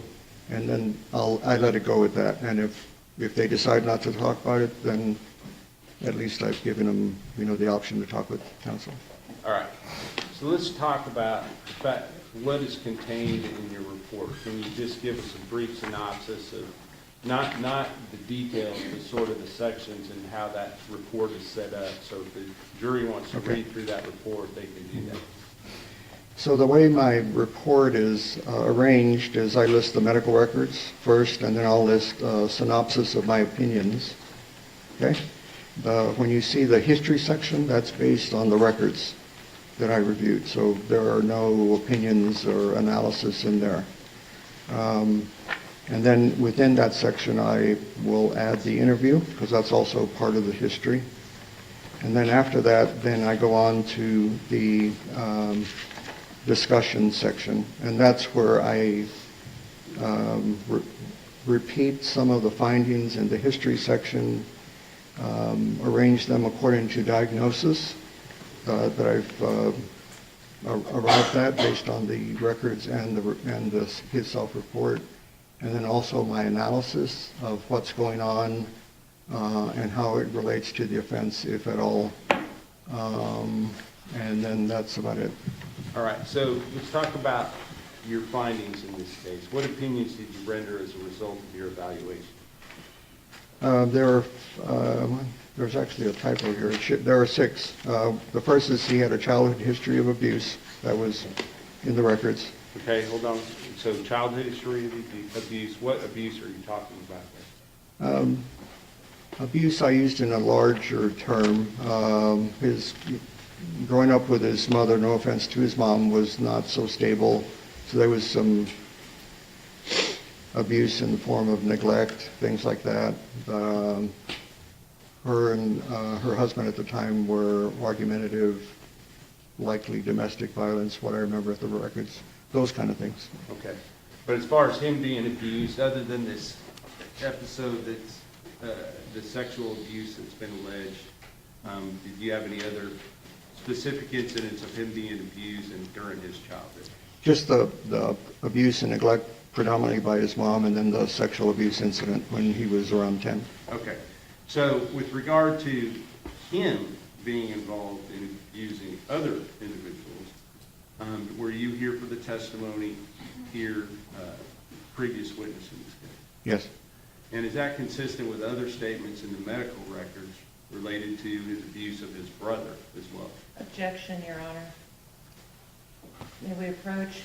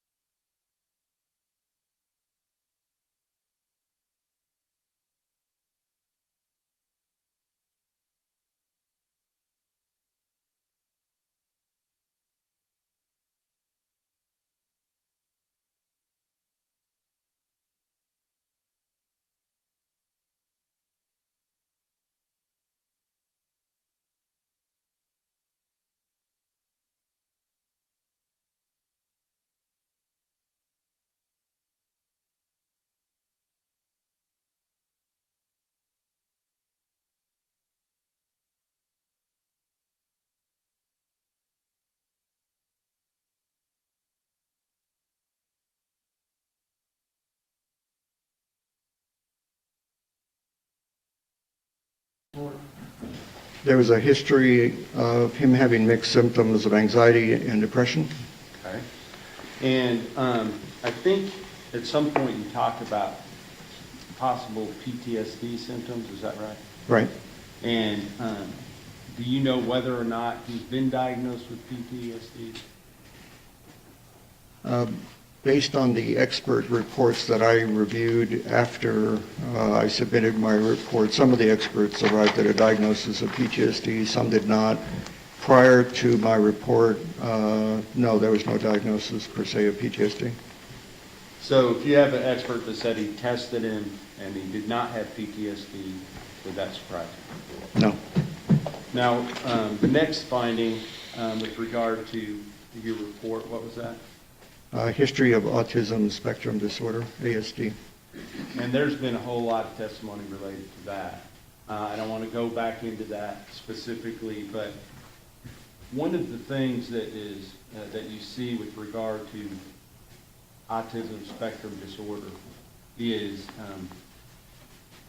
resistance to change. Is that right? How would you say that? That's one example, yes, sir. Okay. Would you call it something called the quarter of sameness? Yes. Okay, can you explain that real quick? For some individuals, not all, but it depends. They like everything the same, it's consistent, they repeat behaviors, that's one of the criteria over and over, like along with that sameness. And then there's a rigidity, in other words, that things have to be the same or people become upset. Not everyone, but some people who have ASD. Now, have you looked at you said that you reviewed the videos in this case, is that right? Yes, sir. With regard to the FedEx videos, were there multiple days which he was driving that were provided to you? Yes. Okay. With regard to the day of the offense itself, did you go over that thoroughly in conjunction with the transcript provided to you as well? Yes, a few times. And were you able to look at that transcript to determine whether or not what was said on those transcripts is things that you actually heard yourself on them? I did hear them, yes. Okay. And so with regard to what occurred in the particular video on the day, what we'll call the abduction video, did you see his ability to adapt to change based upon changing circumstances? Yes. Okay, can you kind of explain that to the jury, what you saw? So after he initially abducted her and was not talking much with her, then he started asking her questions about her family, school, things like that. And it, at least by my observation, Athena seemed more calm by that. So that was an ability on his part to understand the situation, what was going on, and change his approach, as opposed to just picking her up and throwing her in the back of the truck. So that was something that I caught. And then under that immense stress of having started that crime, he was persistent in in his activities with her, basically. And after the crime was committed and the body was disposed of, did you see his ability to change again? Yes, as far as not being detected, covering up what he did, those kind of things, yes. So were those things consistent with autism spectrum disorder or something else? It was not consistent with somebody who wanted sameness, for example, or couldn't problem solve under that kind of stress. And again, my presumption, and he said it was stressful, that taking the life of a human being is stressful. Okay? So I didn't see him struggling with those kind of issues of lack of problem solving. He was still trying to go undetected. Now, the next diagnosis, I believe, was a history of ADHD, is that right? Yes, sir. And with regard to the defendant's level of of ADHD, was there anything debilitating about that with regard to him in this case? Debilitating in the sense that he was socially a bit awkward, but that crosses over with ASD. So what I mean by that is kids who have ADHD, it's not unusual for them to be impatient and they kind of cut line, or somebody's talking and they interrupt, those kind of things. They might get on somebody's nerves because they're just throw themselves in. But as far grade-wise, he did actually pretty good. I looked at his transcripts. His IQ was average, so no intellectual deficits as a result of ADHD. But he was taking medicine, and it seemed like it was working to some degree as long as he took it. So then the next thing that you say is a history of personality pathology. Right. And can you explain what that means to the jury? Personality pathology is a broad term used to describe somebody who has had trouble interacting with others, basically. All right. And are there different types of personality pathology? Yes, sir. And can you kind of tell the jury about that?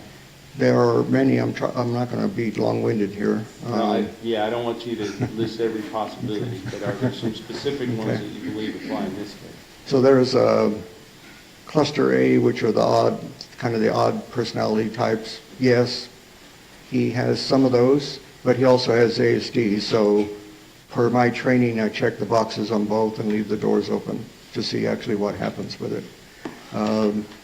He's gotten into trouble here and there. He has really big issues with his temper. He's always had that, been physically destructive. So clearly there were issues with antisocial personality pathology, and again with ASD, because he has issues with controlling his temper, impulsivity, those kind of things. So I checked both of those boxes. He was sensitive to abandonment. Those were, if you remember, he attempted suicide after his girlfriend left him. And that's not unusual when somebody's overly sensitive to abandonment. I'm not minimizing what he was struggling with at the time. And that falls under a type of personality pathology called borderline. People with borderline pathology also have issues with anger management. They can't control themselves, and their relationships tend to be very unstable. A lot of arguing, instability, those kind of things. So there are many things that showed up in the history and in the records that I reviewed that I was checking both boxes. Some were ASD, and some were also personality pathology. And did you also mention something called narcissistic personality? Yes. Yes. To some degree. In other words, he had, no offense to him, sometimes maybe an exaggerated opinion of himself, how popular he was, things like that. But not much more than that. Now, your last finding, I think, is sort of the ultimate finding regarding the guilt portion of the case. Right. And what was that? Basically, as a result of looking at all his history, he did not have a severe mental disease or defect, and therefore he would know that his conduct was wrong. In other words, he was not insane. So, what experience do you have with dealing with sex offenders, and specifically sexually violent offenders or predators? In a nutshell, a lot. Can you just kind of briefly tell the jury? I'll keep it brief. So in my fellowship training is where I obtained my experience in evaluating and treating people who had sexual deviants / sex offenders. And that was in Chicago during my fellowship. And then when I returned home to Texas, our state enacted a commitment statute for sexually violent predators, which were the most dangerous repeat sex offenders who were about to be released from prison. And so we had hearings to commit them to treatment. And I've been involved with the state in those hearings for probably the last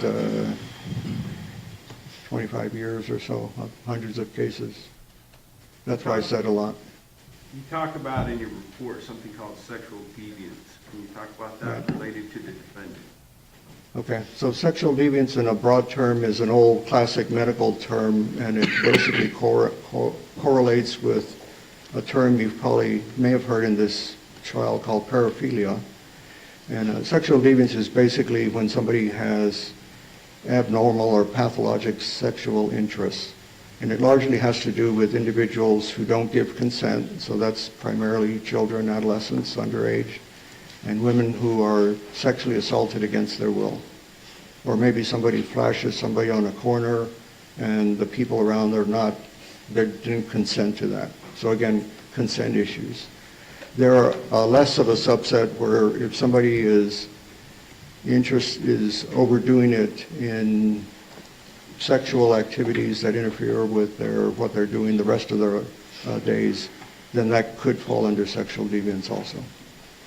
All right, so talking about the evidence and the facts in this case, specifically related to the assault or kidnapping, sexual assault, torture, and murder of Athena Monroe Strand, do you see evidence of sexual deviance on the part of the defendant?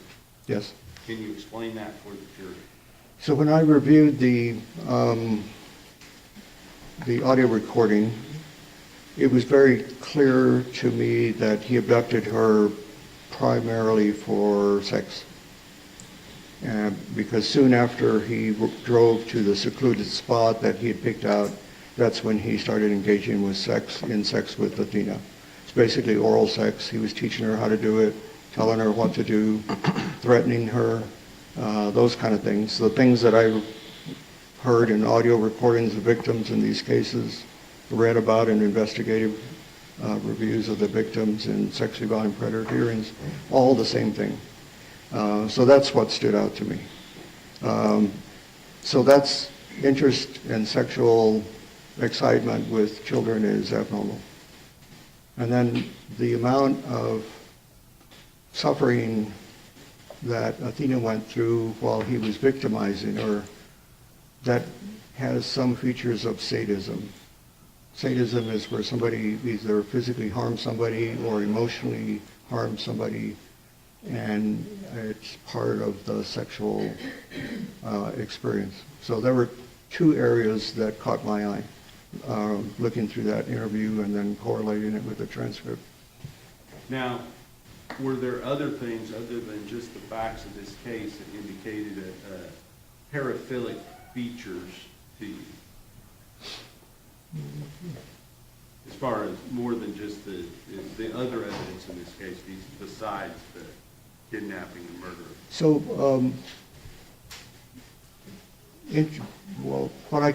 to answer your question, interest, abnormal or pathologic sexual interest, they don't just show up all of a sudden like with kids. It's been brewing for some time. So I already knew that something had been going on. I didn't know why it was quiet, but something was going on, and that incident with Athena, it emerged. So that's the only thing I would add with that. Well, you've also reviewed reports regarding the Tarrant County victims. Oh, yes, I forgot about those, yes. And also you heard the testimony just previous to yours. How does that influence you in those areas? So, let's see. So those are, in other words, when there are other victims involved, and these are alleged victims, by the way, so these are not convictions, that raises, for me, sexual versatility. So there are numerous outlets for sexual activity that are, and also, involving his wife and other women at the same time. So he has both features, but it's clearly versatility and increased sexual activity. Let's just call it that way. That's what drives the exploration and the versatility. Can you look at page 4? Do you have your report in front of you? I do.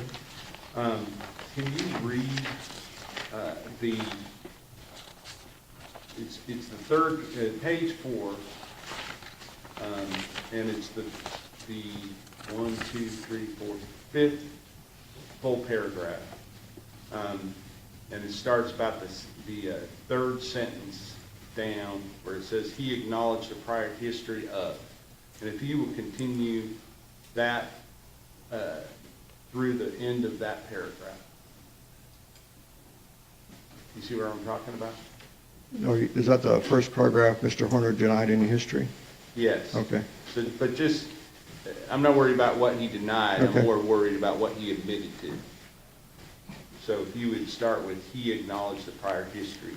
Okay, he acknowledged a prior history of sadomasochism and asphyxia, that's basically choking during sex, due to other women who encouraged him to participate. Okay, so he's saying that he has been involved in, what is sadomasochism? That's where the use of pain, the introduction of pain and humiliation into sexual activity for some individuals heightens sexual gratification.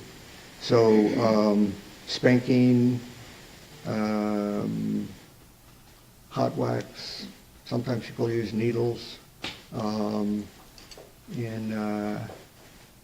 Let's see, in his case, he reported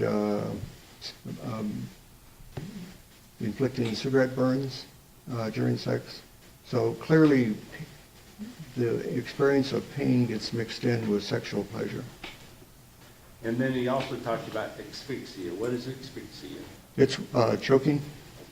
And you understand that he pled guilty to strangling and Athena and asphyxiating her. Yes. A person that does this in a sexual manner, do they normally do that to cause death? In a normal manner? No. If a person is doing these in a legal manner. In a normal manner, or legal manner, asphyxia does heighten sexual pleasure. Let's put it that way. As long as you can keep the person, in other words, you don't knock them out. So, I'm not encouraging anyone to do that, but that's basically it in a nutshell. okay, so he admitted to you that he had used choking during sex in the past, is that right? Yes. Okay. Now, with regard to other sexual behaviors, did you listen to the testimony outside the presence of the jury of the previous hearing of his former girlfriend and mother of his child? Yes. And what, if any, testimony that she gave that influenced you in this area? What was added, listening to that, reading the testimony that was different in the records, or in other words, added to the records, was she just... Your Honor, I will object to hearsay. Overruled. Go ahead. Okay, I already knew about the issue of dominance. He liked to dominate her, he was rough.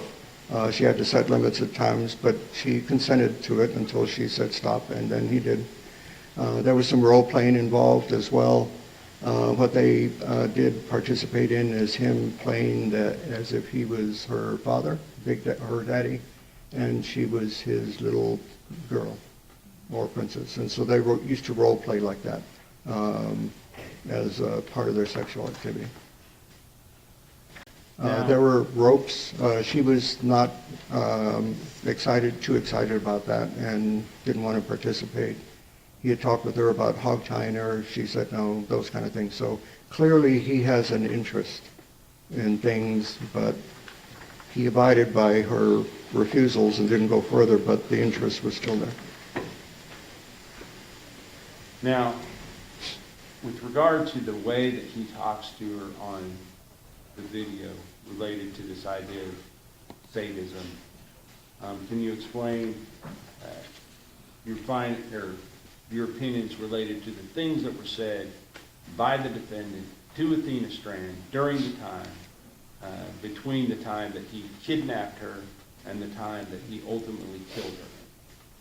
So what I heard were threats. If you scream or if you say anything, I will hurt you. Later is I will kill you. He often called her bitch when she came to, so to say. He was clearly very angry about that. I remember a comment, what part of shut up don't you get, bitch, those kind of things. So very degrading towards her after he had nearly beat her and strangled her to death. Even as she is dying, does he make a statement to her about whether she's given up? Right. Yes. You Like she didn't know when to give up. Talk about Tanner's reasons. Did he explain to you his reasons for covering the front-facing camera during the interview? With me, yes. What did he say to you? It's basically to cover up his drug use during work. Now, since you have reviewed the videos, were there times where he was actively preparing and then smoking marijuana on those videos? Using a vape, yes. A vape pen, yes. And, but did you ever see any evidence of any type of cocaine use at all? No. With regard to premeditation, do you have an opinion about whether or not this was a premeditated act, not necessarily with regard to Athena herself, but with regard to a child on that day? Based on the evidence, yes, Your I can Honor, answer that. We object, may we approach?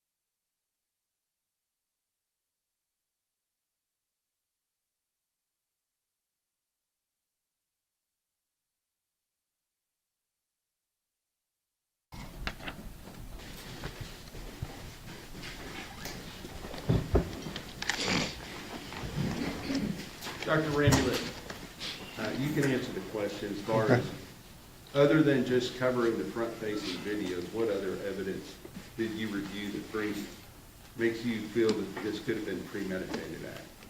All right, so the word I use is planning, and that's what I'm looking for in my fellowship training. I remember in the investigative records that he'd gone to the site before he took Athena to the site, and that made sense because in the audio, he's telling her, okay, it's going to get a little bumpy now. So he knew where he was going. I asked him about why did you stop at that spot. He said it was secluded, so he obviously selected that.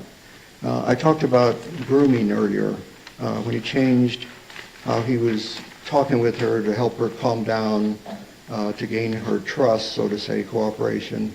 That's what people who have some sexual deviance do to their victims before they exploit them. That's part of the planning as well.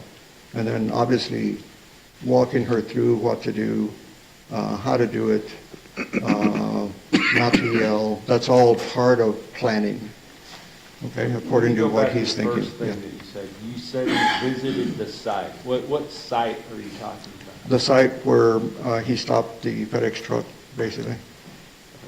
Where he turned off the engine Yes, sir. and sexually assaulted Athena Strand? Yes. He had visited that site previously to that? That's what I recall in the records, yeah. And with regard to his,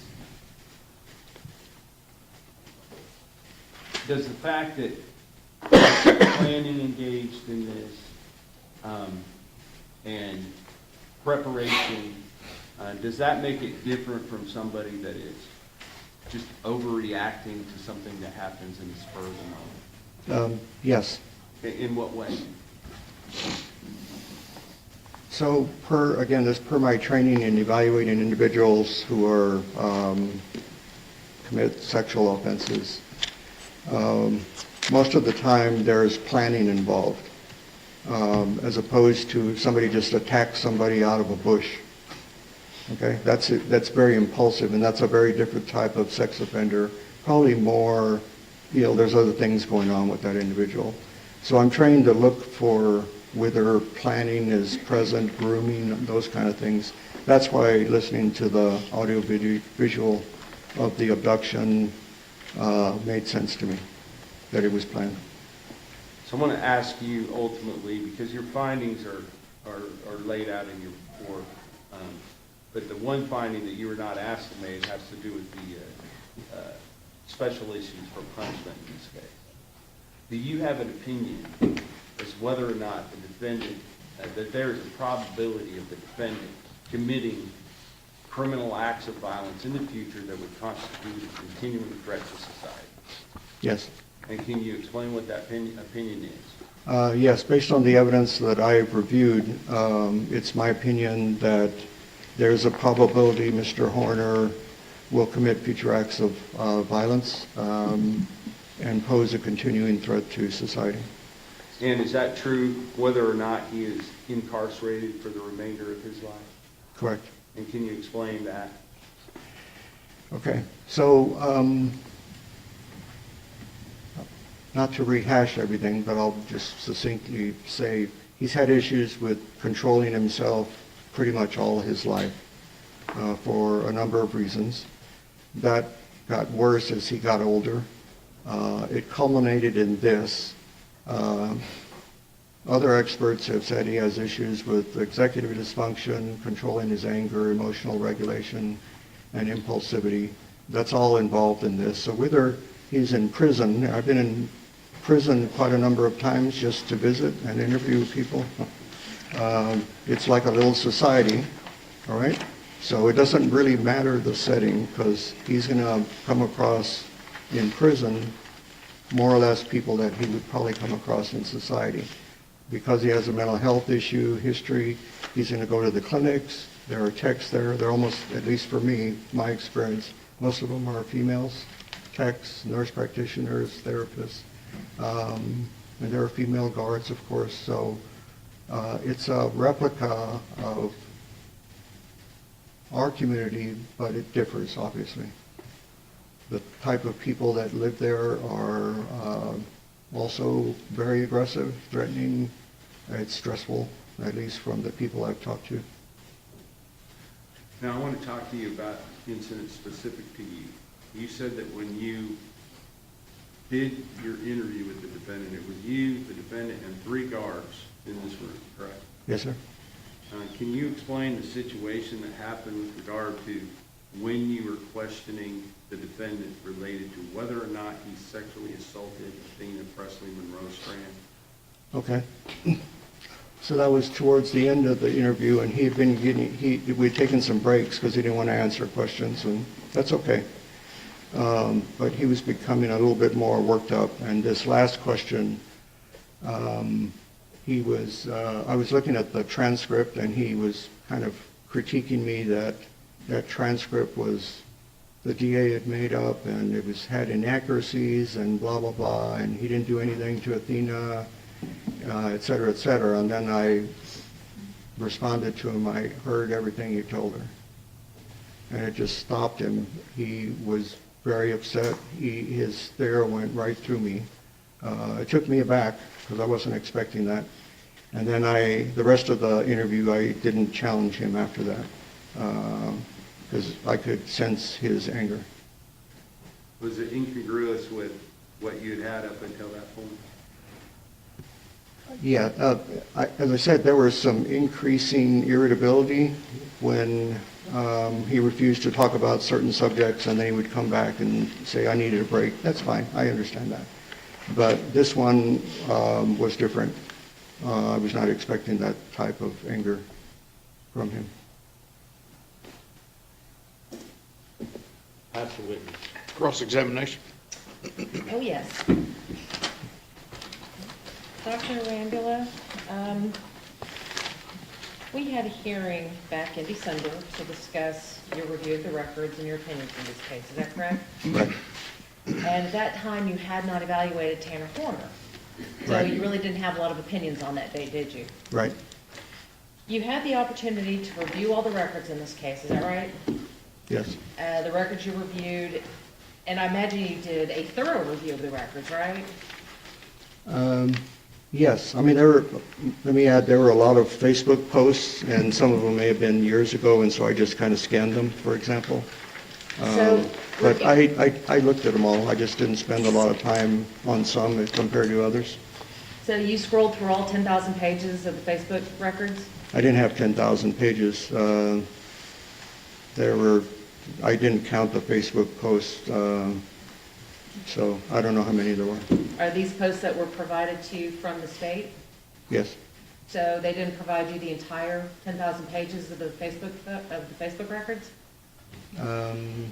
I don't recall that there were 10,000 pages of Facebook posts. No. So the state only provided you the posts that they wanted you to see? No, not necessarily, because when I'm going through the hard drive, portable hard drive, there may be some elements in the history that I print. I'm old-fashioned and I print stuff. And then other pages that I'm not going to print. And I decide that by looking at it. And so if it's just social commentary, things like that, I'm probably not going to print it. All right, so you also did a thorough review of all the medical records in this case. Yes. And the records that you reviewed, I think you said were listed on your report. Yes, ma'am. So you looked at his mental health records. I did. You looked at his physical health records. Yes. You looked at the records from the sheriff's office in Weiss County. Investigative records, yes, ma'am. And those investigative records, would that be the records related to the suicide attempt? You mean the one in the jail? Or? Yes. Yes, I saw those records also. So when we were here back in December, you hadn't evaluated him and you hadn't reviewed all the records. We had another hearing back in April of this year. Do you remember that? Yes, ma'am. And we asked you a lot of questions about the records you reviewed and about your opinions in the case. And you didn't update your report with any new opinions, did you? I did not. Did not issue any supplemental report. Correct. And you had over 4 weeks to do that. Before the hearing, you mean? From the hearing until now. That's correct. But you did amend it because you had some typos in there, right? Yes. And we're not going to hold those against you. We all Okay. do it. But you had the ability to amend your report. To add to it, yes, covering the sentencing issues, yes, I could have done that at best. Yes. So you talked about the sources that you used, and I don't see a new list of records that you reviewed on your report. Correct, because I hadn't received that list yet. So you mentioned nothing in your report about deposition or the prior testimony of the mother of Tanner's child. That's actually in the investigative records. I don't remember which law enforcement agency it was, but it was in that. All right, so when you look at collateral sources,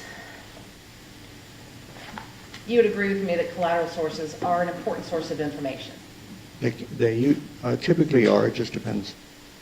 And if there is an issue with inconsistency or inconclusions or poor historian, just with the person that you're evaluating, if it shows that they are a poor historian, isn't it important to go back and look at collateral sources to try to, either shore up what they're saying or disprove what they're saying? In the instance where somebody doesn't remember something, then collateral information fills in the hole. If somebody misreports something or they exaggerate it or deny it, then if I obtain collateral information that, let's say, is hypothetically correct, I don't disregard what was told to me initially. In other words, they all coexist. So let me ask you this. As a forensic psychiatrist, you typically don't administer any testing, do you? That's correct. But you do rely upon the reports of people who did administer the testing.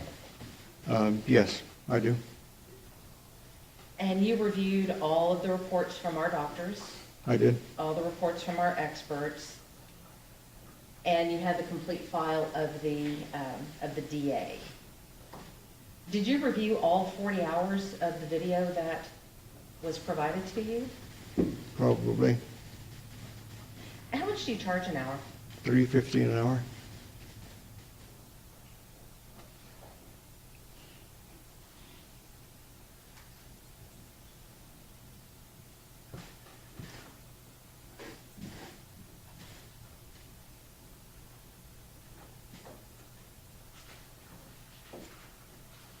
So if your bill is 28,400 divided by 350, that's about 81 hours you've put into this case so far?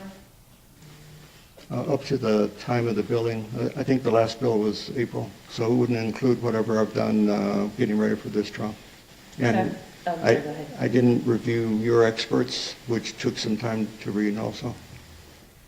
So half the time that you spent preparing for this trial was watching the videos? Most of it, yes, because like you said, it was close to, 30, 40 hours, so that was a long time. The records, no offense, some of them become redundant because they're different agencies and they're all there. And so I don't spend as much time when it's telling me that basically the record is telling me the same thing. When you found out that Tanner had entered a plea of guilty in this case, that changed the focus of your testimony, is that correct? I thought it would change the focus, yes, ma'am. So your original focus, it appears, was to determine whether or not he was insane at the time of the commission of the offense. Essentially that, or what mental state issues were at the time of the offense. Are you familiar with the laws regarding the insanity defense in Texas? I remember the basic verbiage. So are you aware that in order to present such a defense, the defense would actually have to give the state notice that that was their intent? That's been my experience. I'm not a lawyer, but it's been my experience, yes. So in this particular case, to your knowledge, did the defense give the state notice that they were going to use the insanity defense? Or that we were going to use the insanity defense? I did not know at the time, but again, this is guilt-innocence phase, and so that would infer to me that it could be insanity or something that affected specific intent. I didn't think that was involved in this type of case, but largely just mental health. I followed the judge's order looking at his mental health condition, and that's what I did. Well, didn't you talk to the state before you came in for the interview and the evaluation?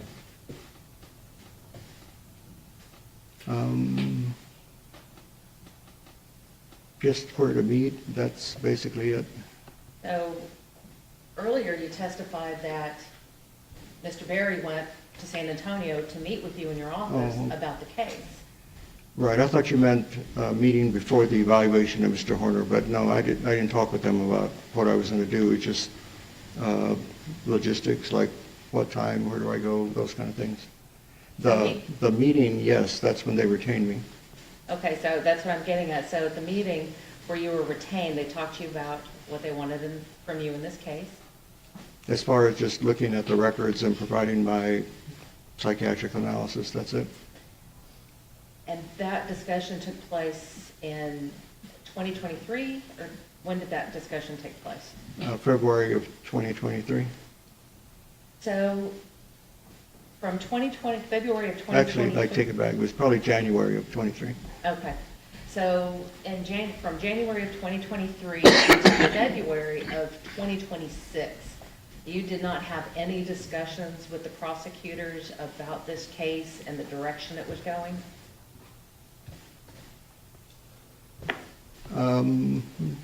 No, I met with them another time to go over my findings initially. I hadn't looked at the videos yet because that's a lot of time, and so they knew that. And basically, I was just looking at his mental health condition. I hadn't received the order yet, so I didn't know what the parameters were going to be. Let's talk about the paraphilic disorders.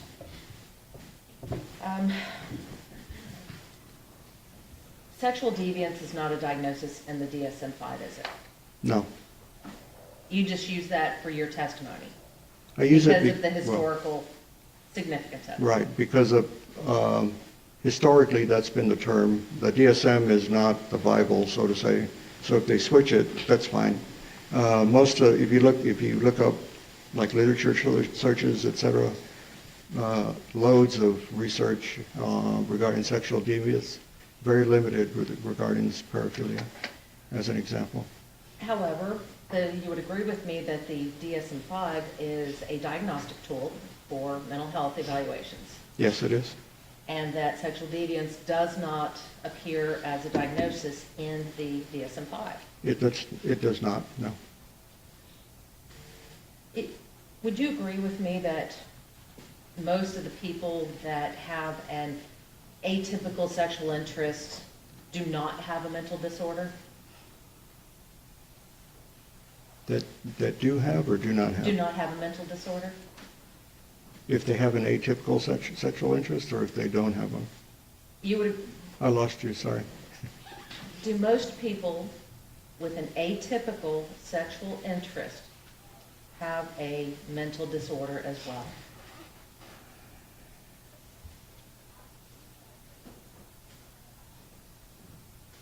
I can't say I've seen a lot of research on that because it's pretty vague, no offense, and gray.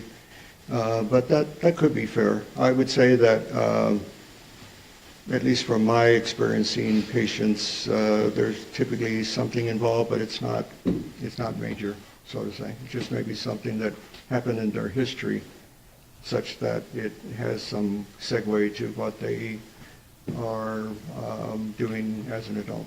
Okay, so we'll go back to the original question. You would agree with me that most people with an atypical sexual interest do not have a mental disorder? I think that, again, there's not much research on it, but per my experience, I think that's fair to say they don't have a major mental disorder. Because in order to have a paraphilic disorder, the diagnosis would require that that person feel personal distress about their interest and not merely distress from society's disapproval. That sounds like one of the criteria, right? And in order to have a diagnosis, that it would require non-consensual engagement. That's what I talked about, yes.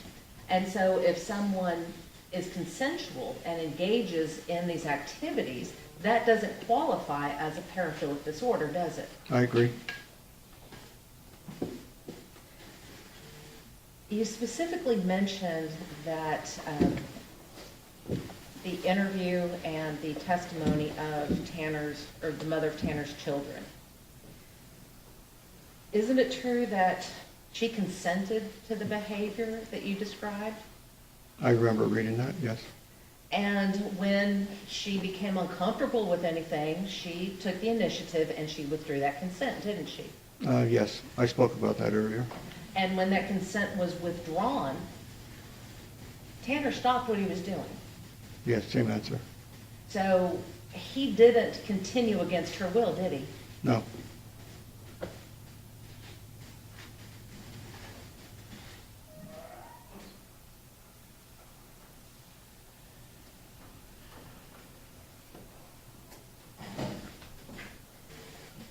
You mentioned sexual sadism in your direct examination, and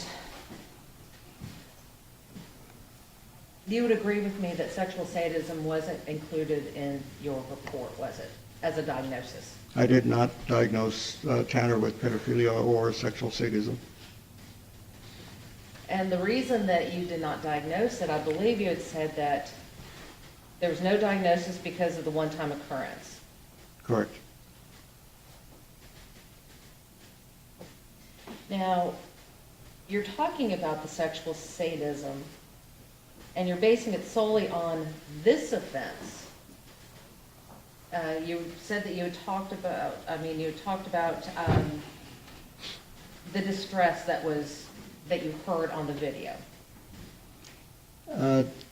So the video was probably the primary source, but it was not sole or by itself. There was other pertinent information, why I talked about that earlier.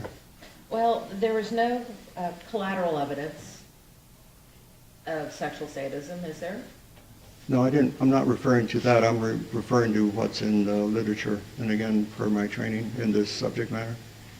Okay, so I'm going back to this case, not what's in the literature, but in this case, you were basing your decision and your opinion on the sexual sadism on something you could not see. So one thing is, there are features of sadism, and it was something I did not see because he covered the lens, but I heard it. And at the end of the day, again, you didn't diagnose Tanner with any sort of sexual sadism. Correct. You also did not diagnose Tanner with any sort of pedophilic disorder, did you? Correct. Because it did meet the criteria in the DSM. Right.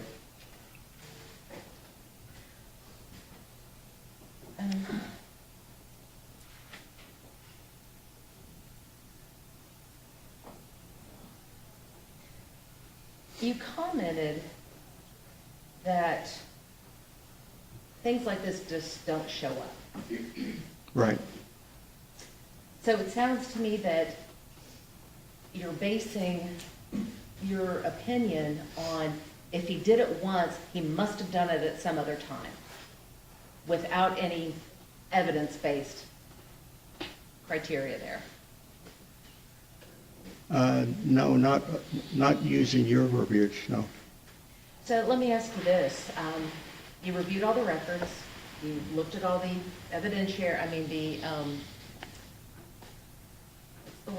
investigative, Okay. investigative records from the district attorney, from the Texas Rangers, from the FBI, from Wise County Sheriff's Department, and any of the records that you reviewed, you didn't find any evidence of child pornography on any of his devices, did you? That's correct.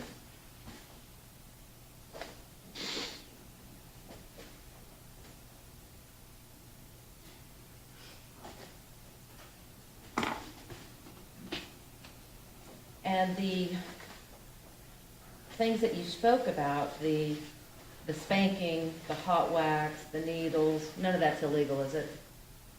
As long as they both involved consent to it.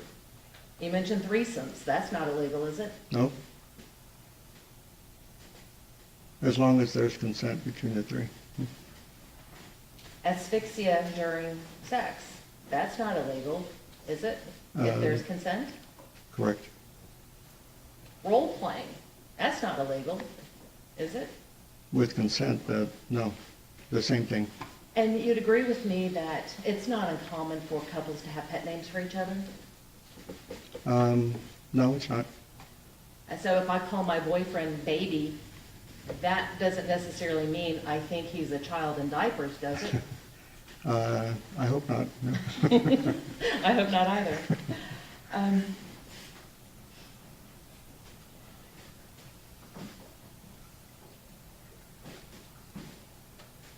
You also did not diagnose Tanner as a sexually violent predator, did you? I did not.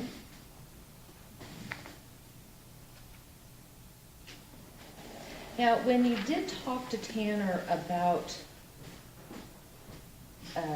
what happened, about this offense, and about what was going on in his life leading up to this, you talked to him about the troubles that he had at home, didn't you? Yes. And he discussed with you that he was working long hours and that he was working 6 days a week? Yes, we covered basically what his work days were like and what he had to do in preparation for each day, each route. Yes. So we talked about the stress of not having reliable transportation and the change in his work route and things of that nature. Yes, ma'am. And he also told you that he covered the lens of the camera in the truck to hide his drug use. Yes. When the state asked you that, whether or not you saw any cocaine use in any of these videos, you said, no, I didn't. Well, let me ask you this. Is it possible that the cocaine use occurred after Tanner had covered the lens with the sticky? That's what he said in the evaluation to me. So you said you didn't see it, but is it possible that that's when it occurred? Sure, like I said, that's when, in other words, I'm answering you using his self-report. With regard to the planning of this,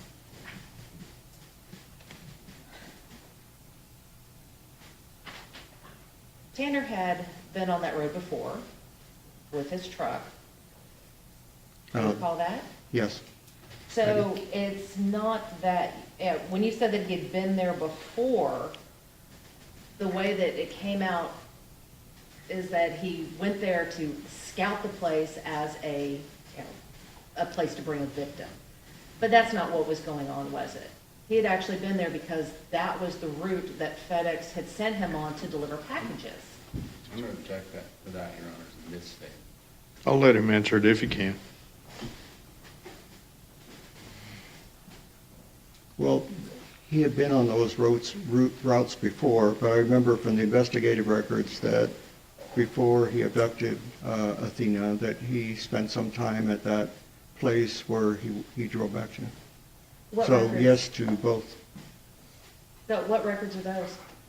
There were some, it looked to me like FBI records where they were charting his movements based on cell phone pings and towers. It's way over my head. Did you think to try to find collateral evidence that that may have been just his basic route? Or did you just take it at face value and make the assumption that that's why he had stopped there? I just know that he stopped there before, and like I said before, he told me he had been on those routes before. So either way, he knew when to tell Athena it's going to get bumpy, because he had been there. But that's not necessarily indicative of planning, is it? Well, he knows where he's going. In other words, if he didn't know where he was going and it was just impulsive and he had no idea where he was, then he wouldn't know to forewarn her that it's going to get bumpy. But again, that is not indicative of planning to abduct a child, is it? Yeah, I looked at it as part of the abduction. As I stated earlier, the abduction was related to his sexual exploitation of her. That was very clear to me. And how he got there was just how he got there, to where it was going to happen. And that is just your opinion as to why this happened? It's based on, well, it's not just my opinion, it's based on my training, the grooming behavior that he engaged with her. Per the audio, as soon as he turned off the truck, he went to the back, then take off your clothes, and then from there, it was one after another. May I approach, Your Honor? Yes.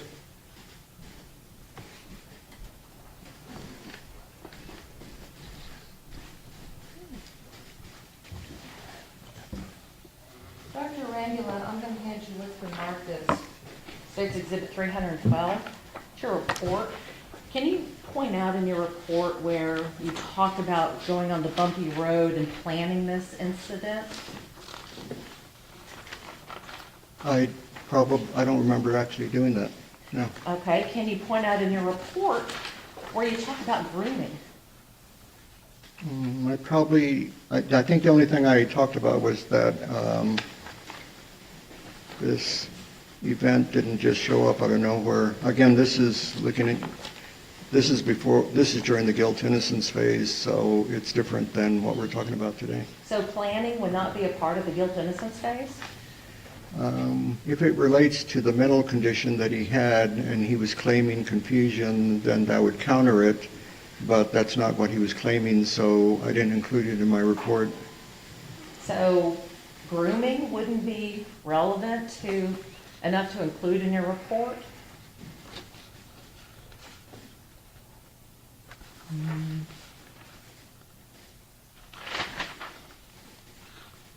I mean, I could have added that, sure. But you chose not to. Well, maybe I didn't just do it. Okay. But, yeah, looking at the... Your Honor, okay. non-responsive. Sustained. All right.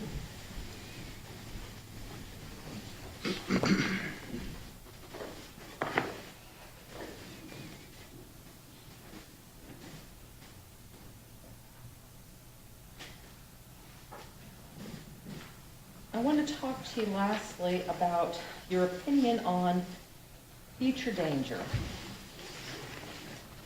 You claim that you feel that Tanner will be a danger in prison because there are female guards.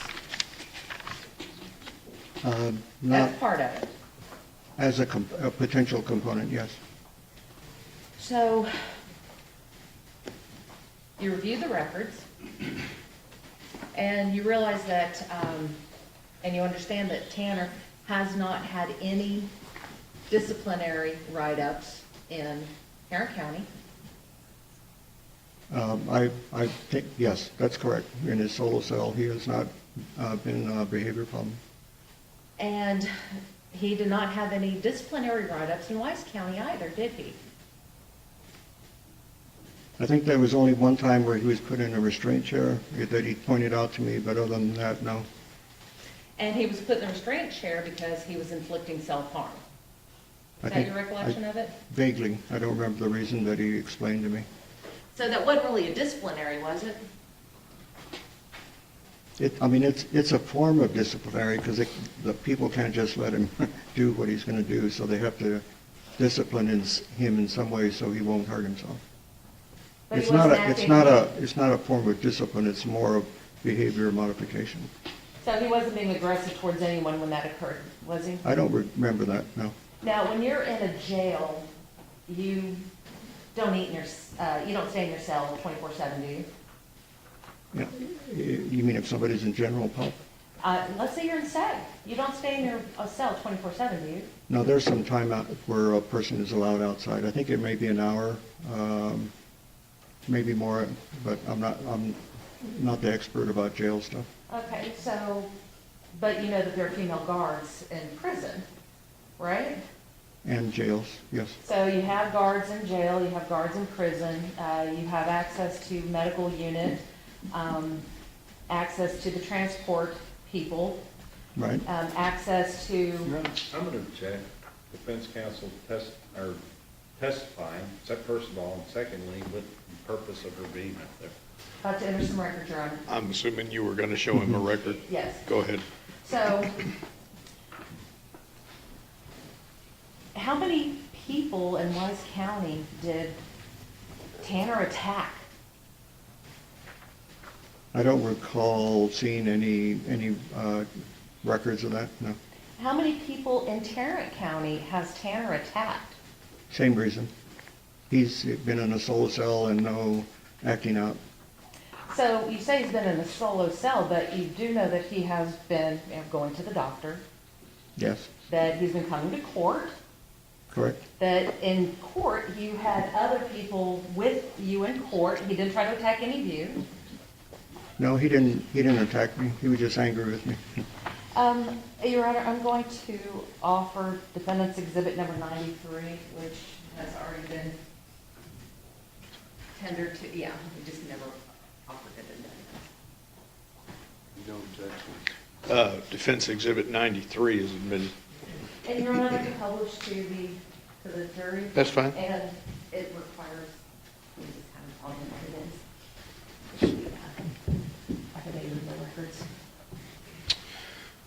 oh, you can file records with the court if there's what we call a business custodian gives an affidavit saying basically, these are authentic records of our department, our business, or whatever. That's why they're called business records.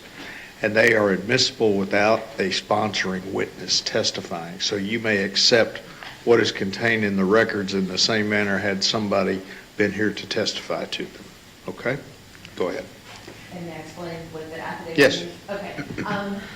What this affidavit is an affidavit of no records from Tarrant County, meaning that they searched their records and they could not find any record of any disciplinary action in Tarrant County.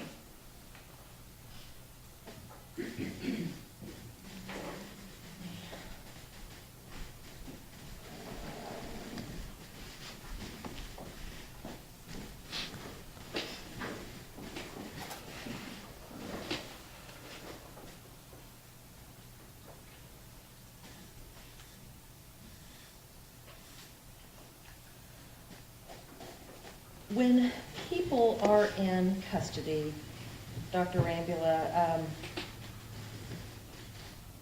you said that, I believe you said that they had access to tablets. Was that you that testified to that? Or was No. that Mr. Fitzpatrick? Yeah, that was the TDCJ Okay, guy. I'm sorry. But you've been in the prisons, you've been in the jails before, is that right? Yes? So, you know, in talking to inmates, they just don't have to sit in their cells 24/7, do they? Unless they're in solitary for some reason, yeah, and again, they get out, I think an hour a day, but otherwise, no, they can roam around. So in their cells, do they have access to educational materials? In jails, I haven't seen that as much. In prisons, depends on the unit. As a part of the educational materials, or I should say as a part of what they can do in jail. And as I said, they have access to the educational materials. They can also do things like Bible study. So that, my answers are based on what information I've learned from other people who are inmates, because I have no idea who makes, how TDCJ administration decides. I've just heard things from individuals. But yes, you're correct. There are some people who can, some cannot. Yeah, Fred, Your Honor? Yes.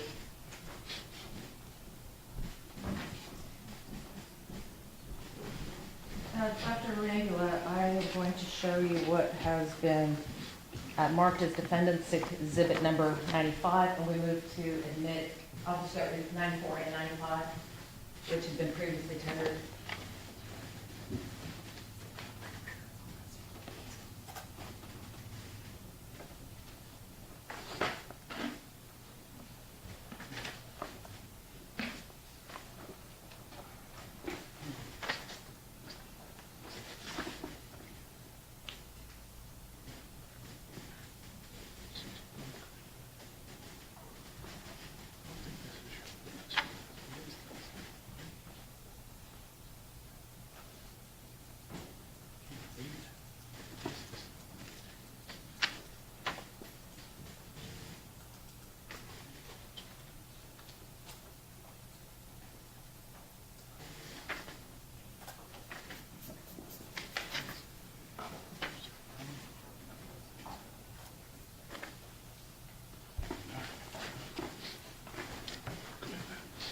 No objection. So are there two exhibits, 94 and 95? 94 and 95, Your Honor. Okay, no objection to either one. Correct. All right, defense exhibits 94 and 95 are admitted. And Dr. Rangula, you just made the comment that some can and some can't. do things in jail. In looking at Defense Exhibit number 95, are there a lot of certificates there for the things that Tanner did complete in jail? It looks that way, yes. And, Your Honor, may I publish to the jury? Yes.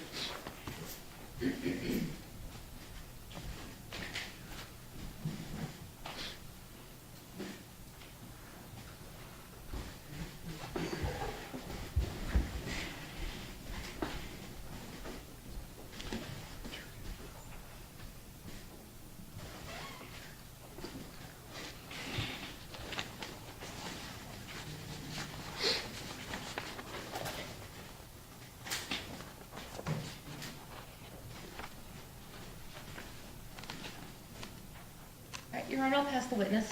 Redirect. No further questions, Your Honor. May Dr. Arambula be excused. No objections.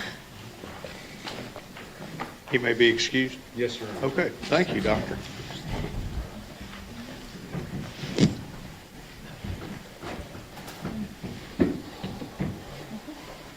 Just give us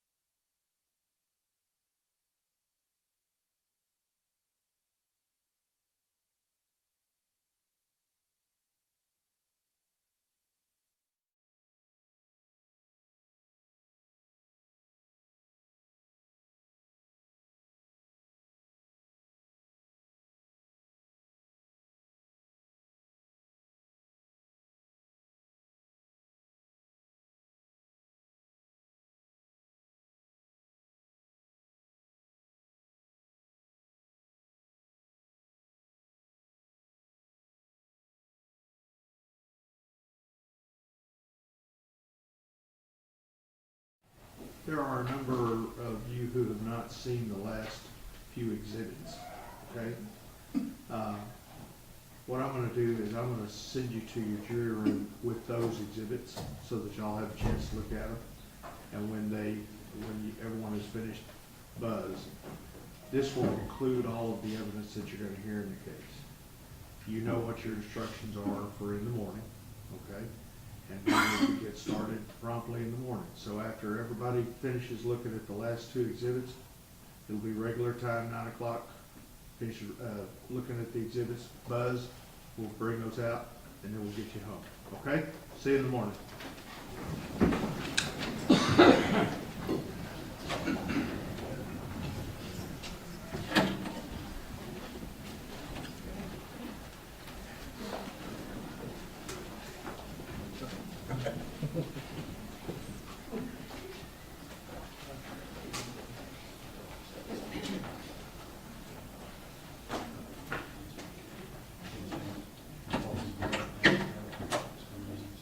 All right, everyone may be seated.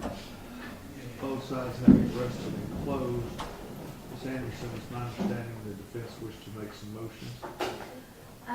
Yes, Your Honor. One was related to the jury charge.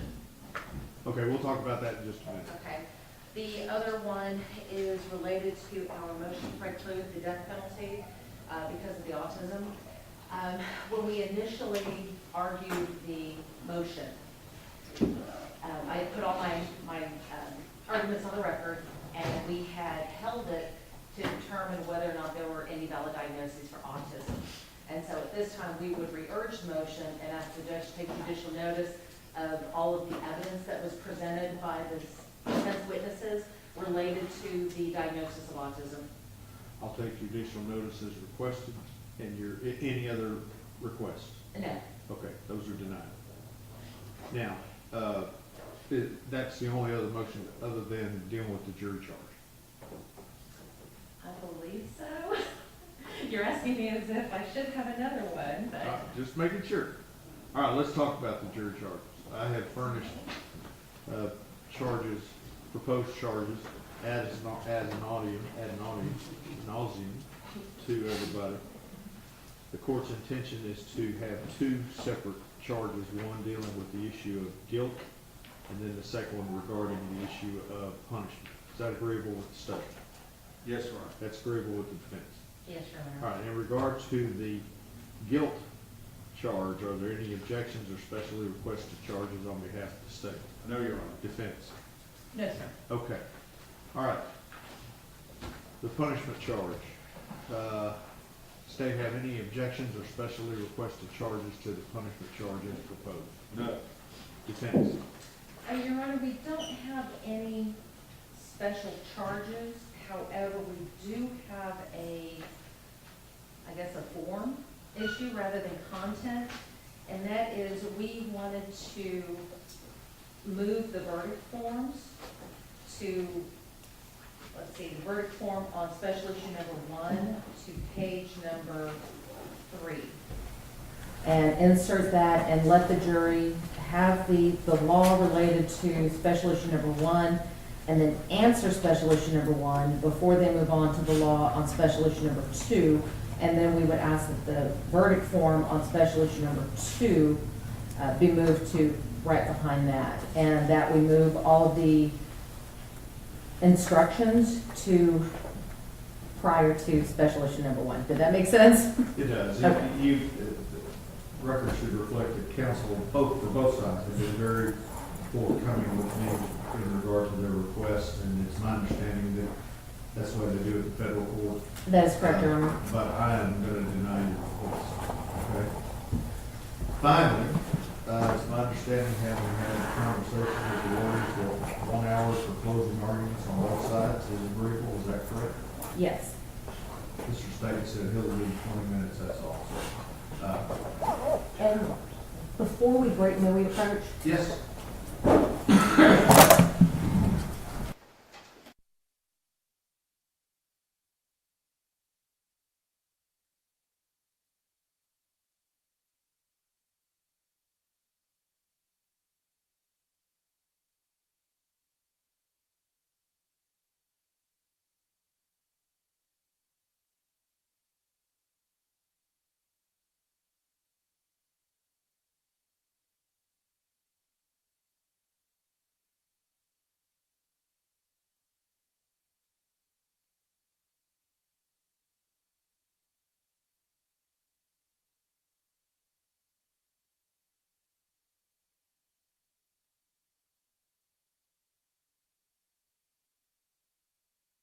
Have a warning in regard to your open.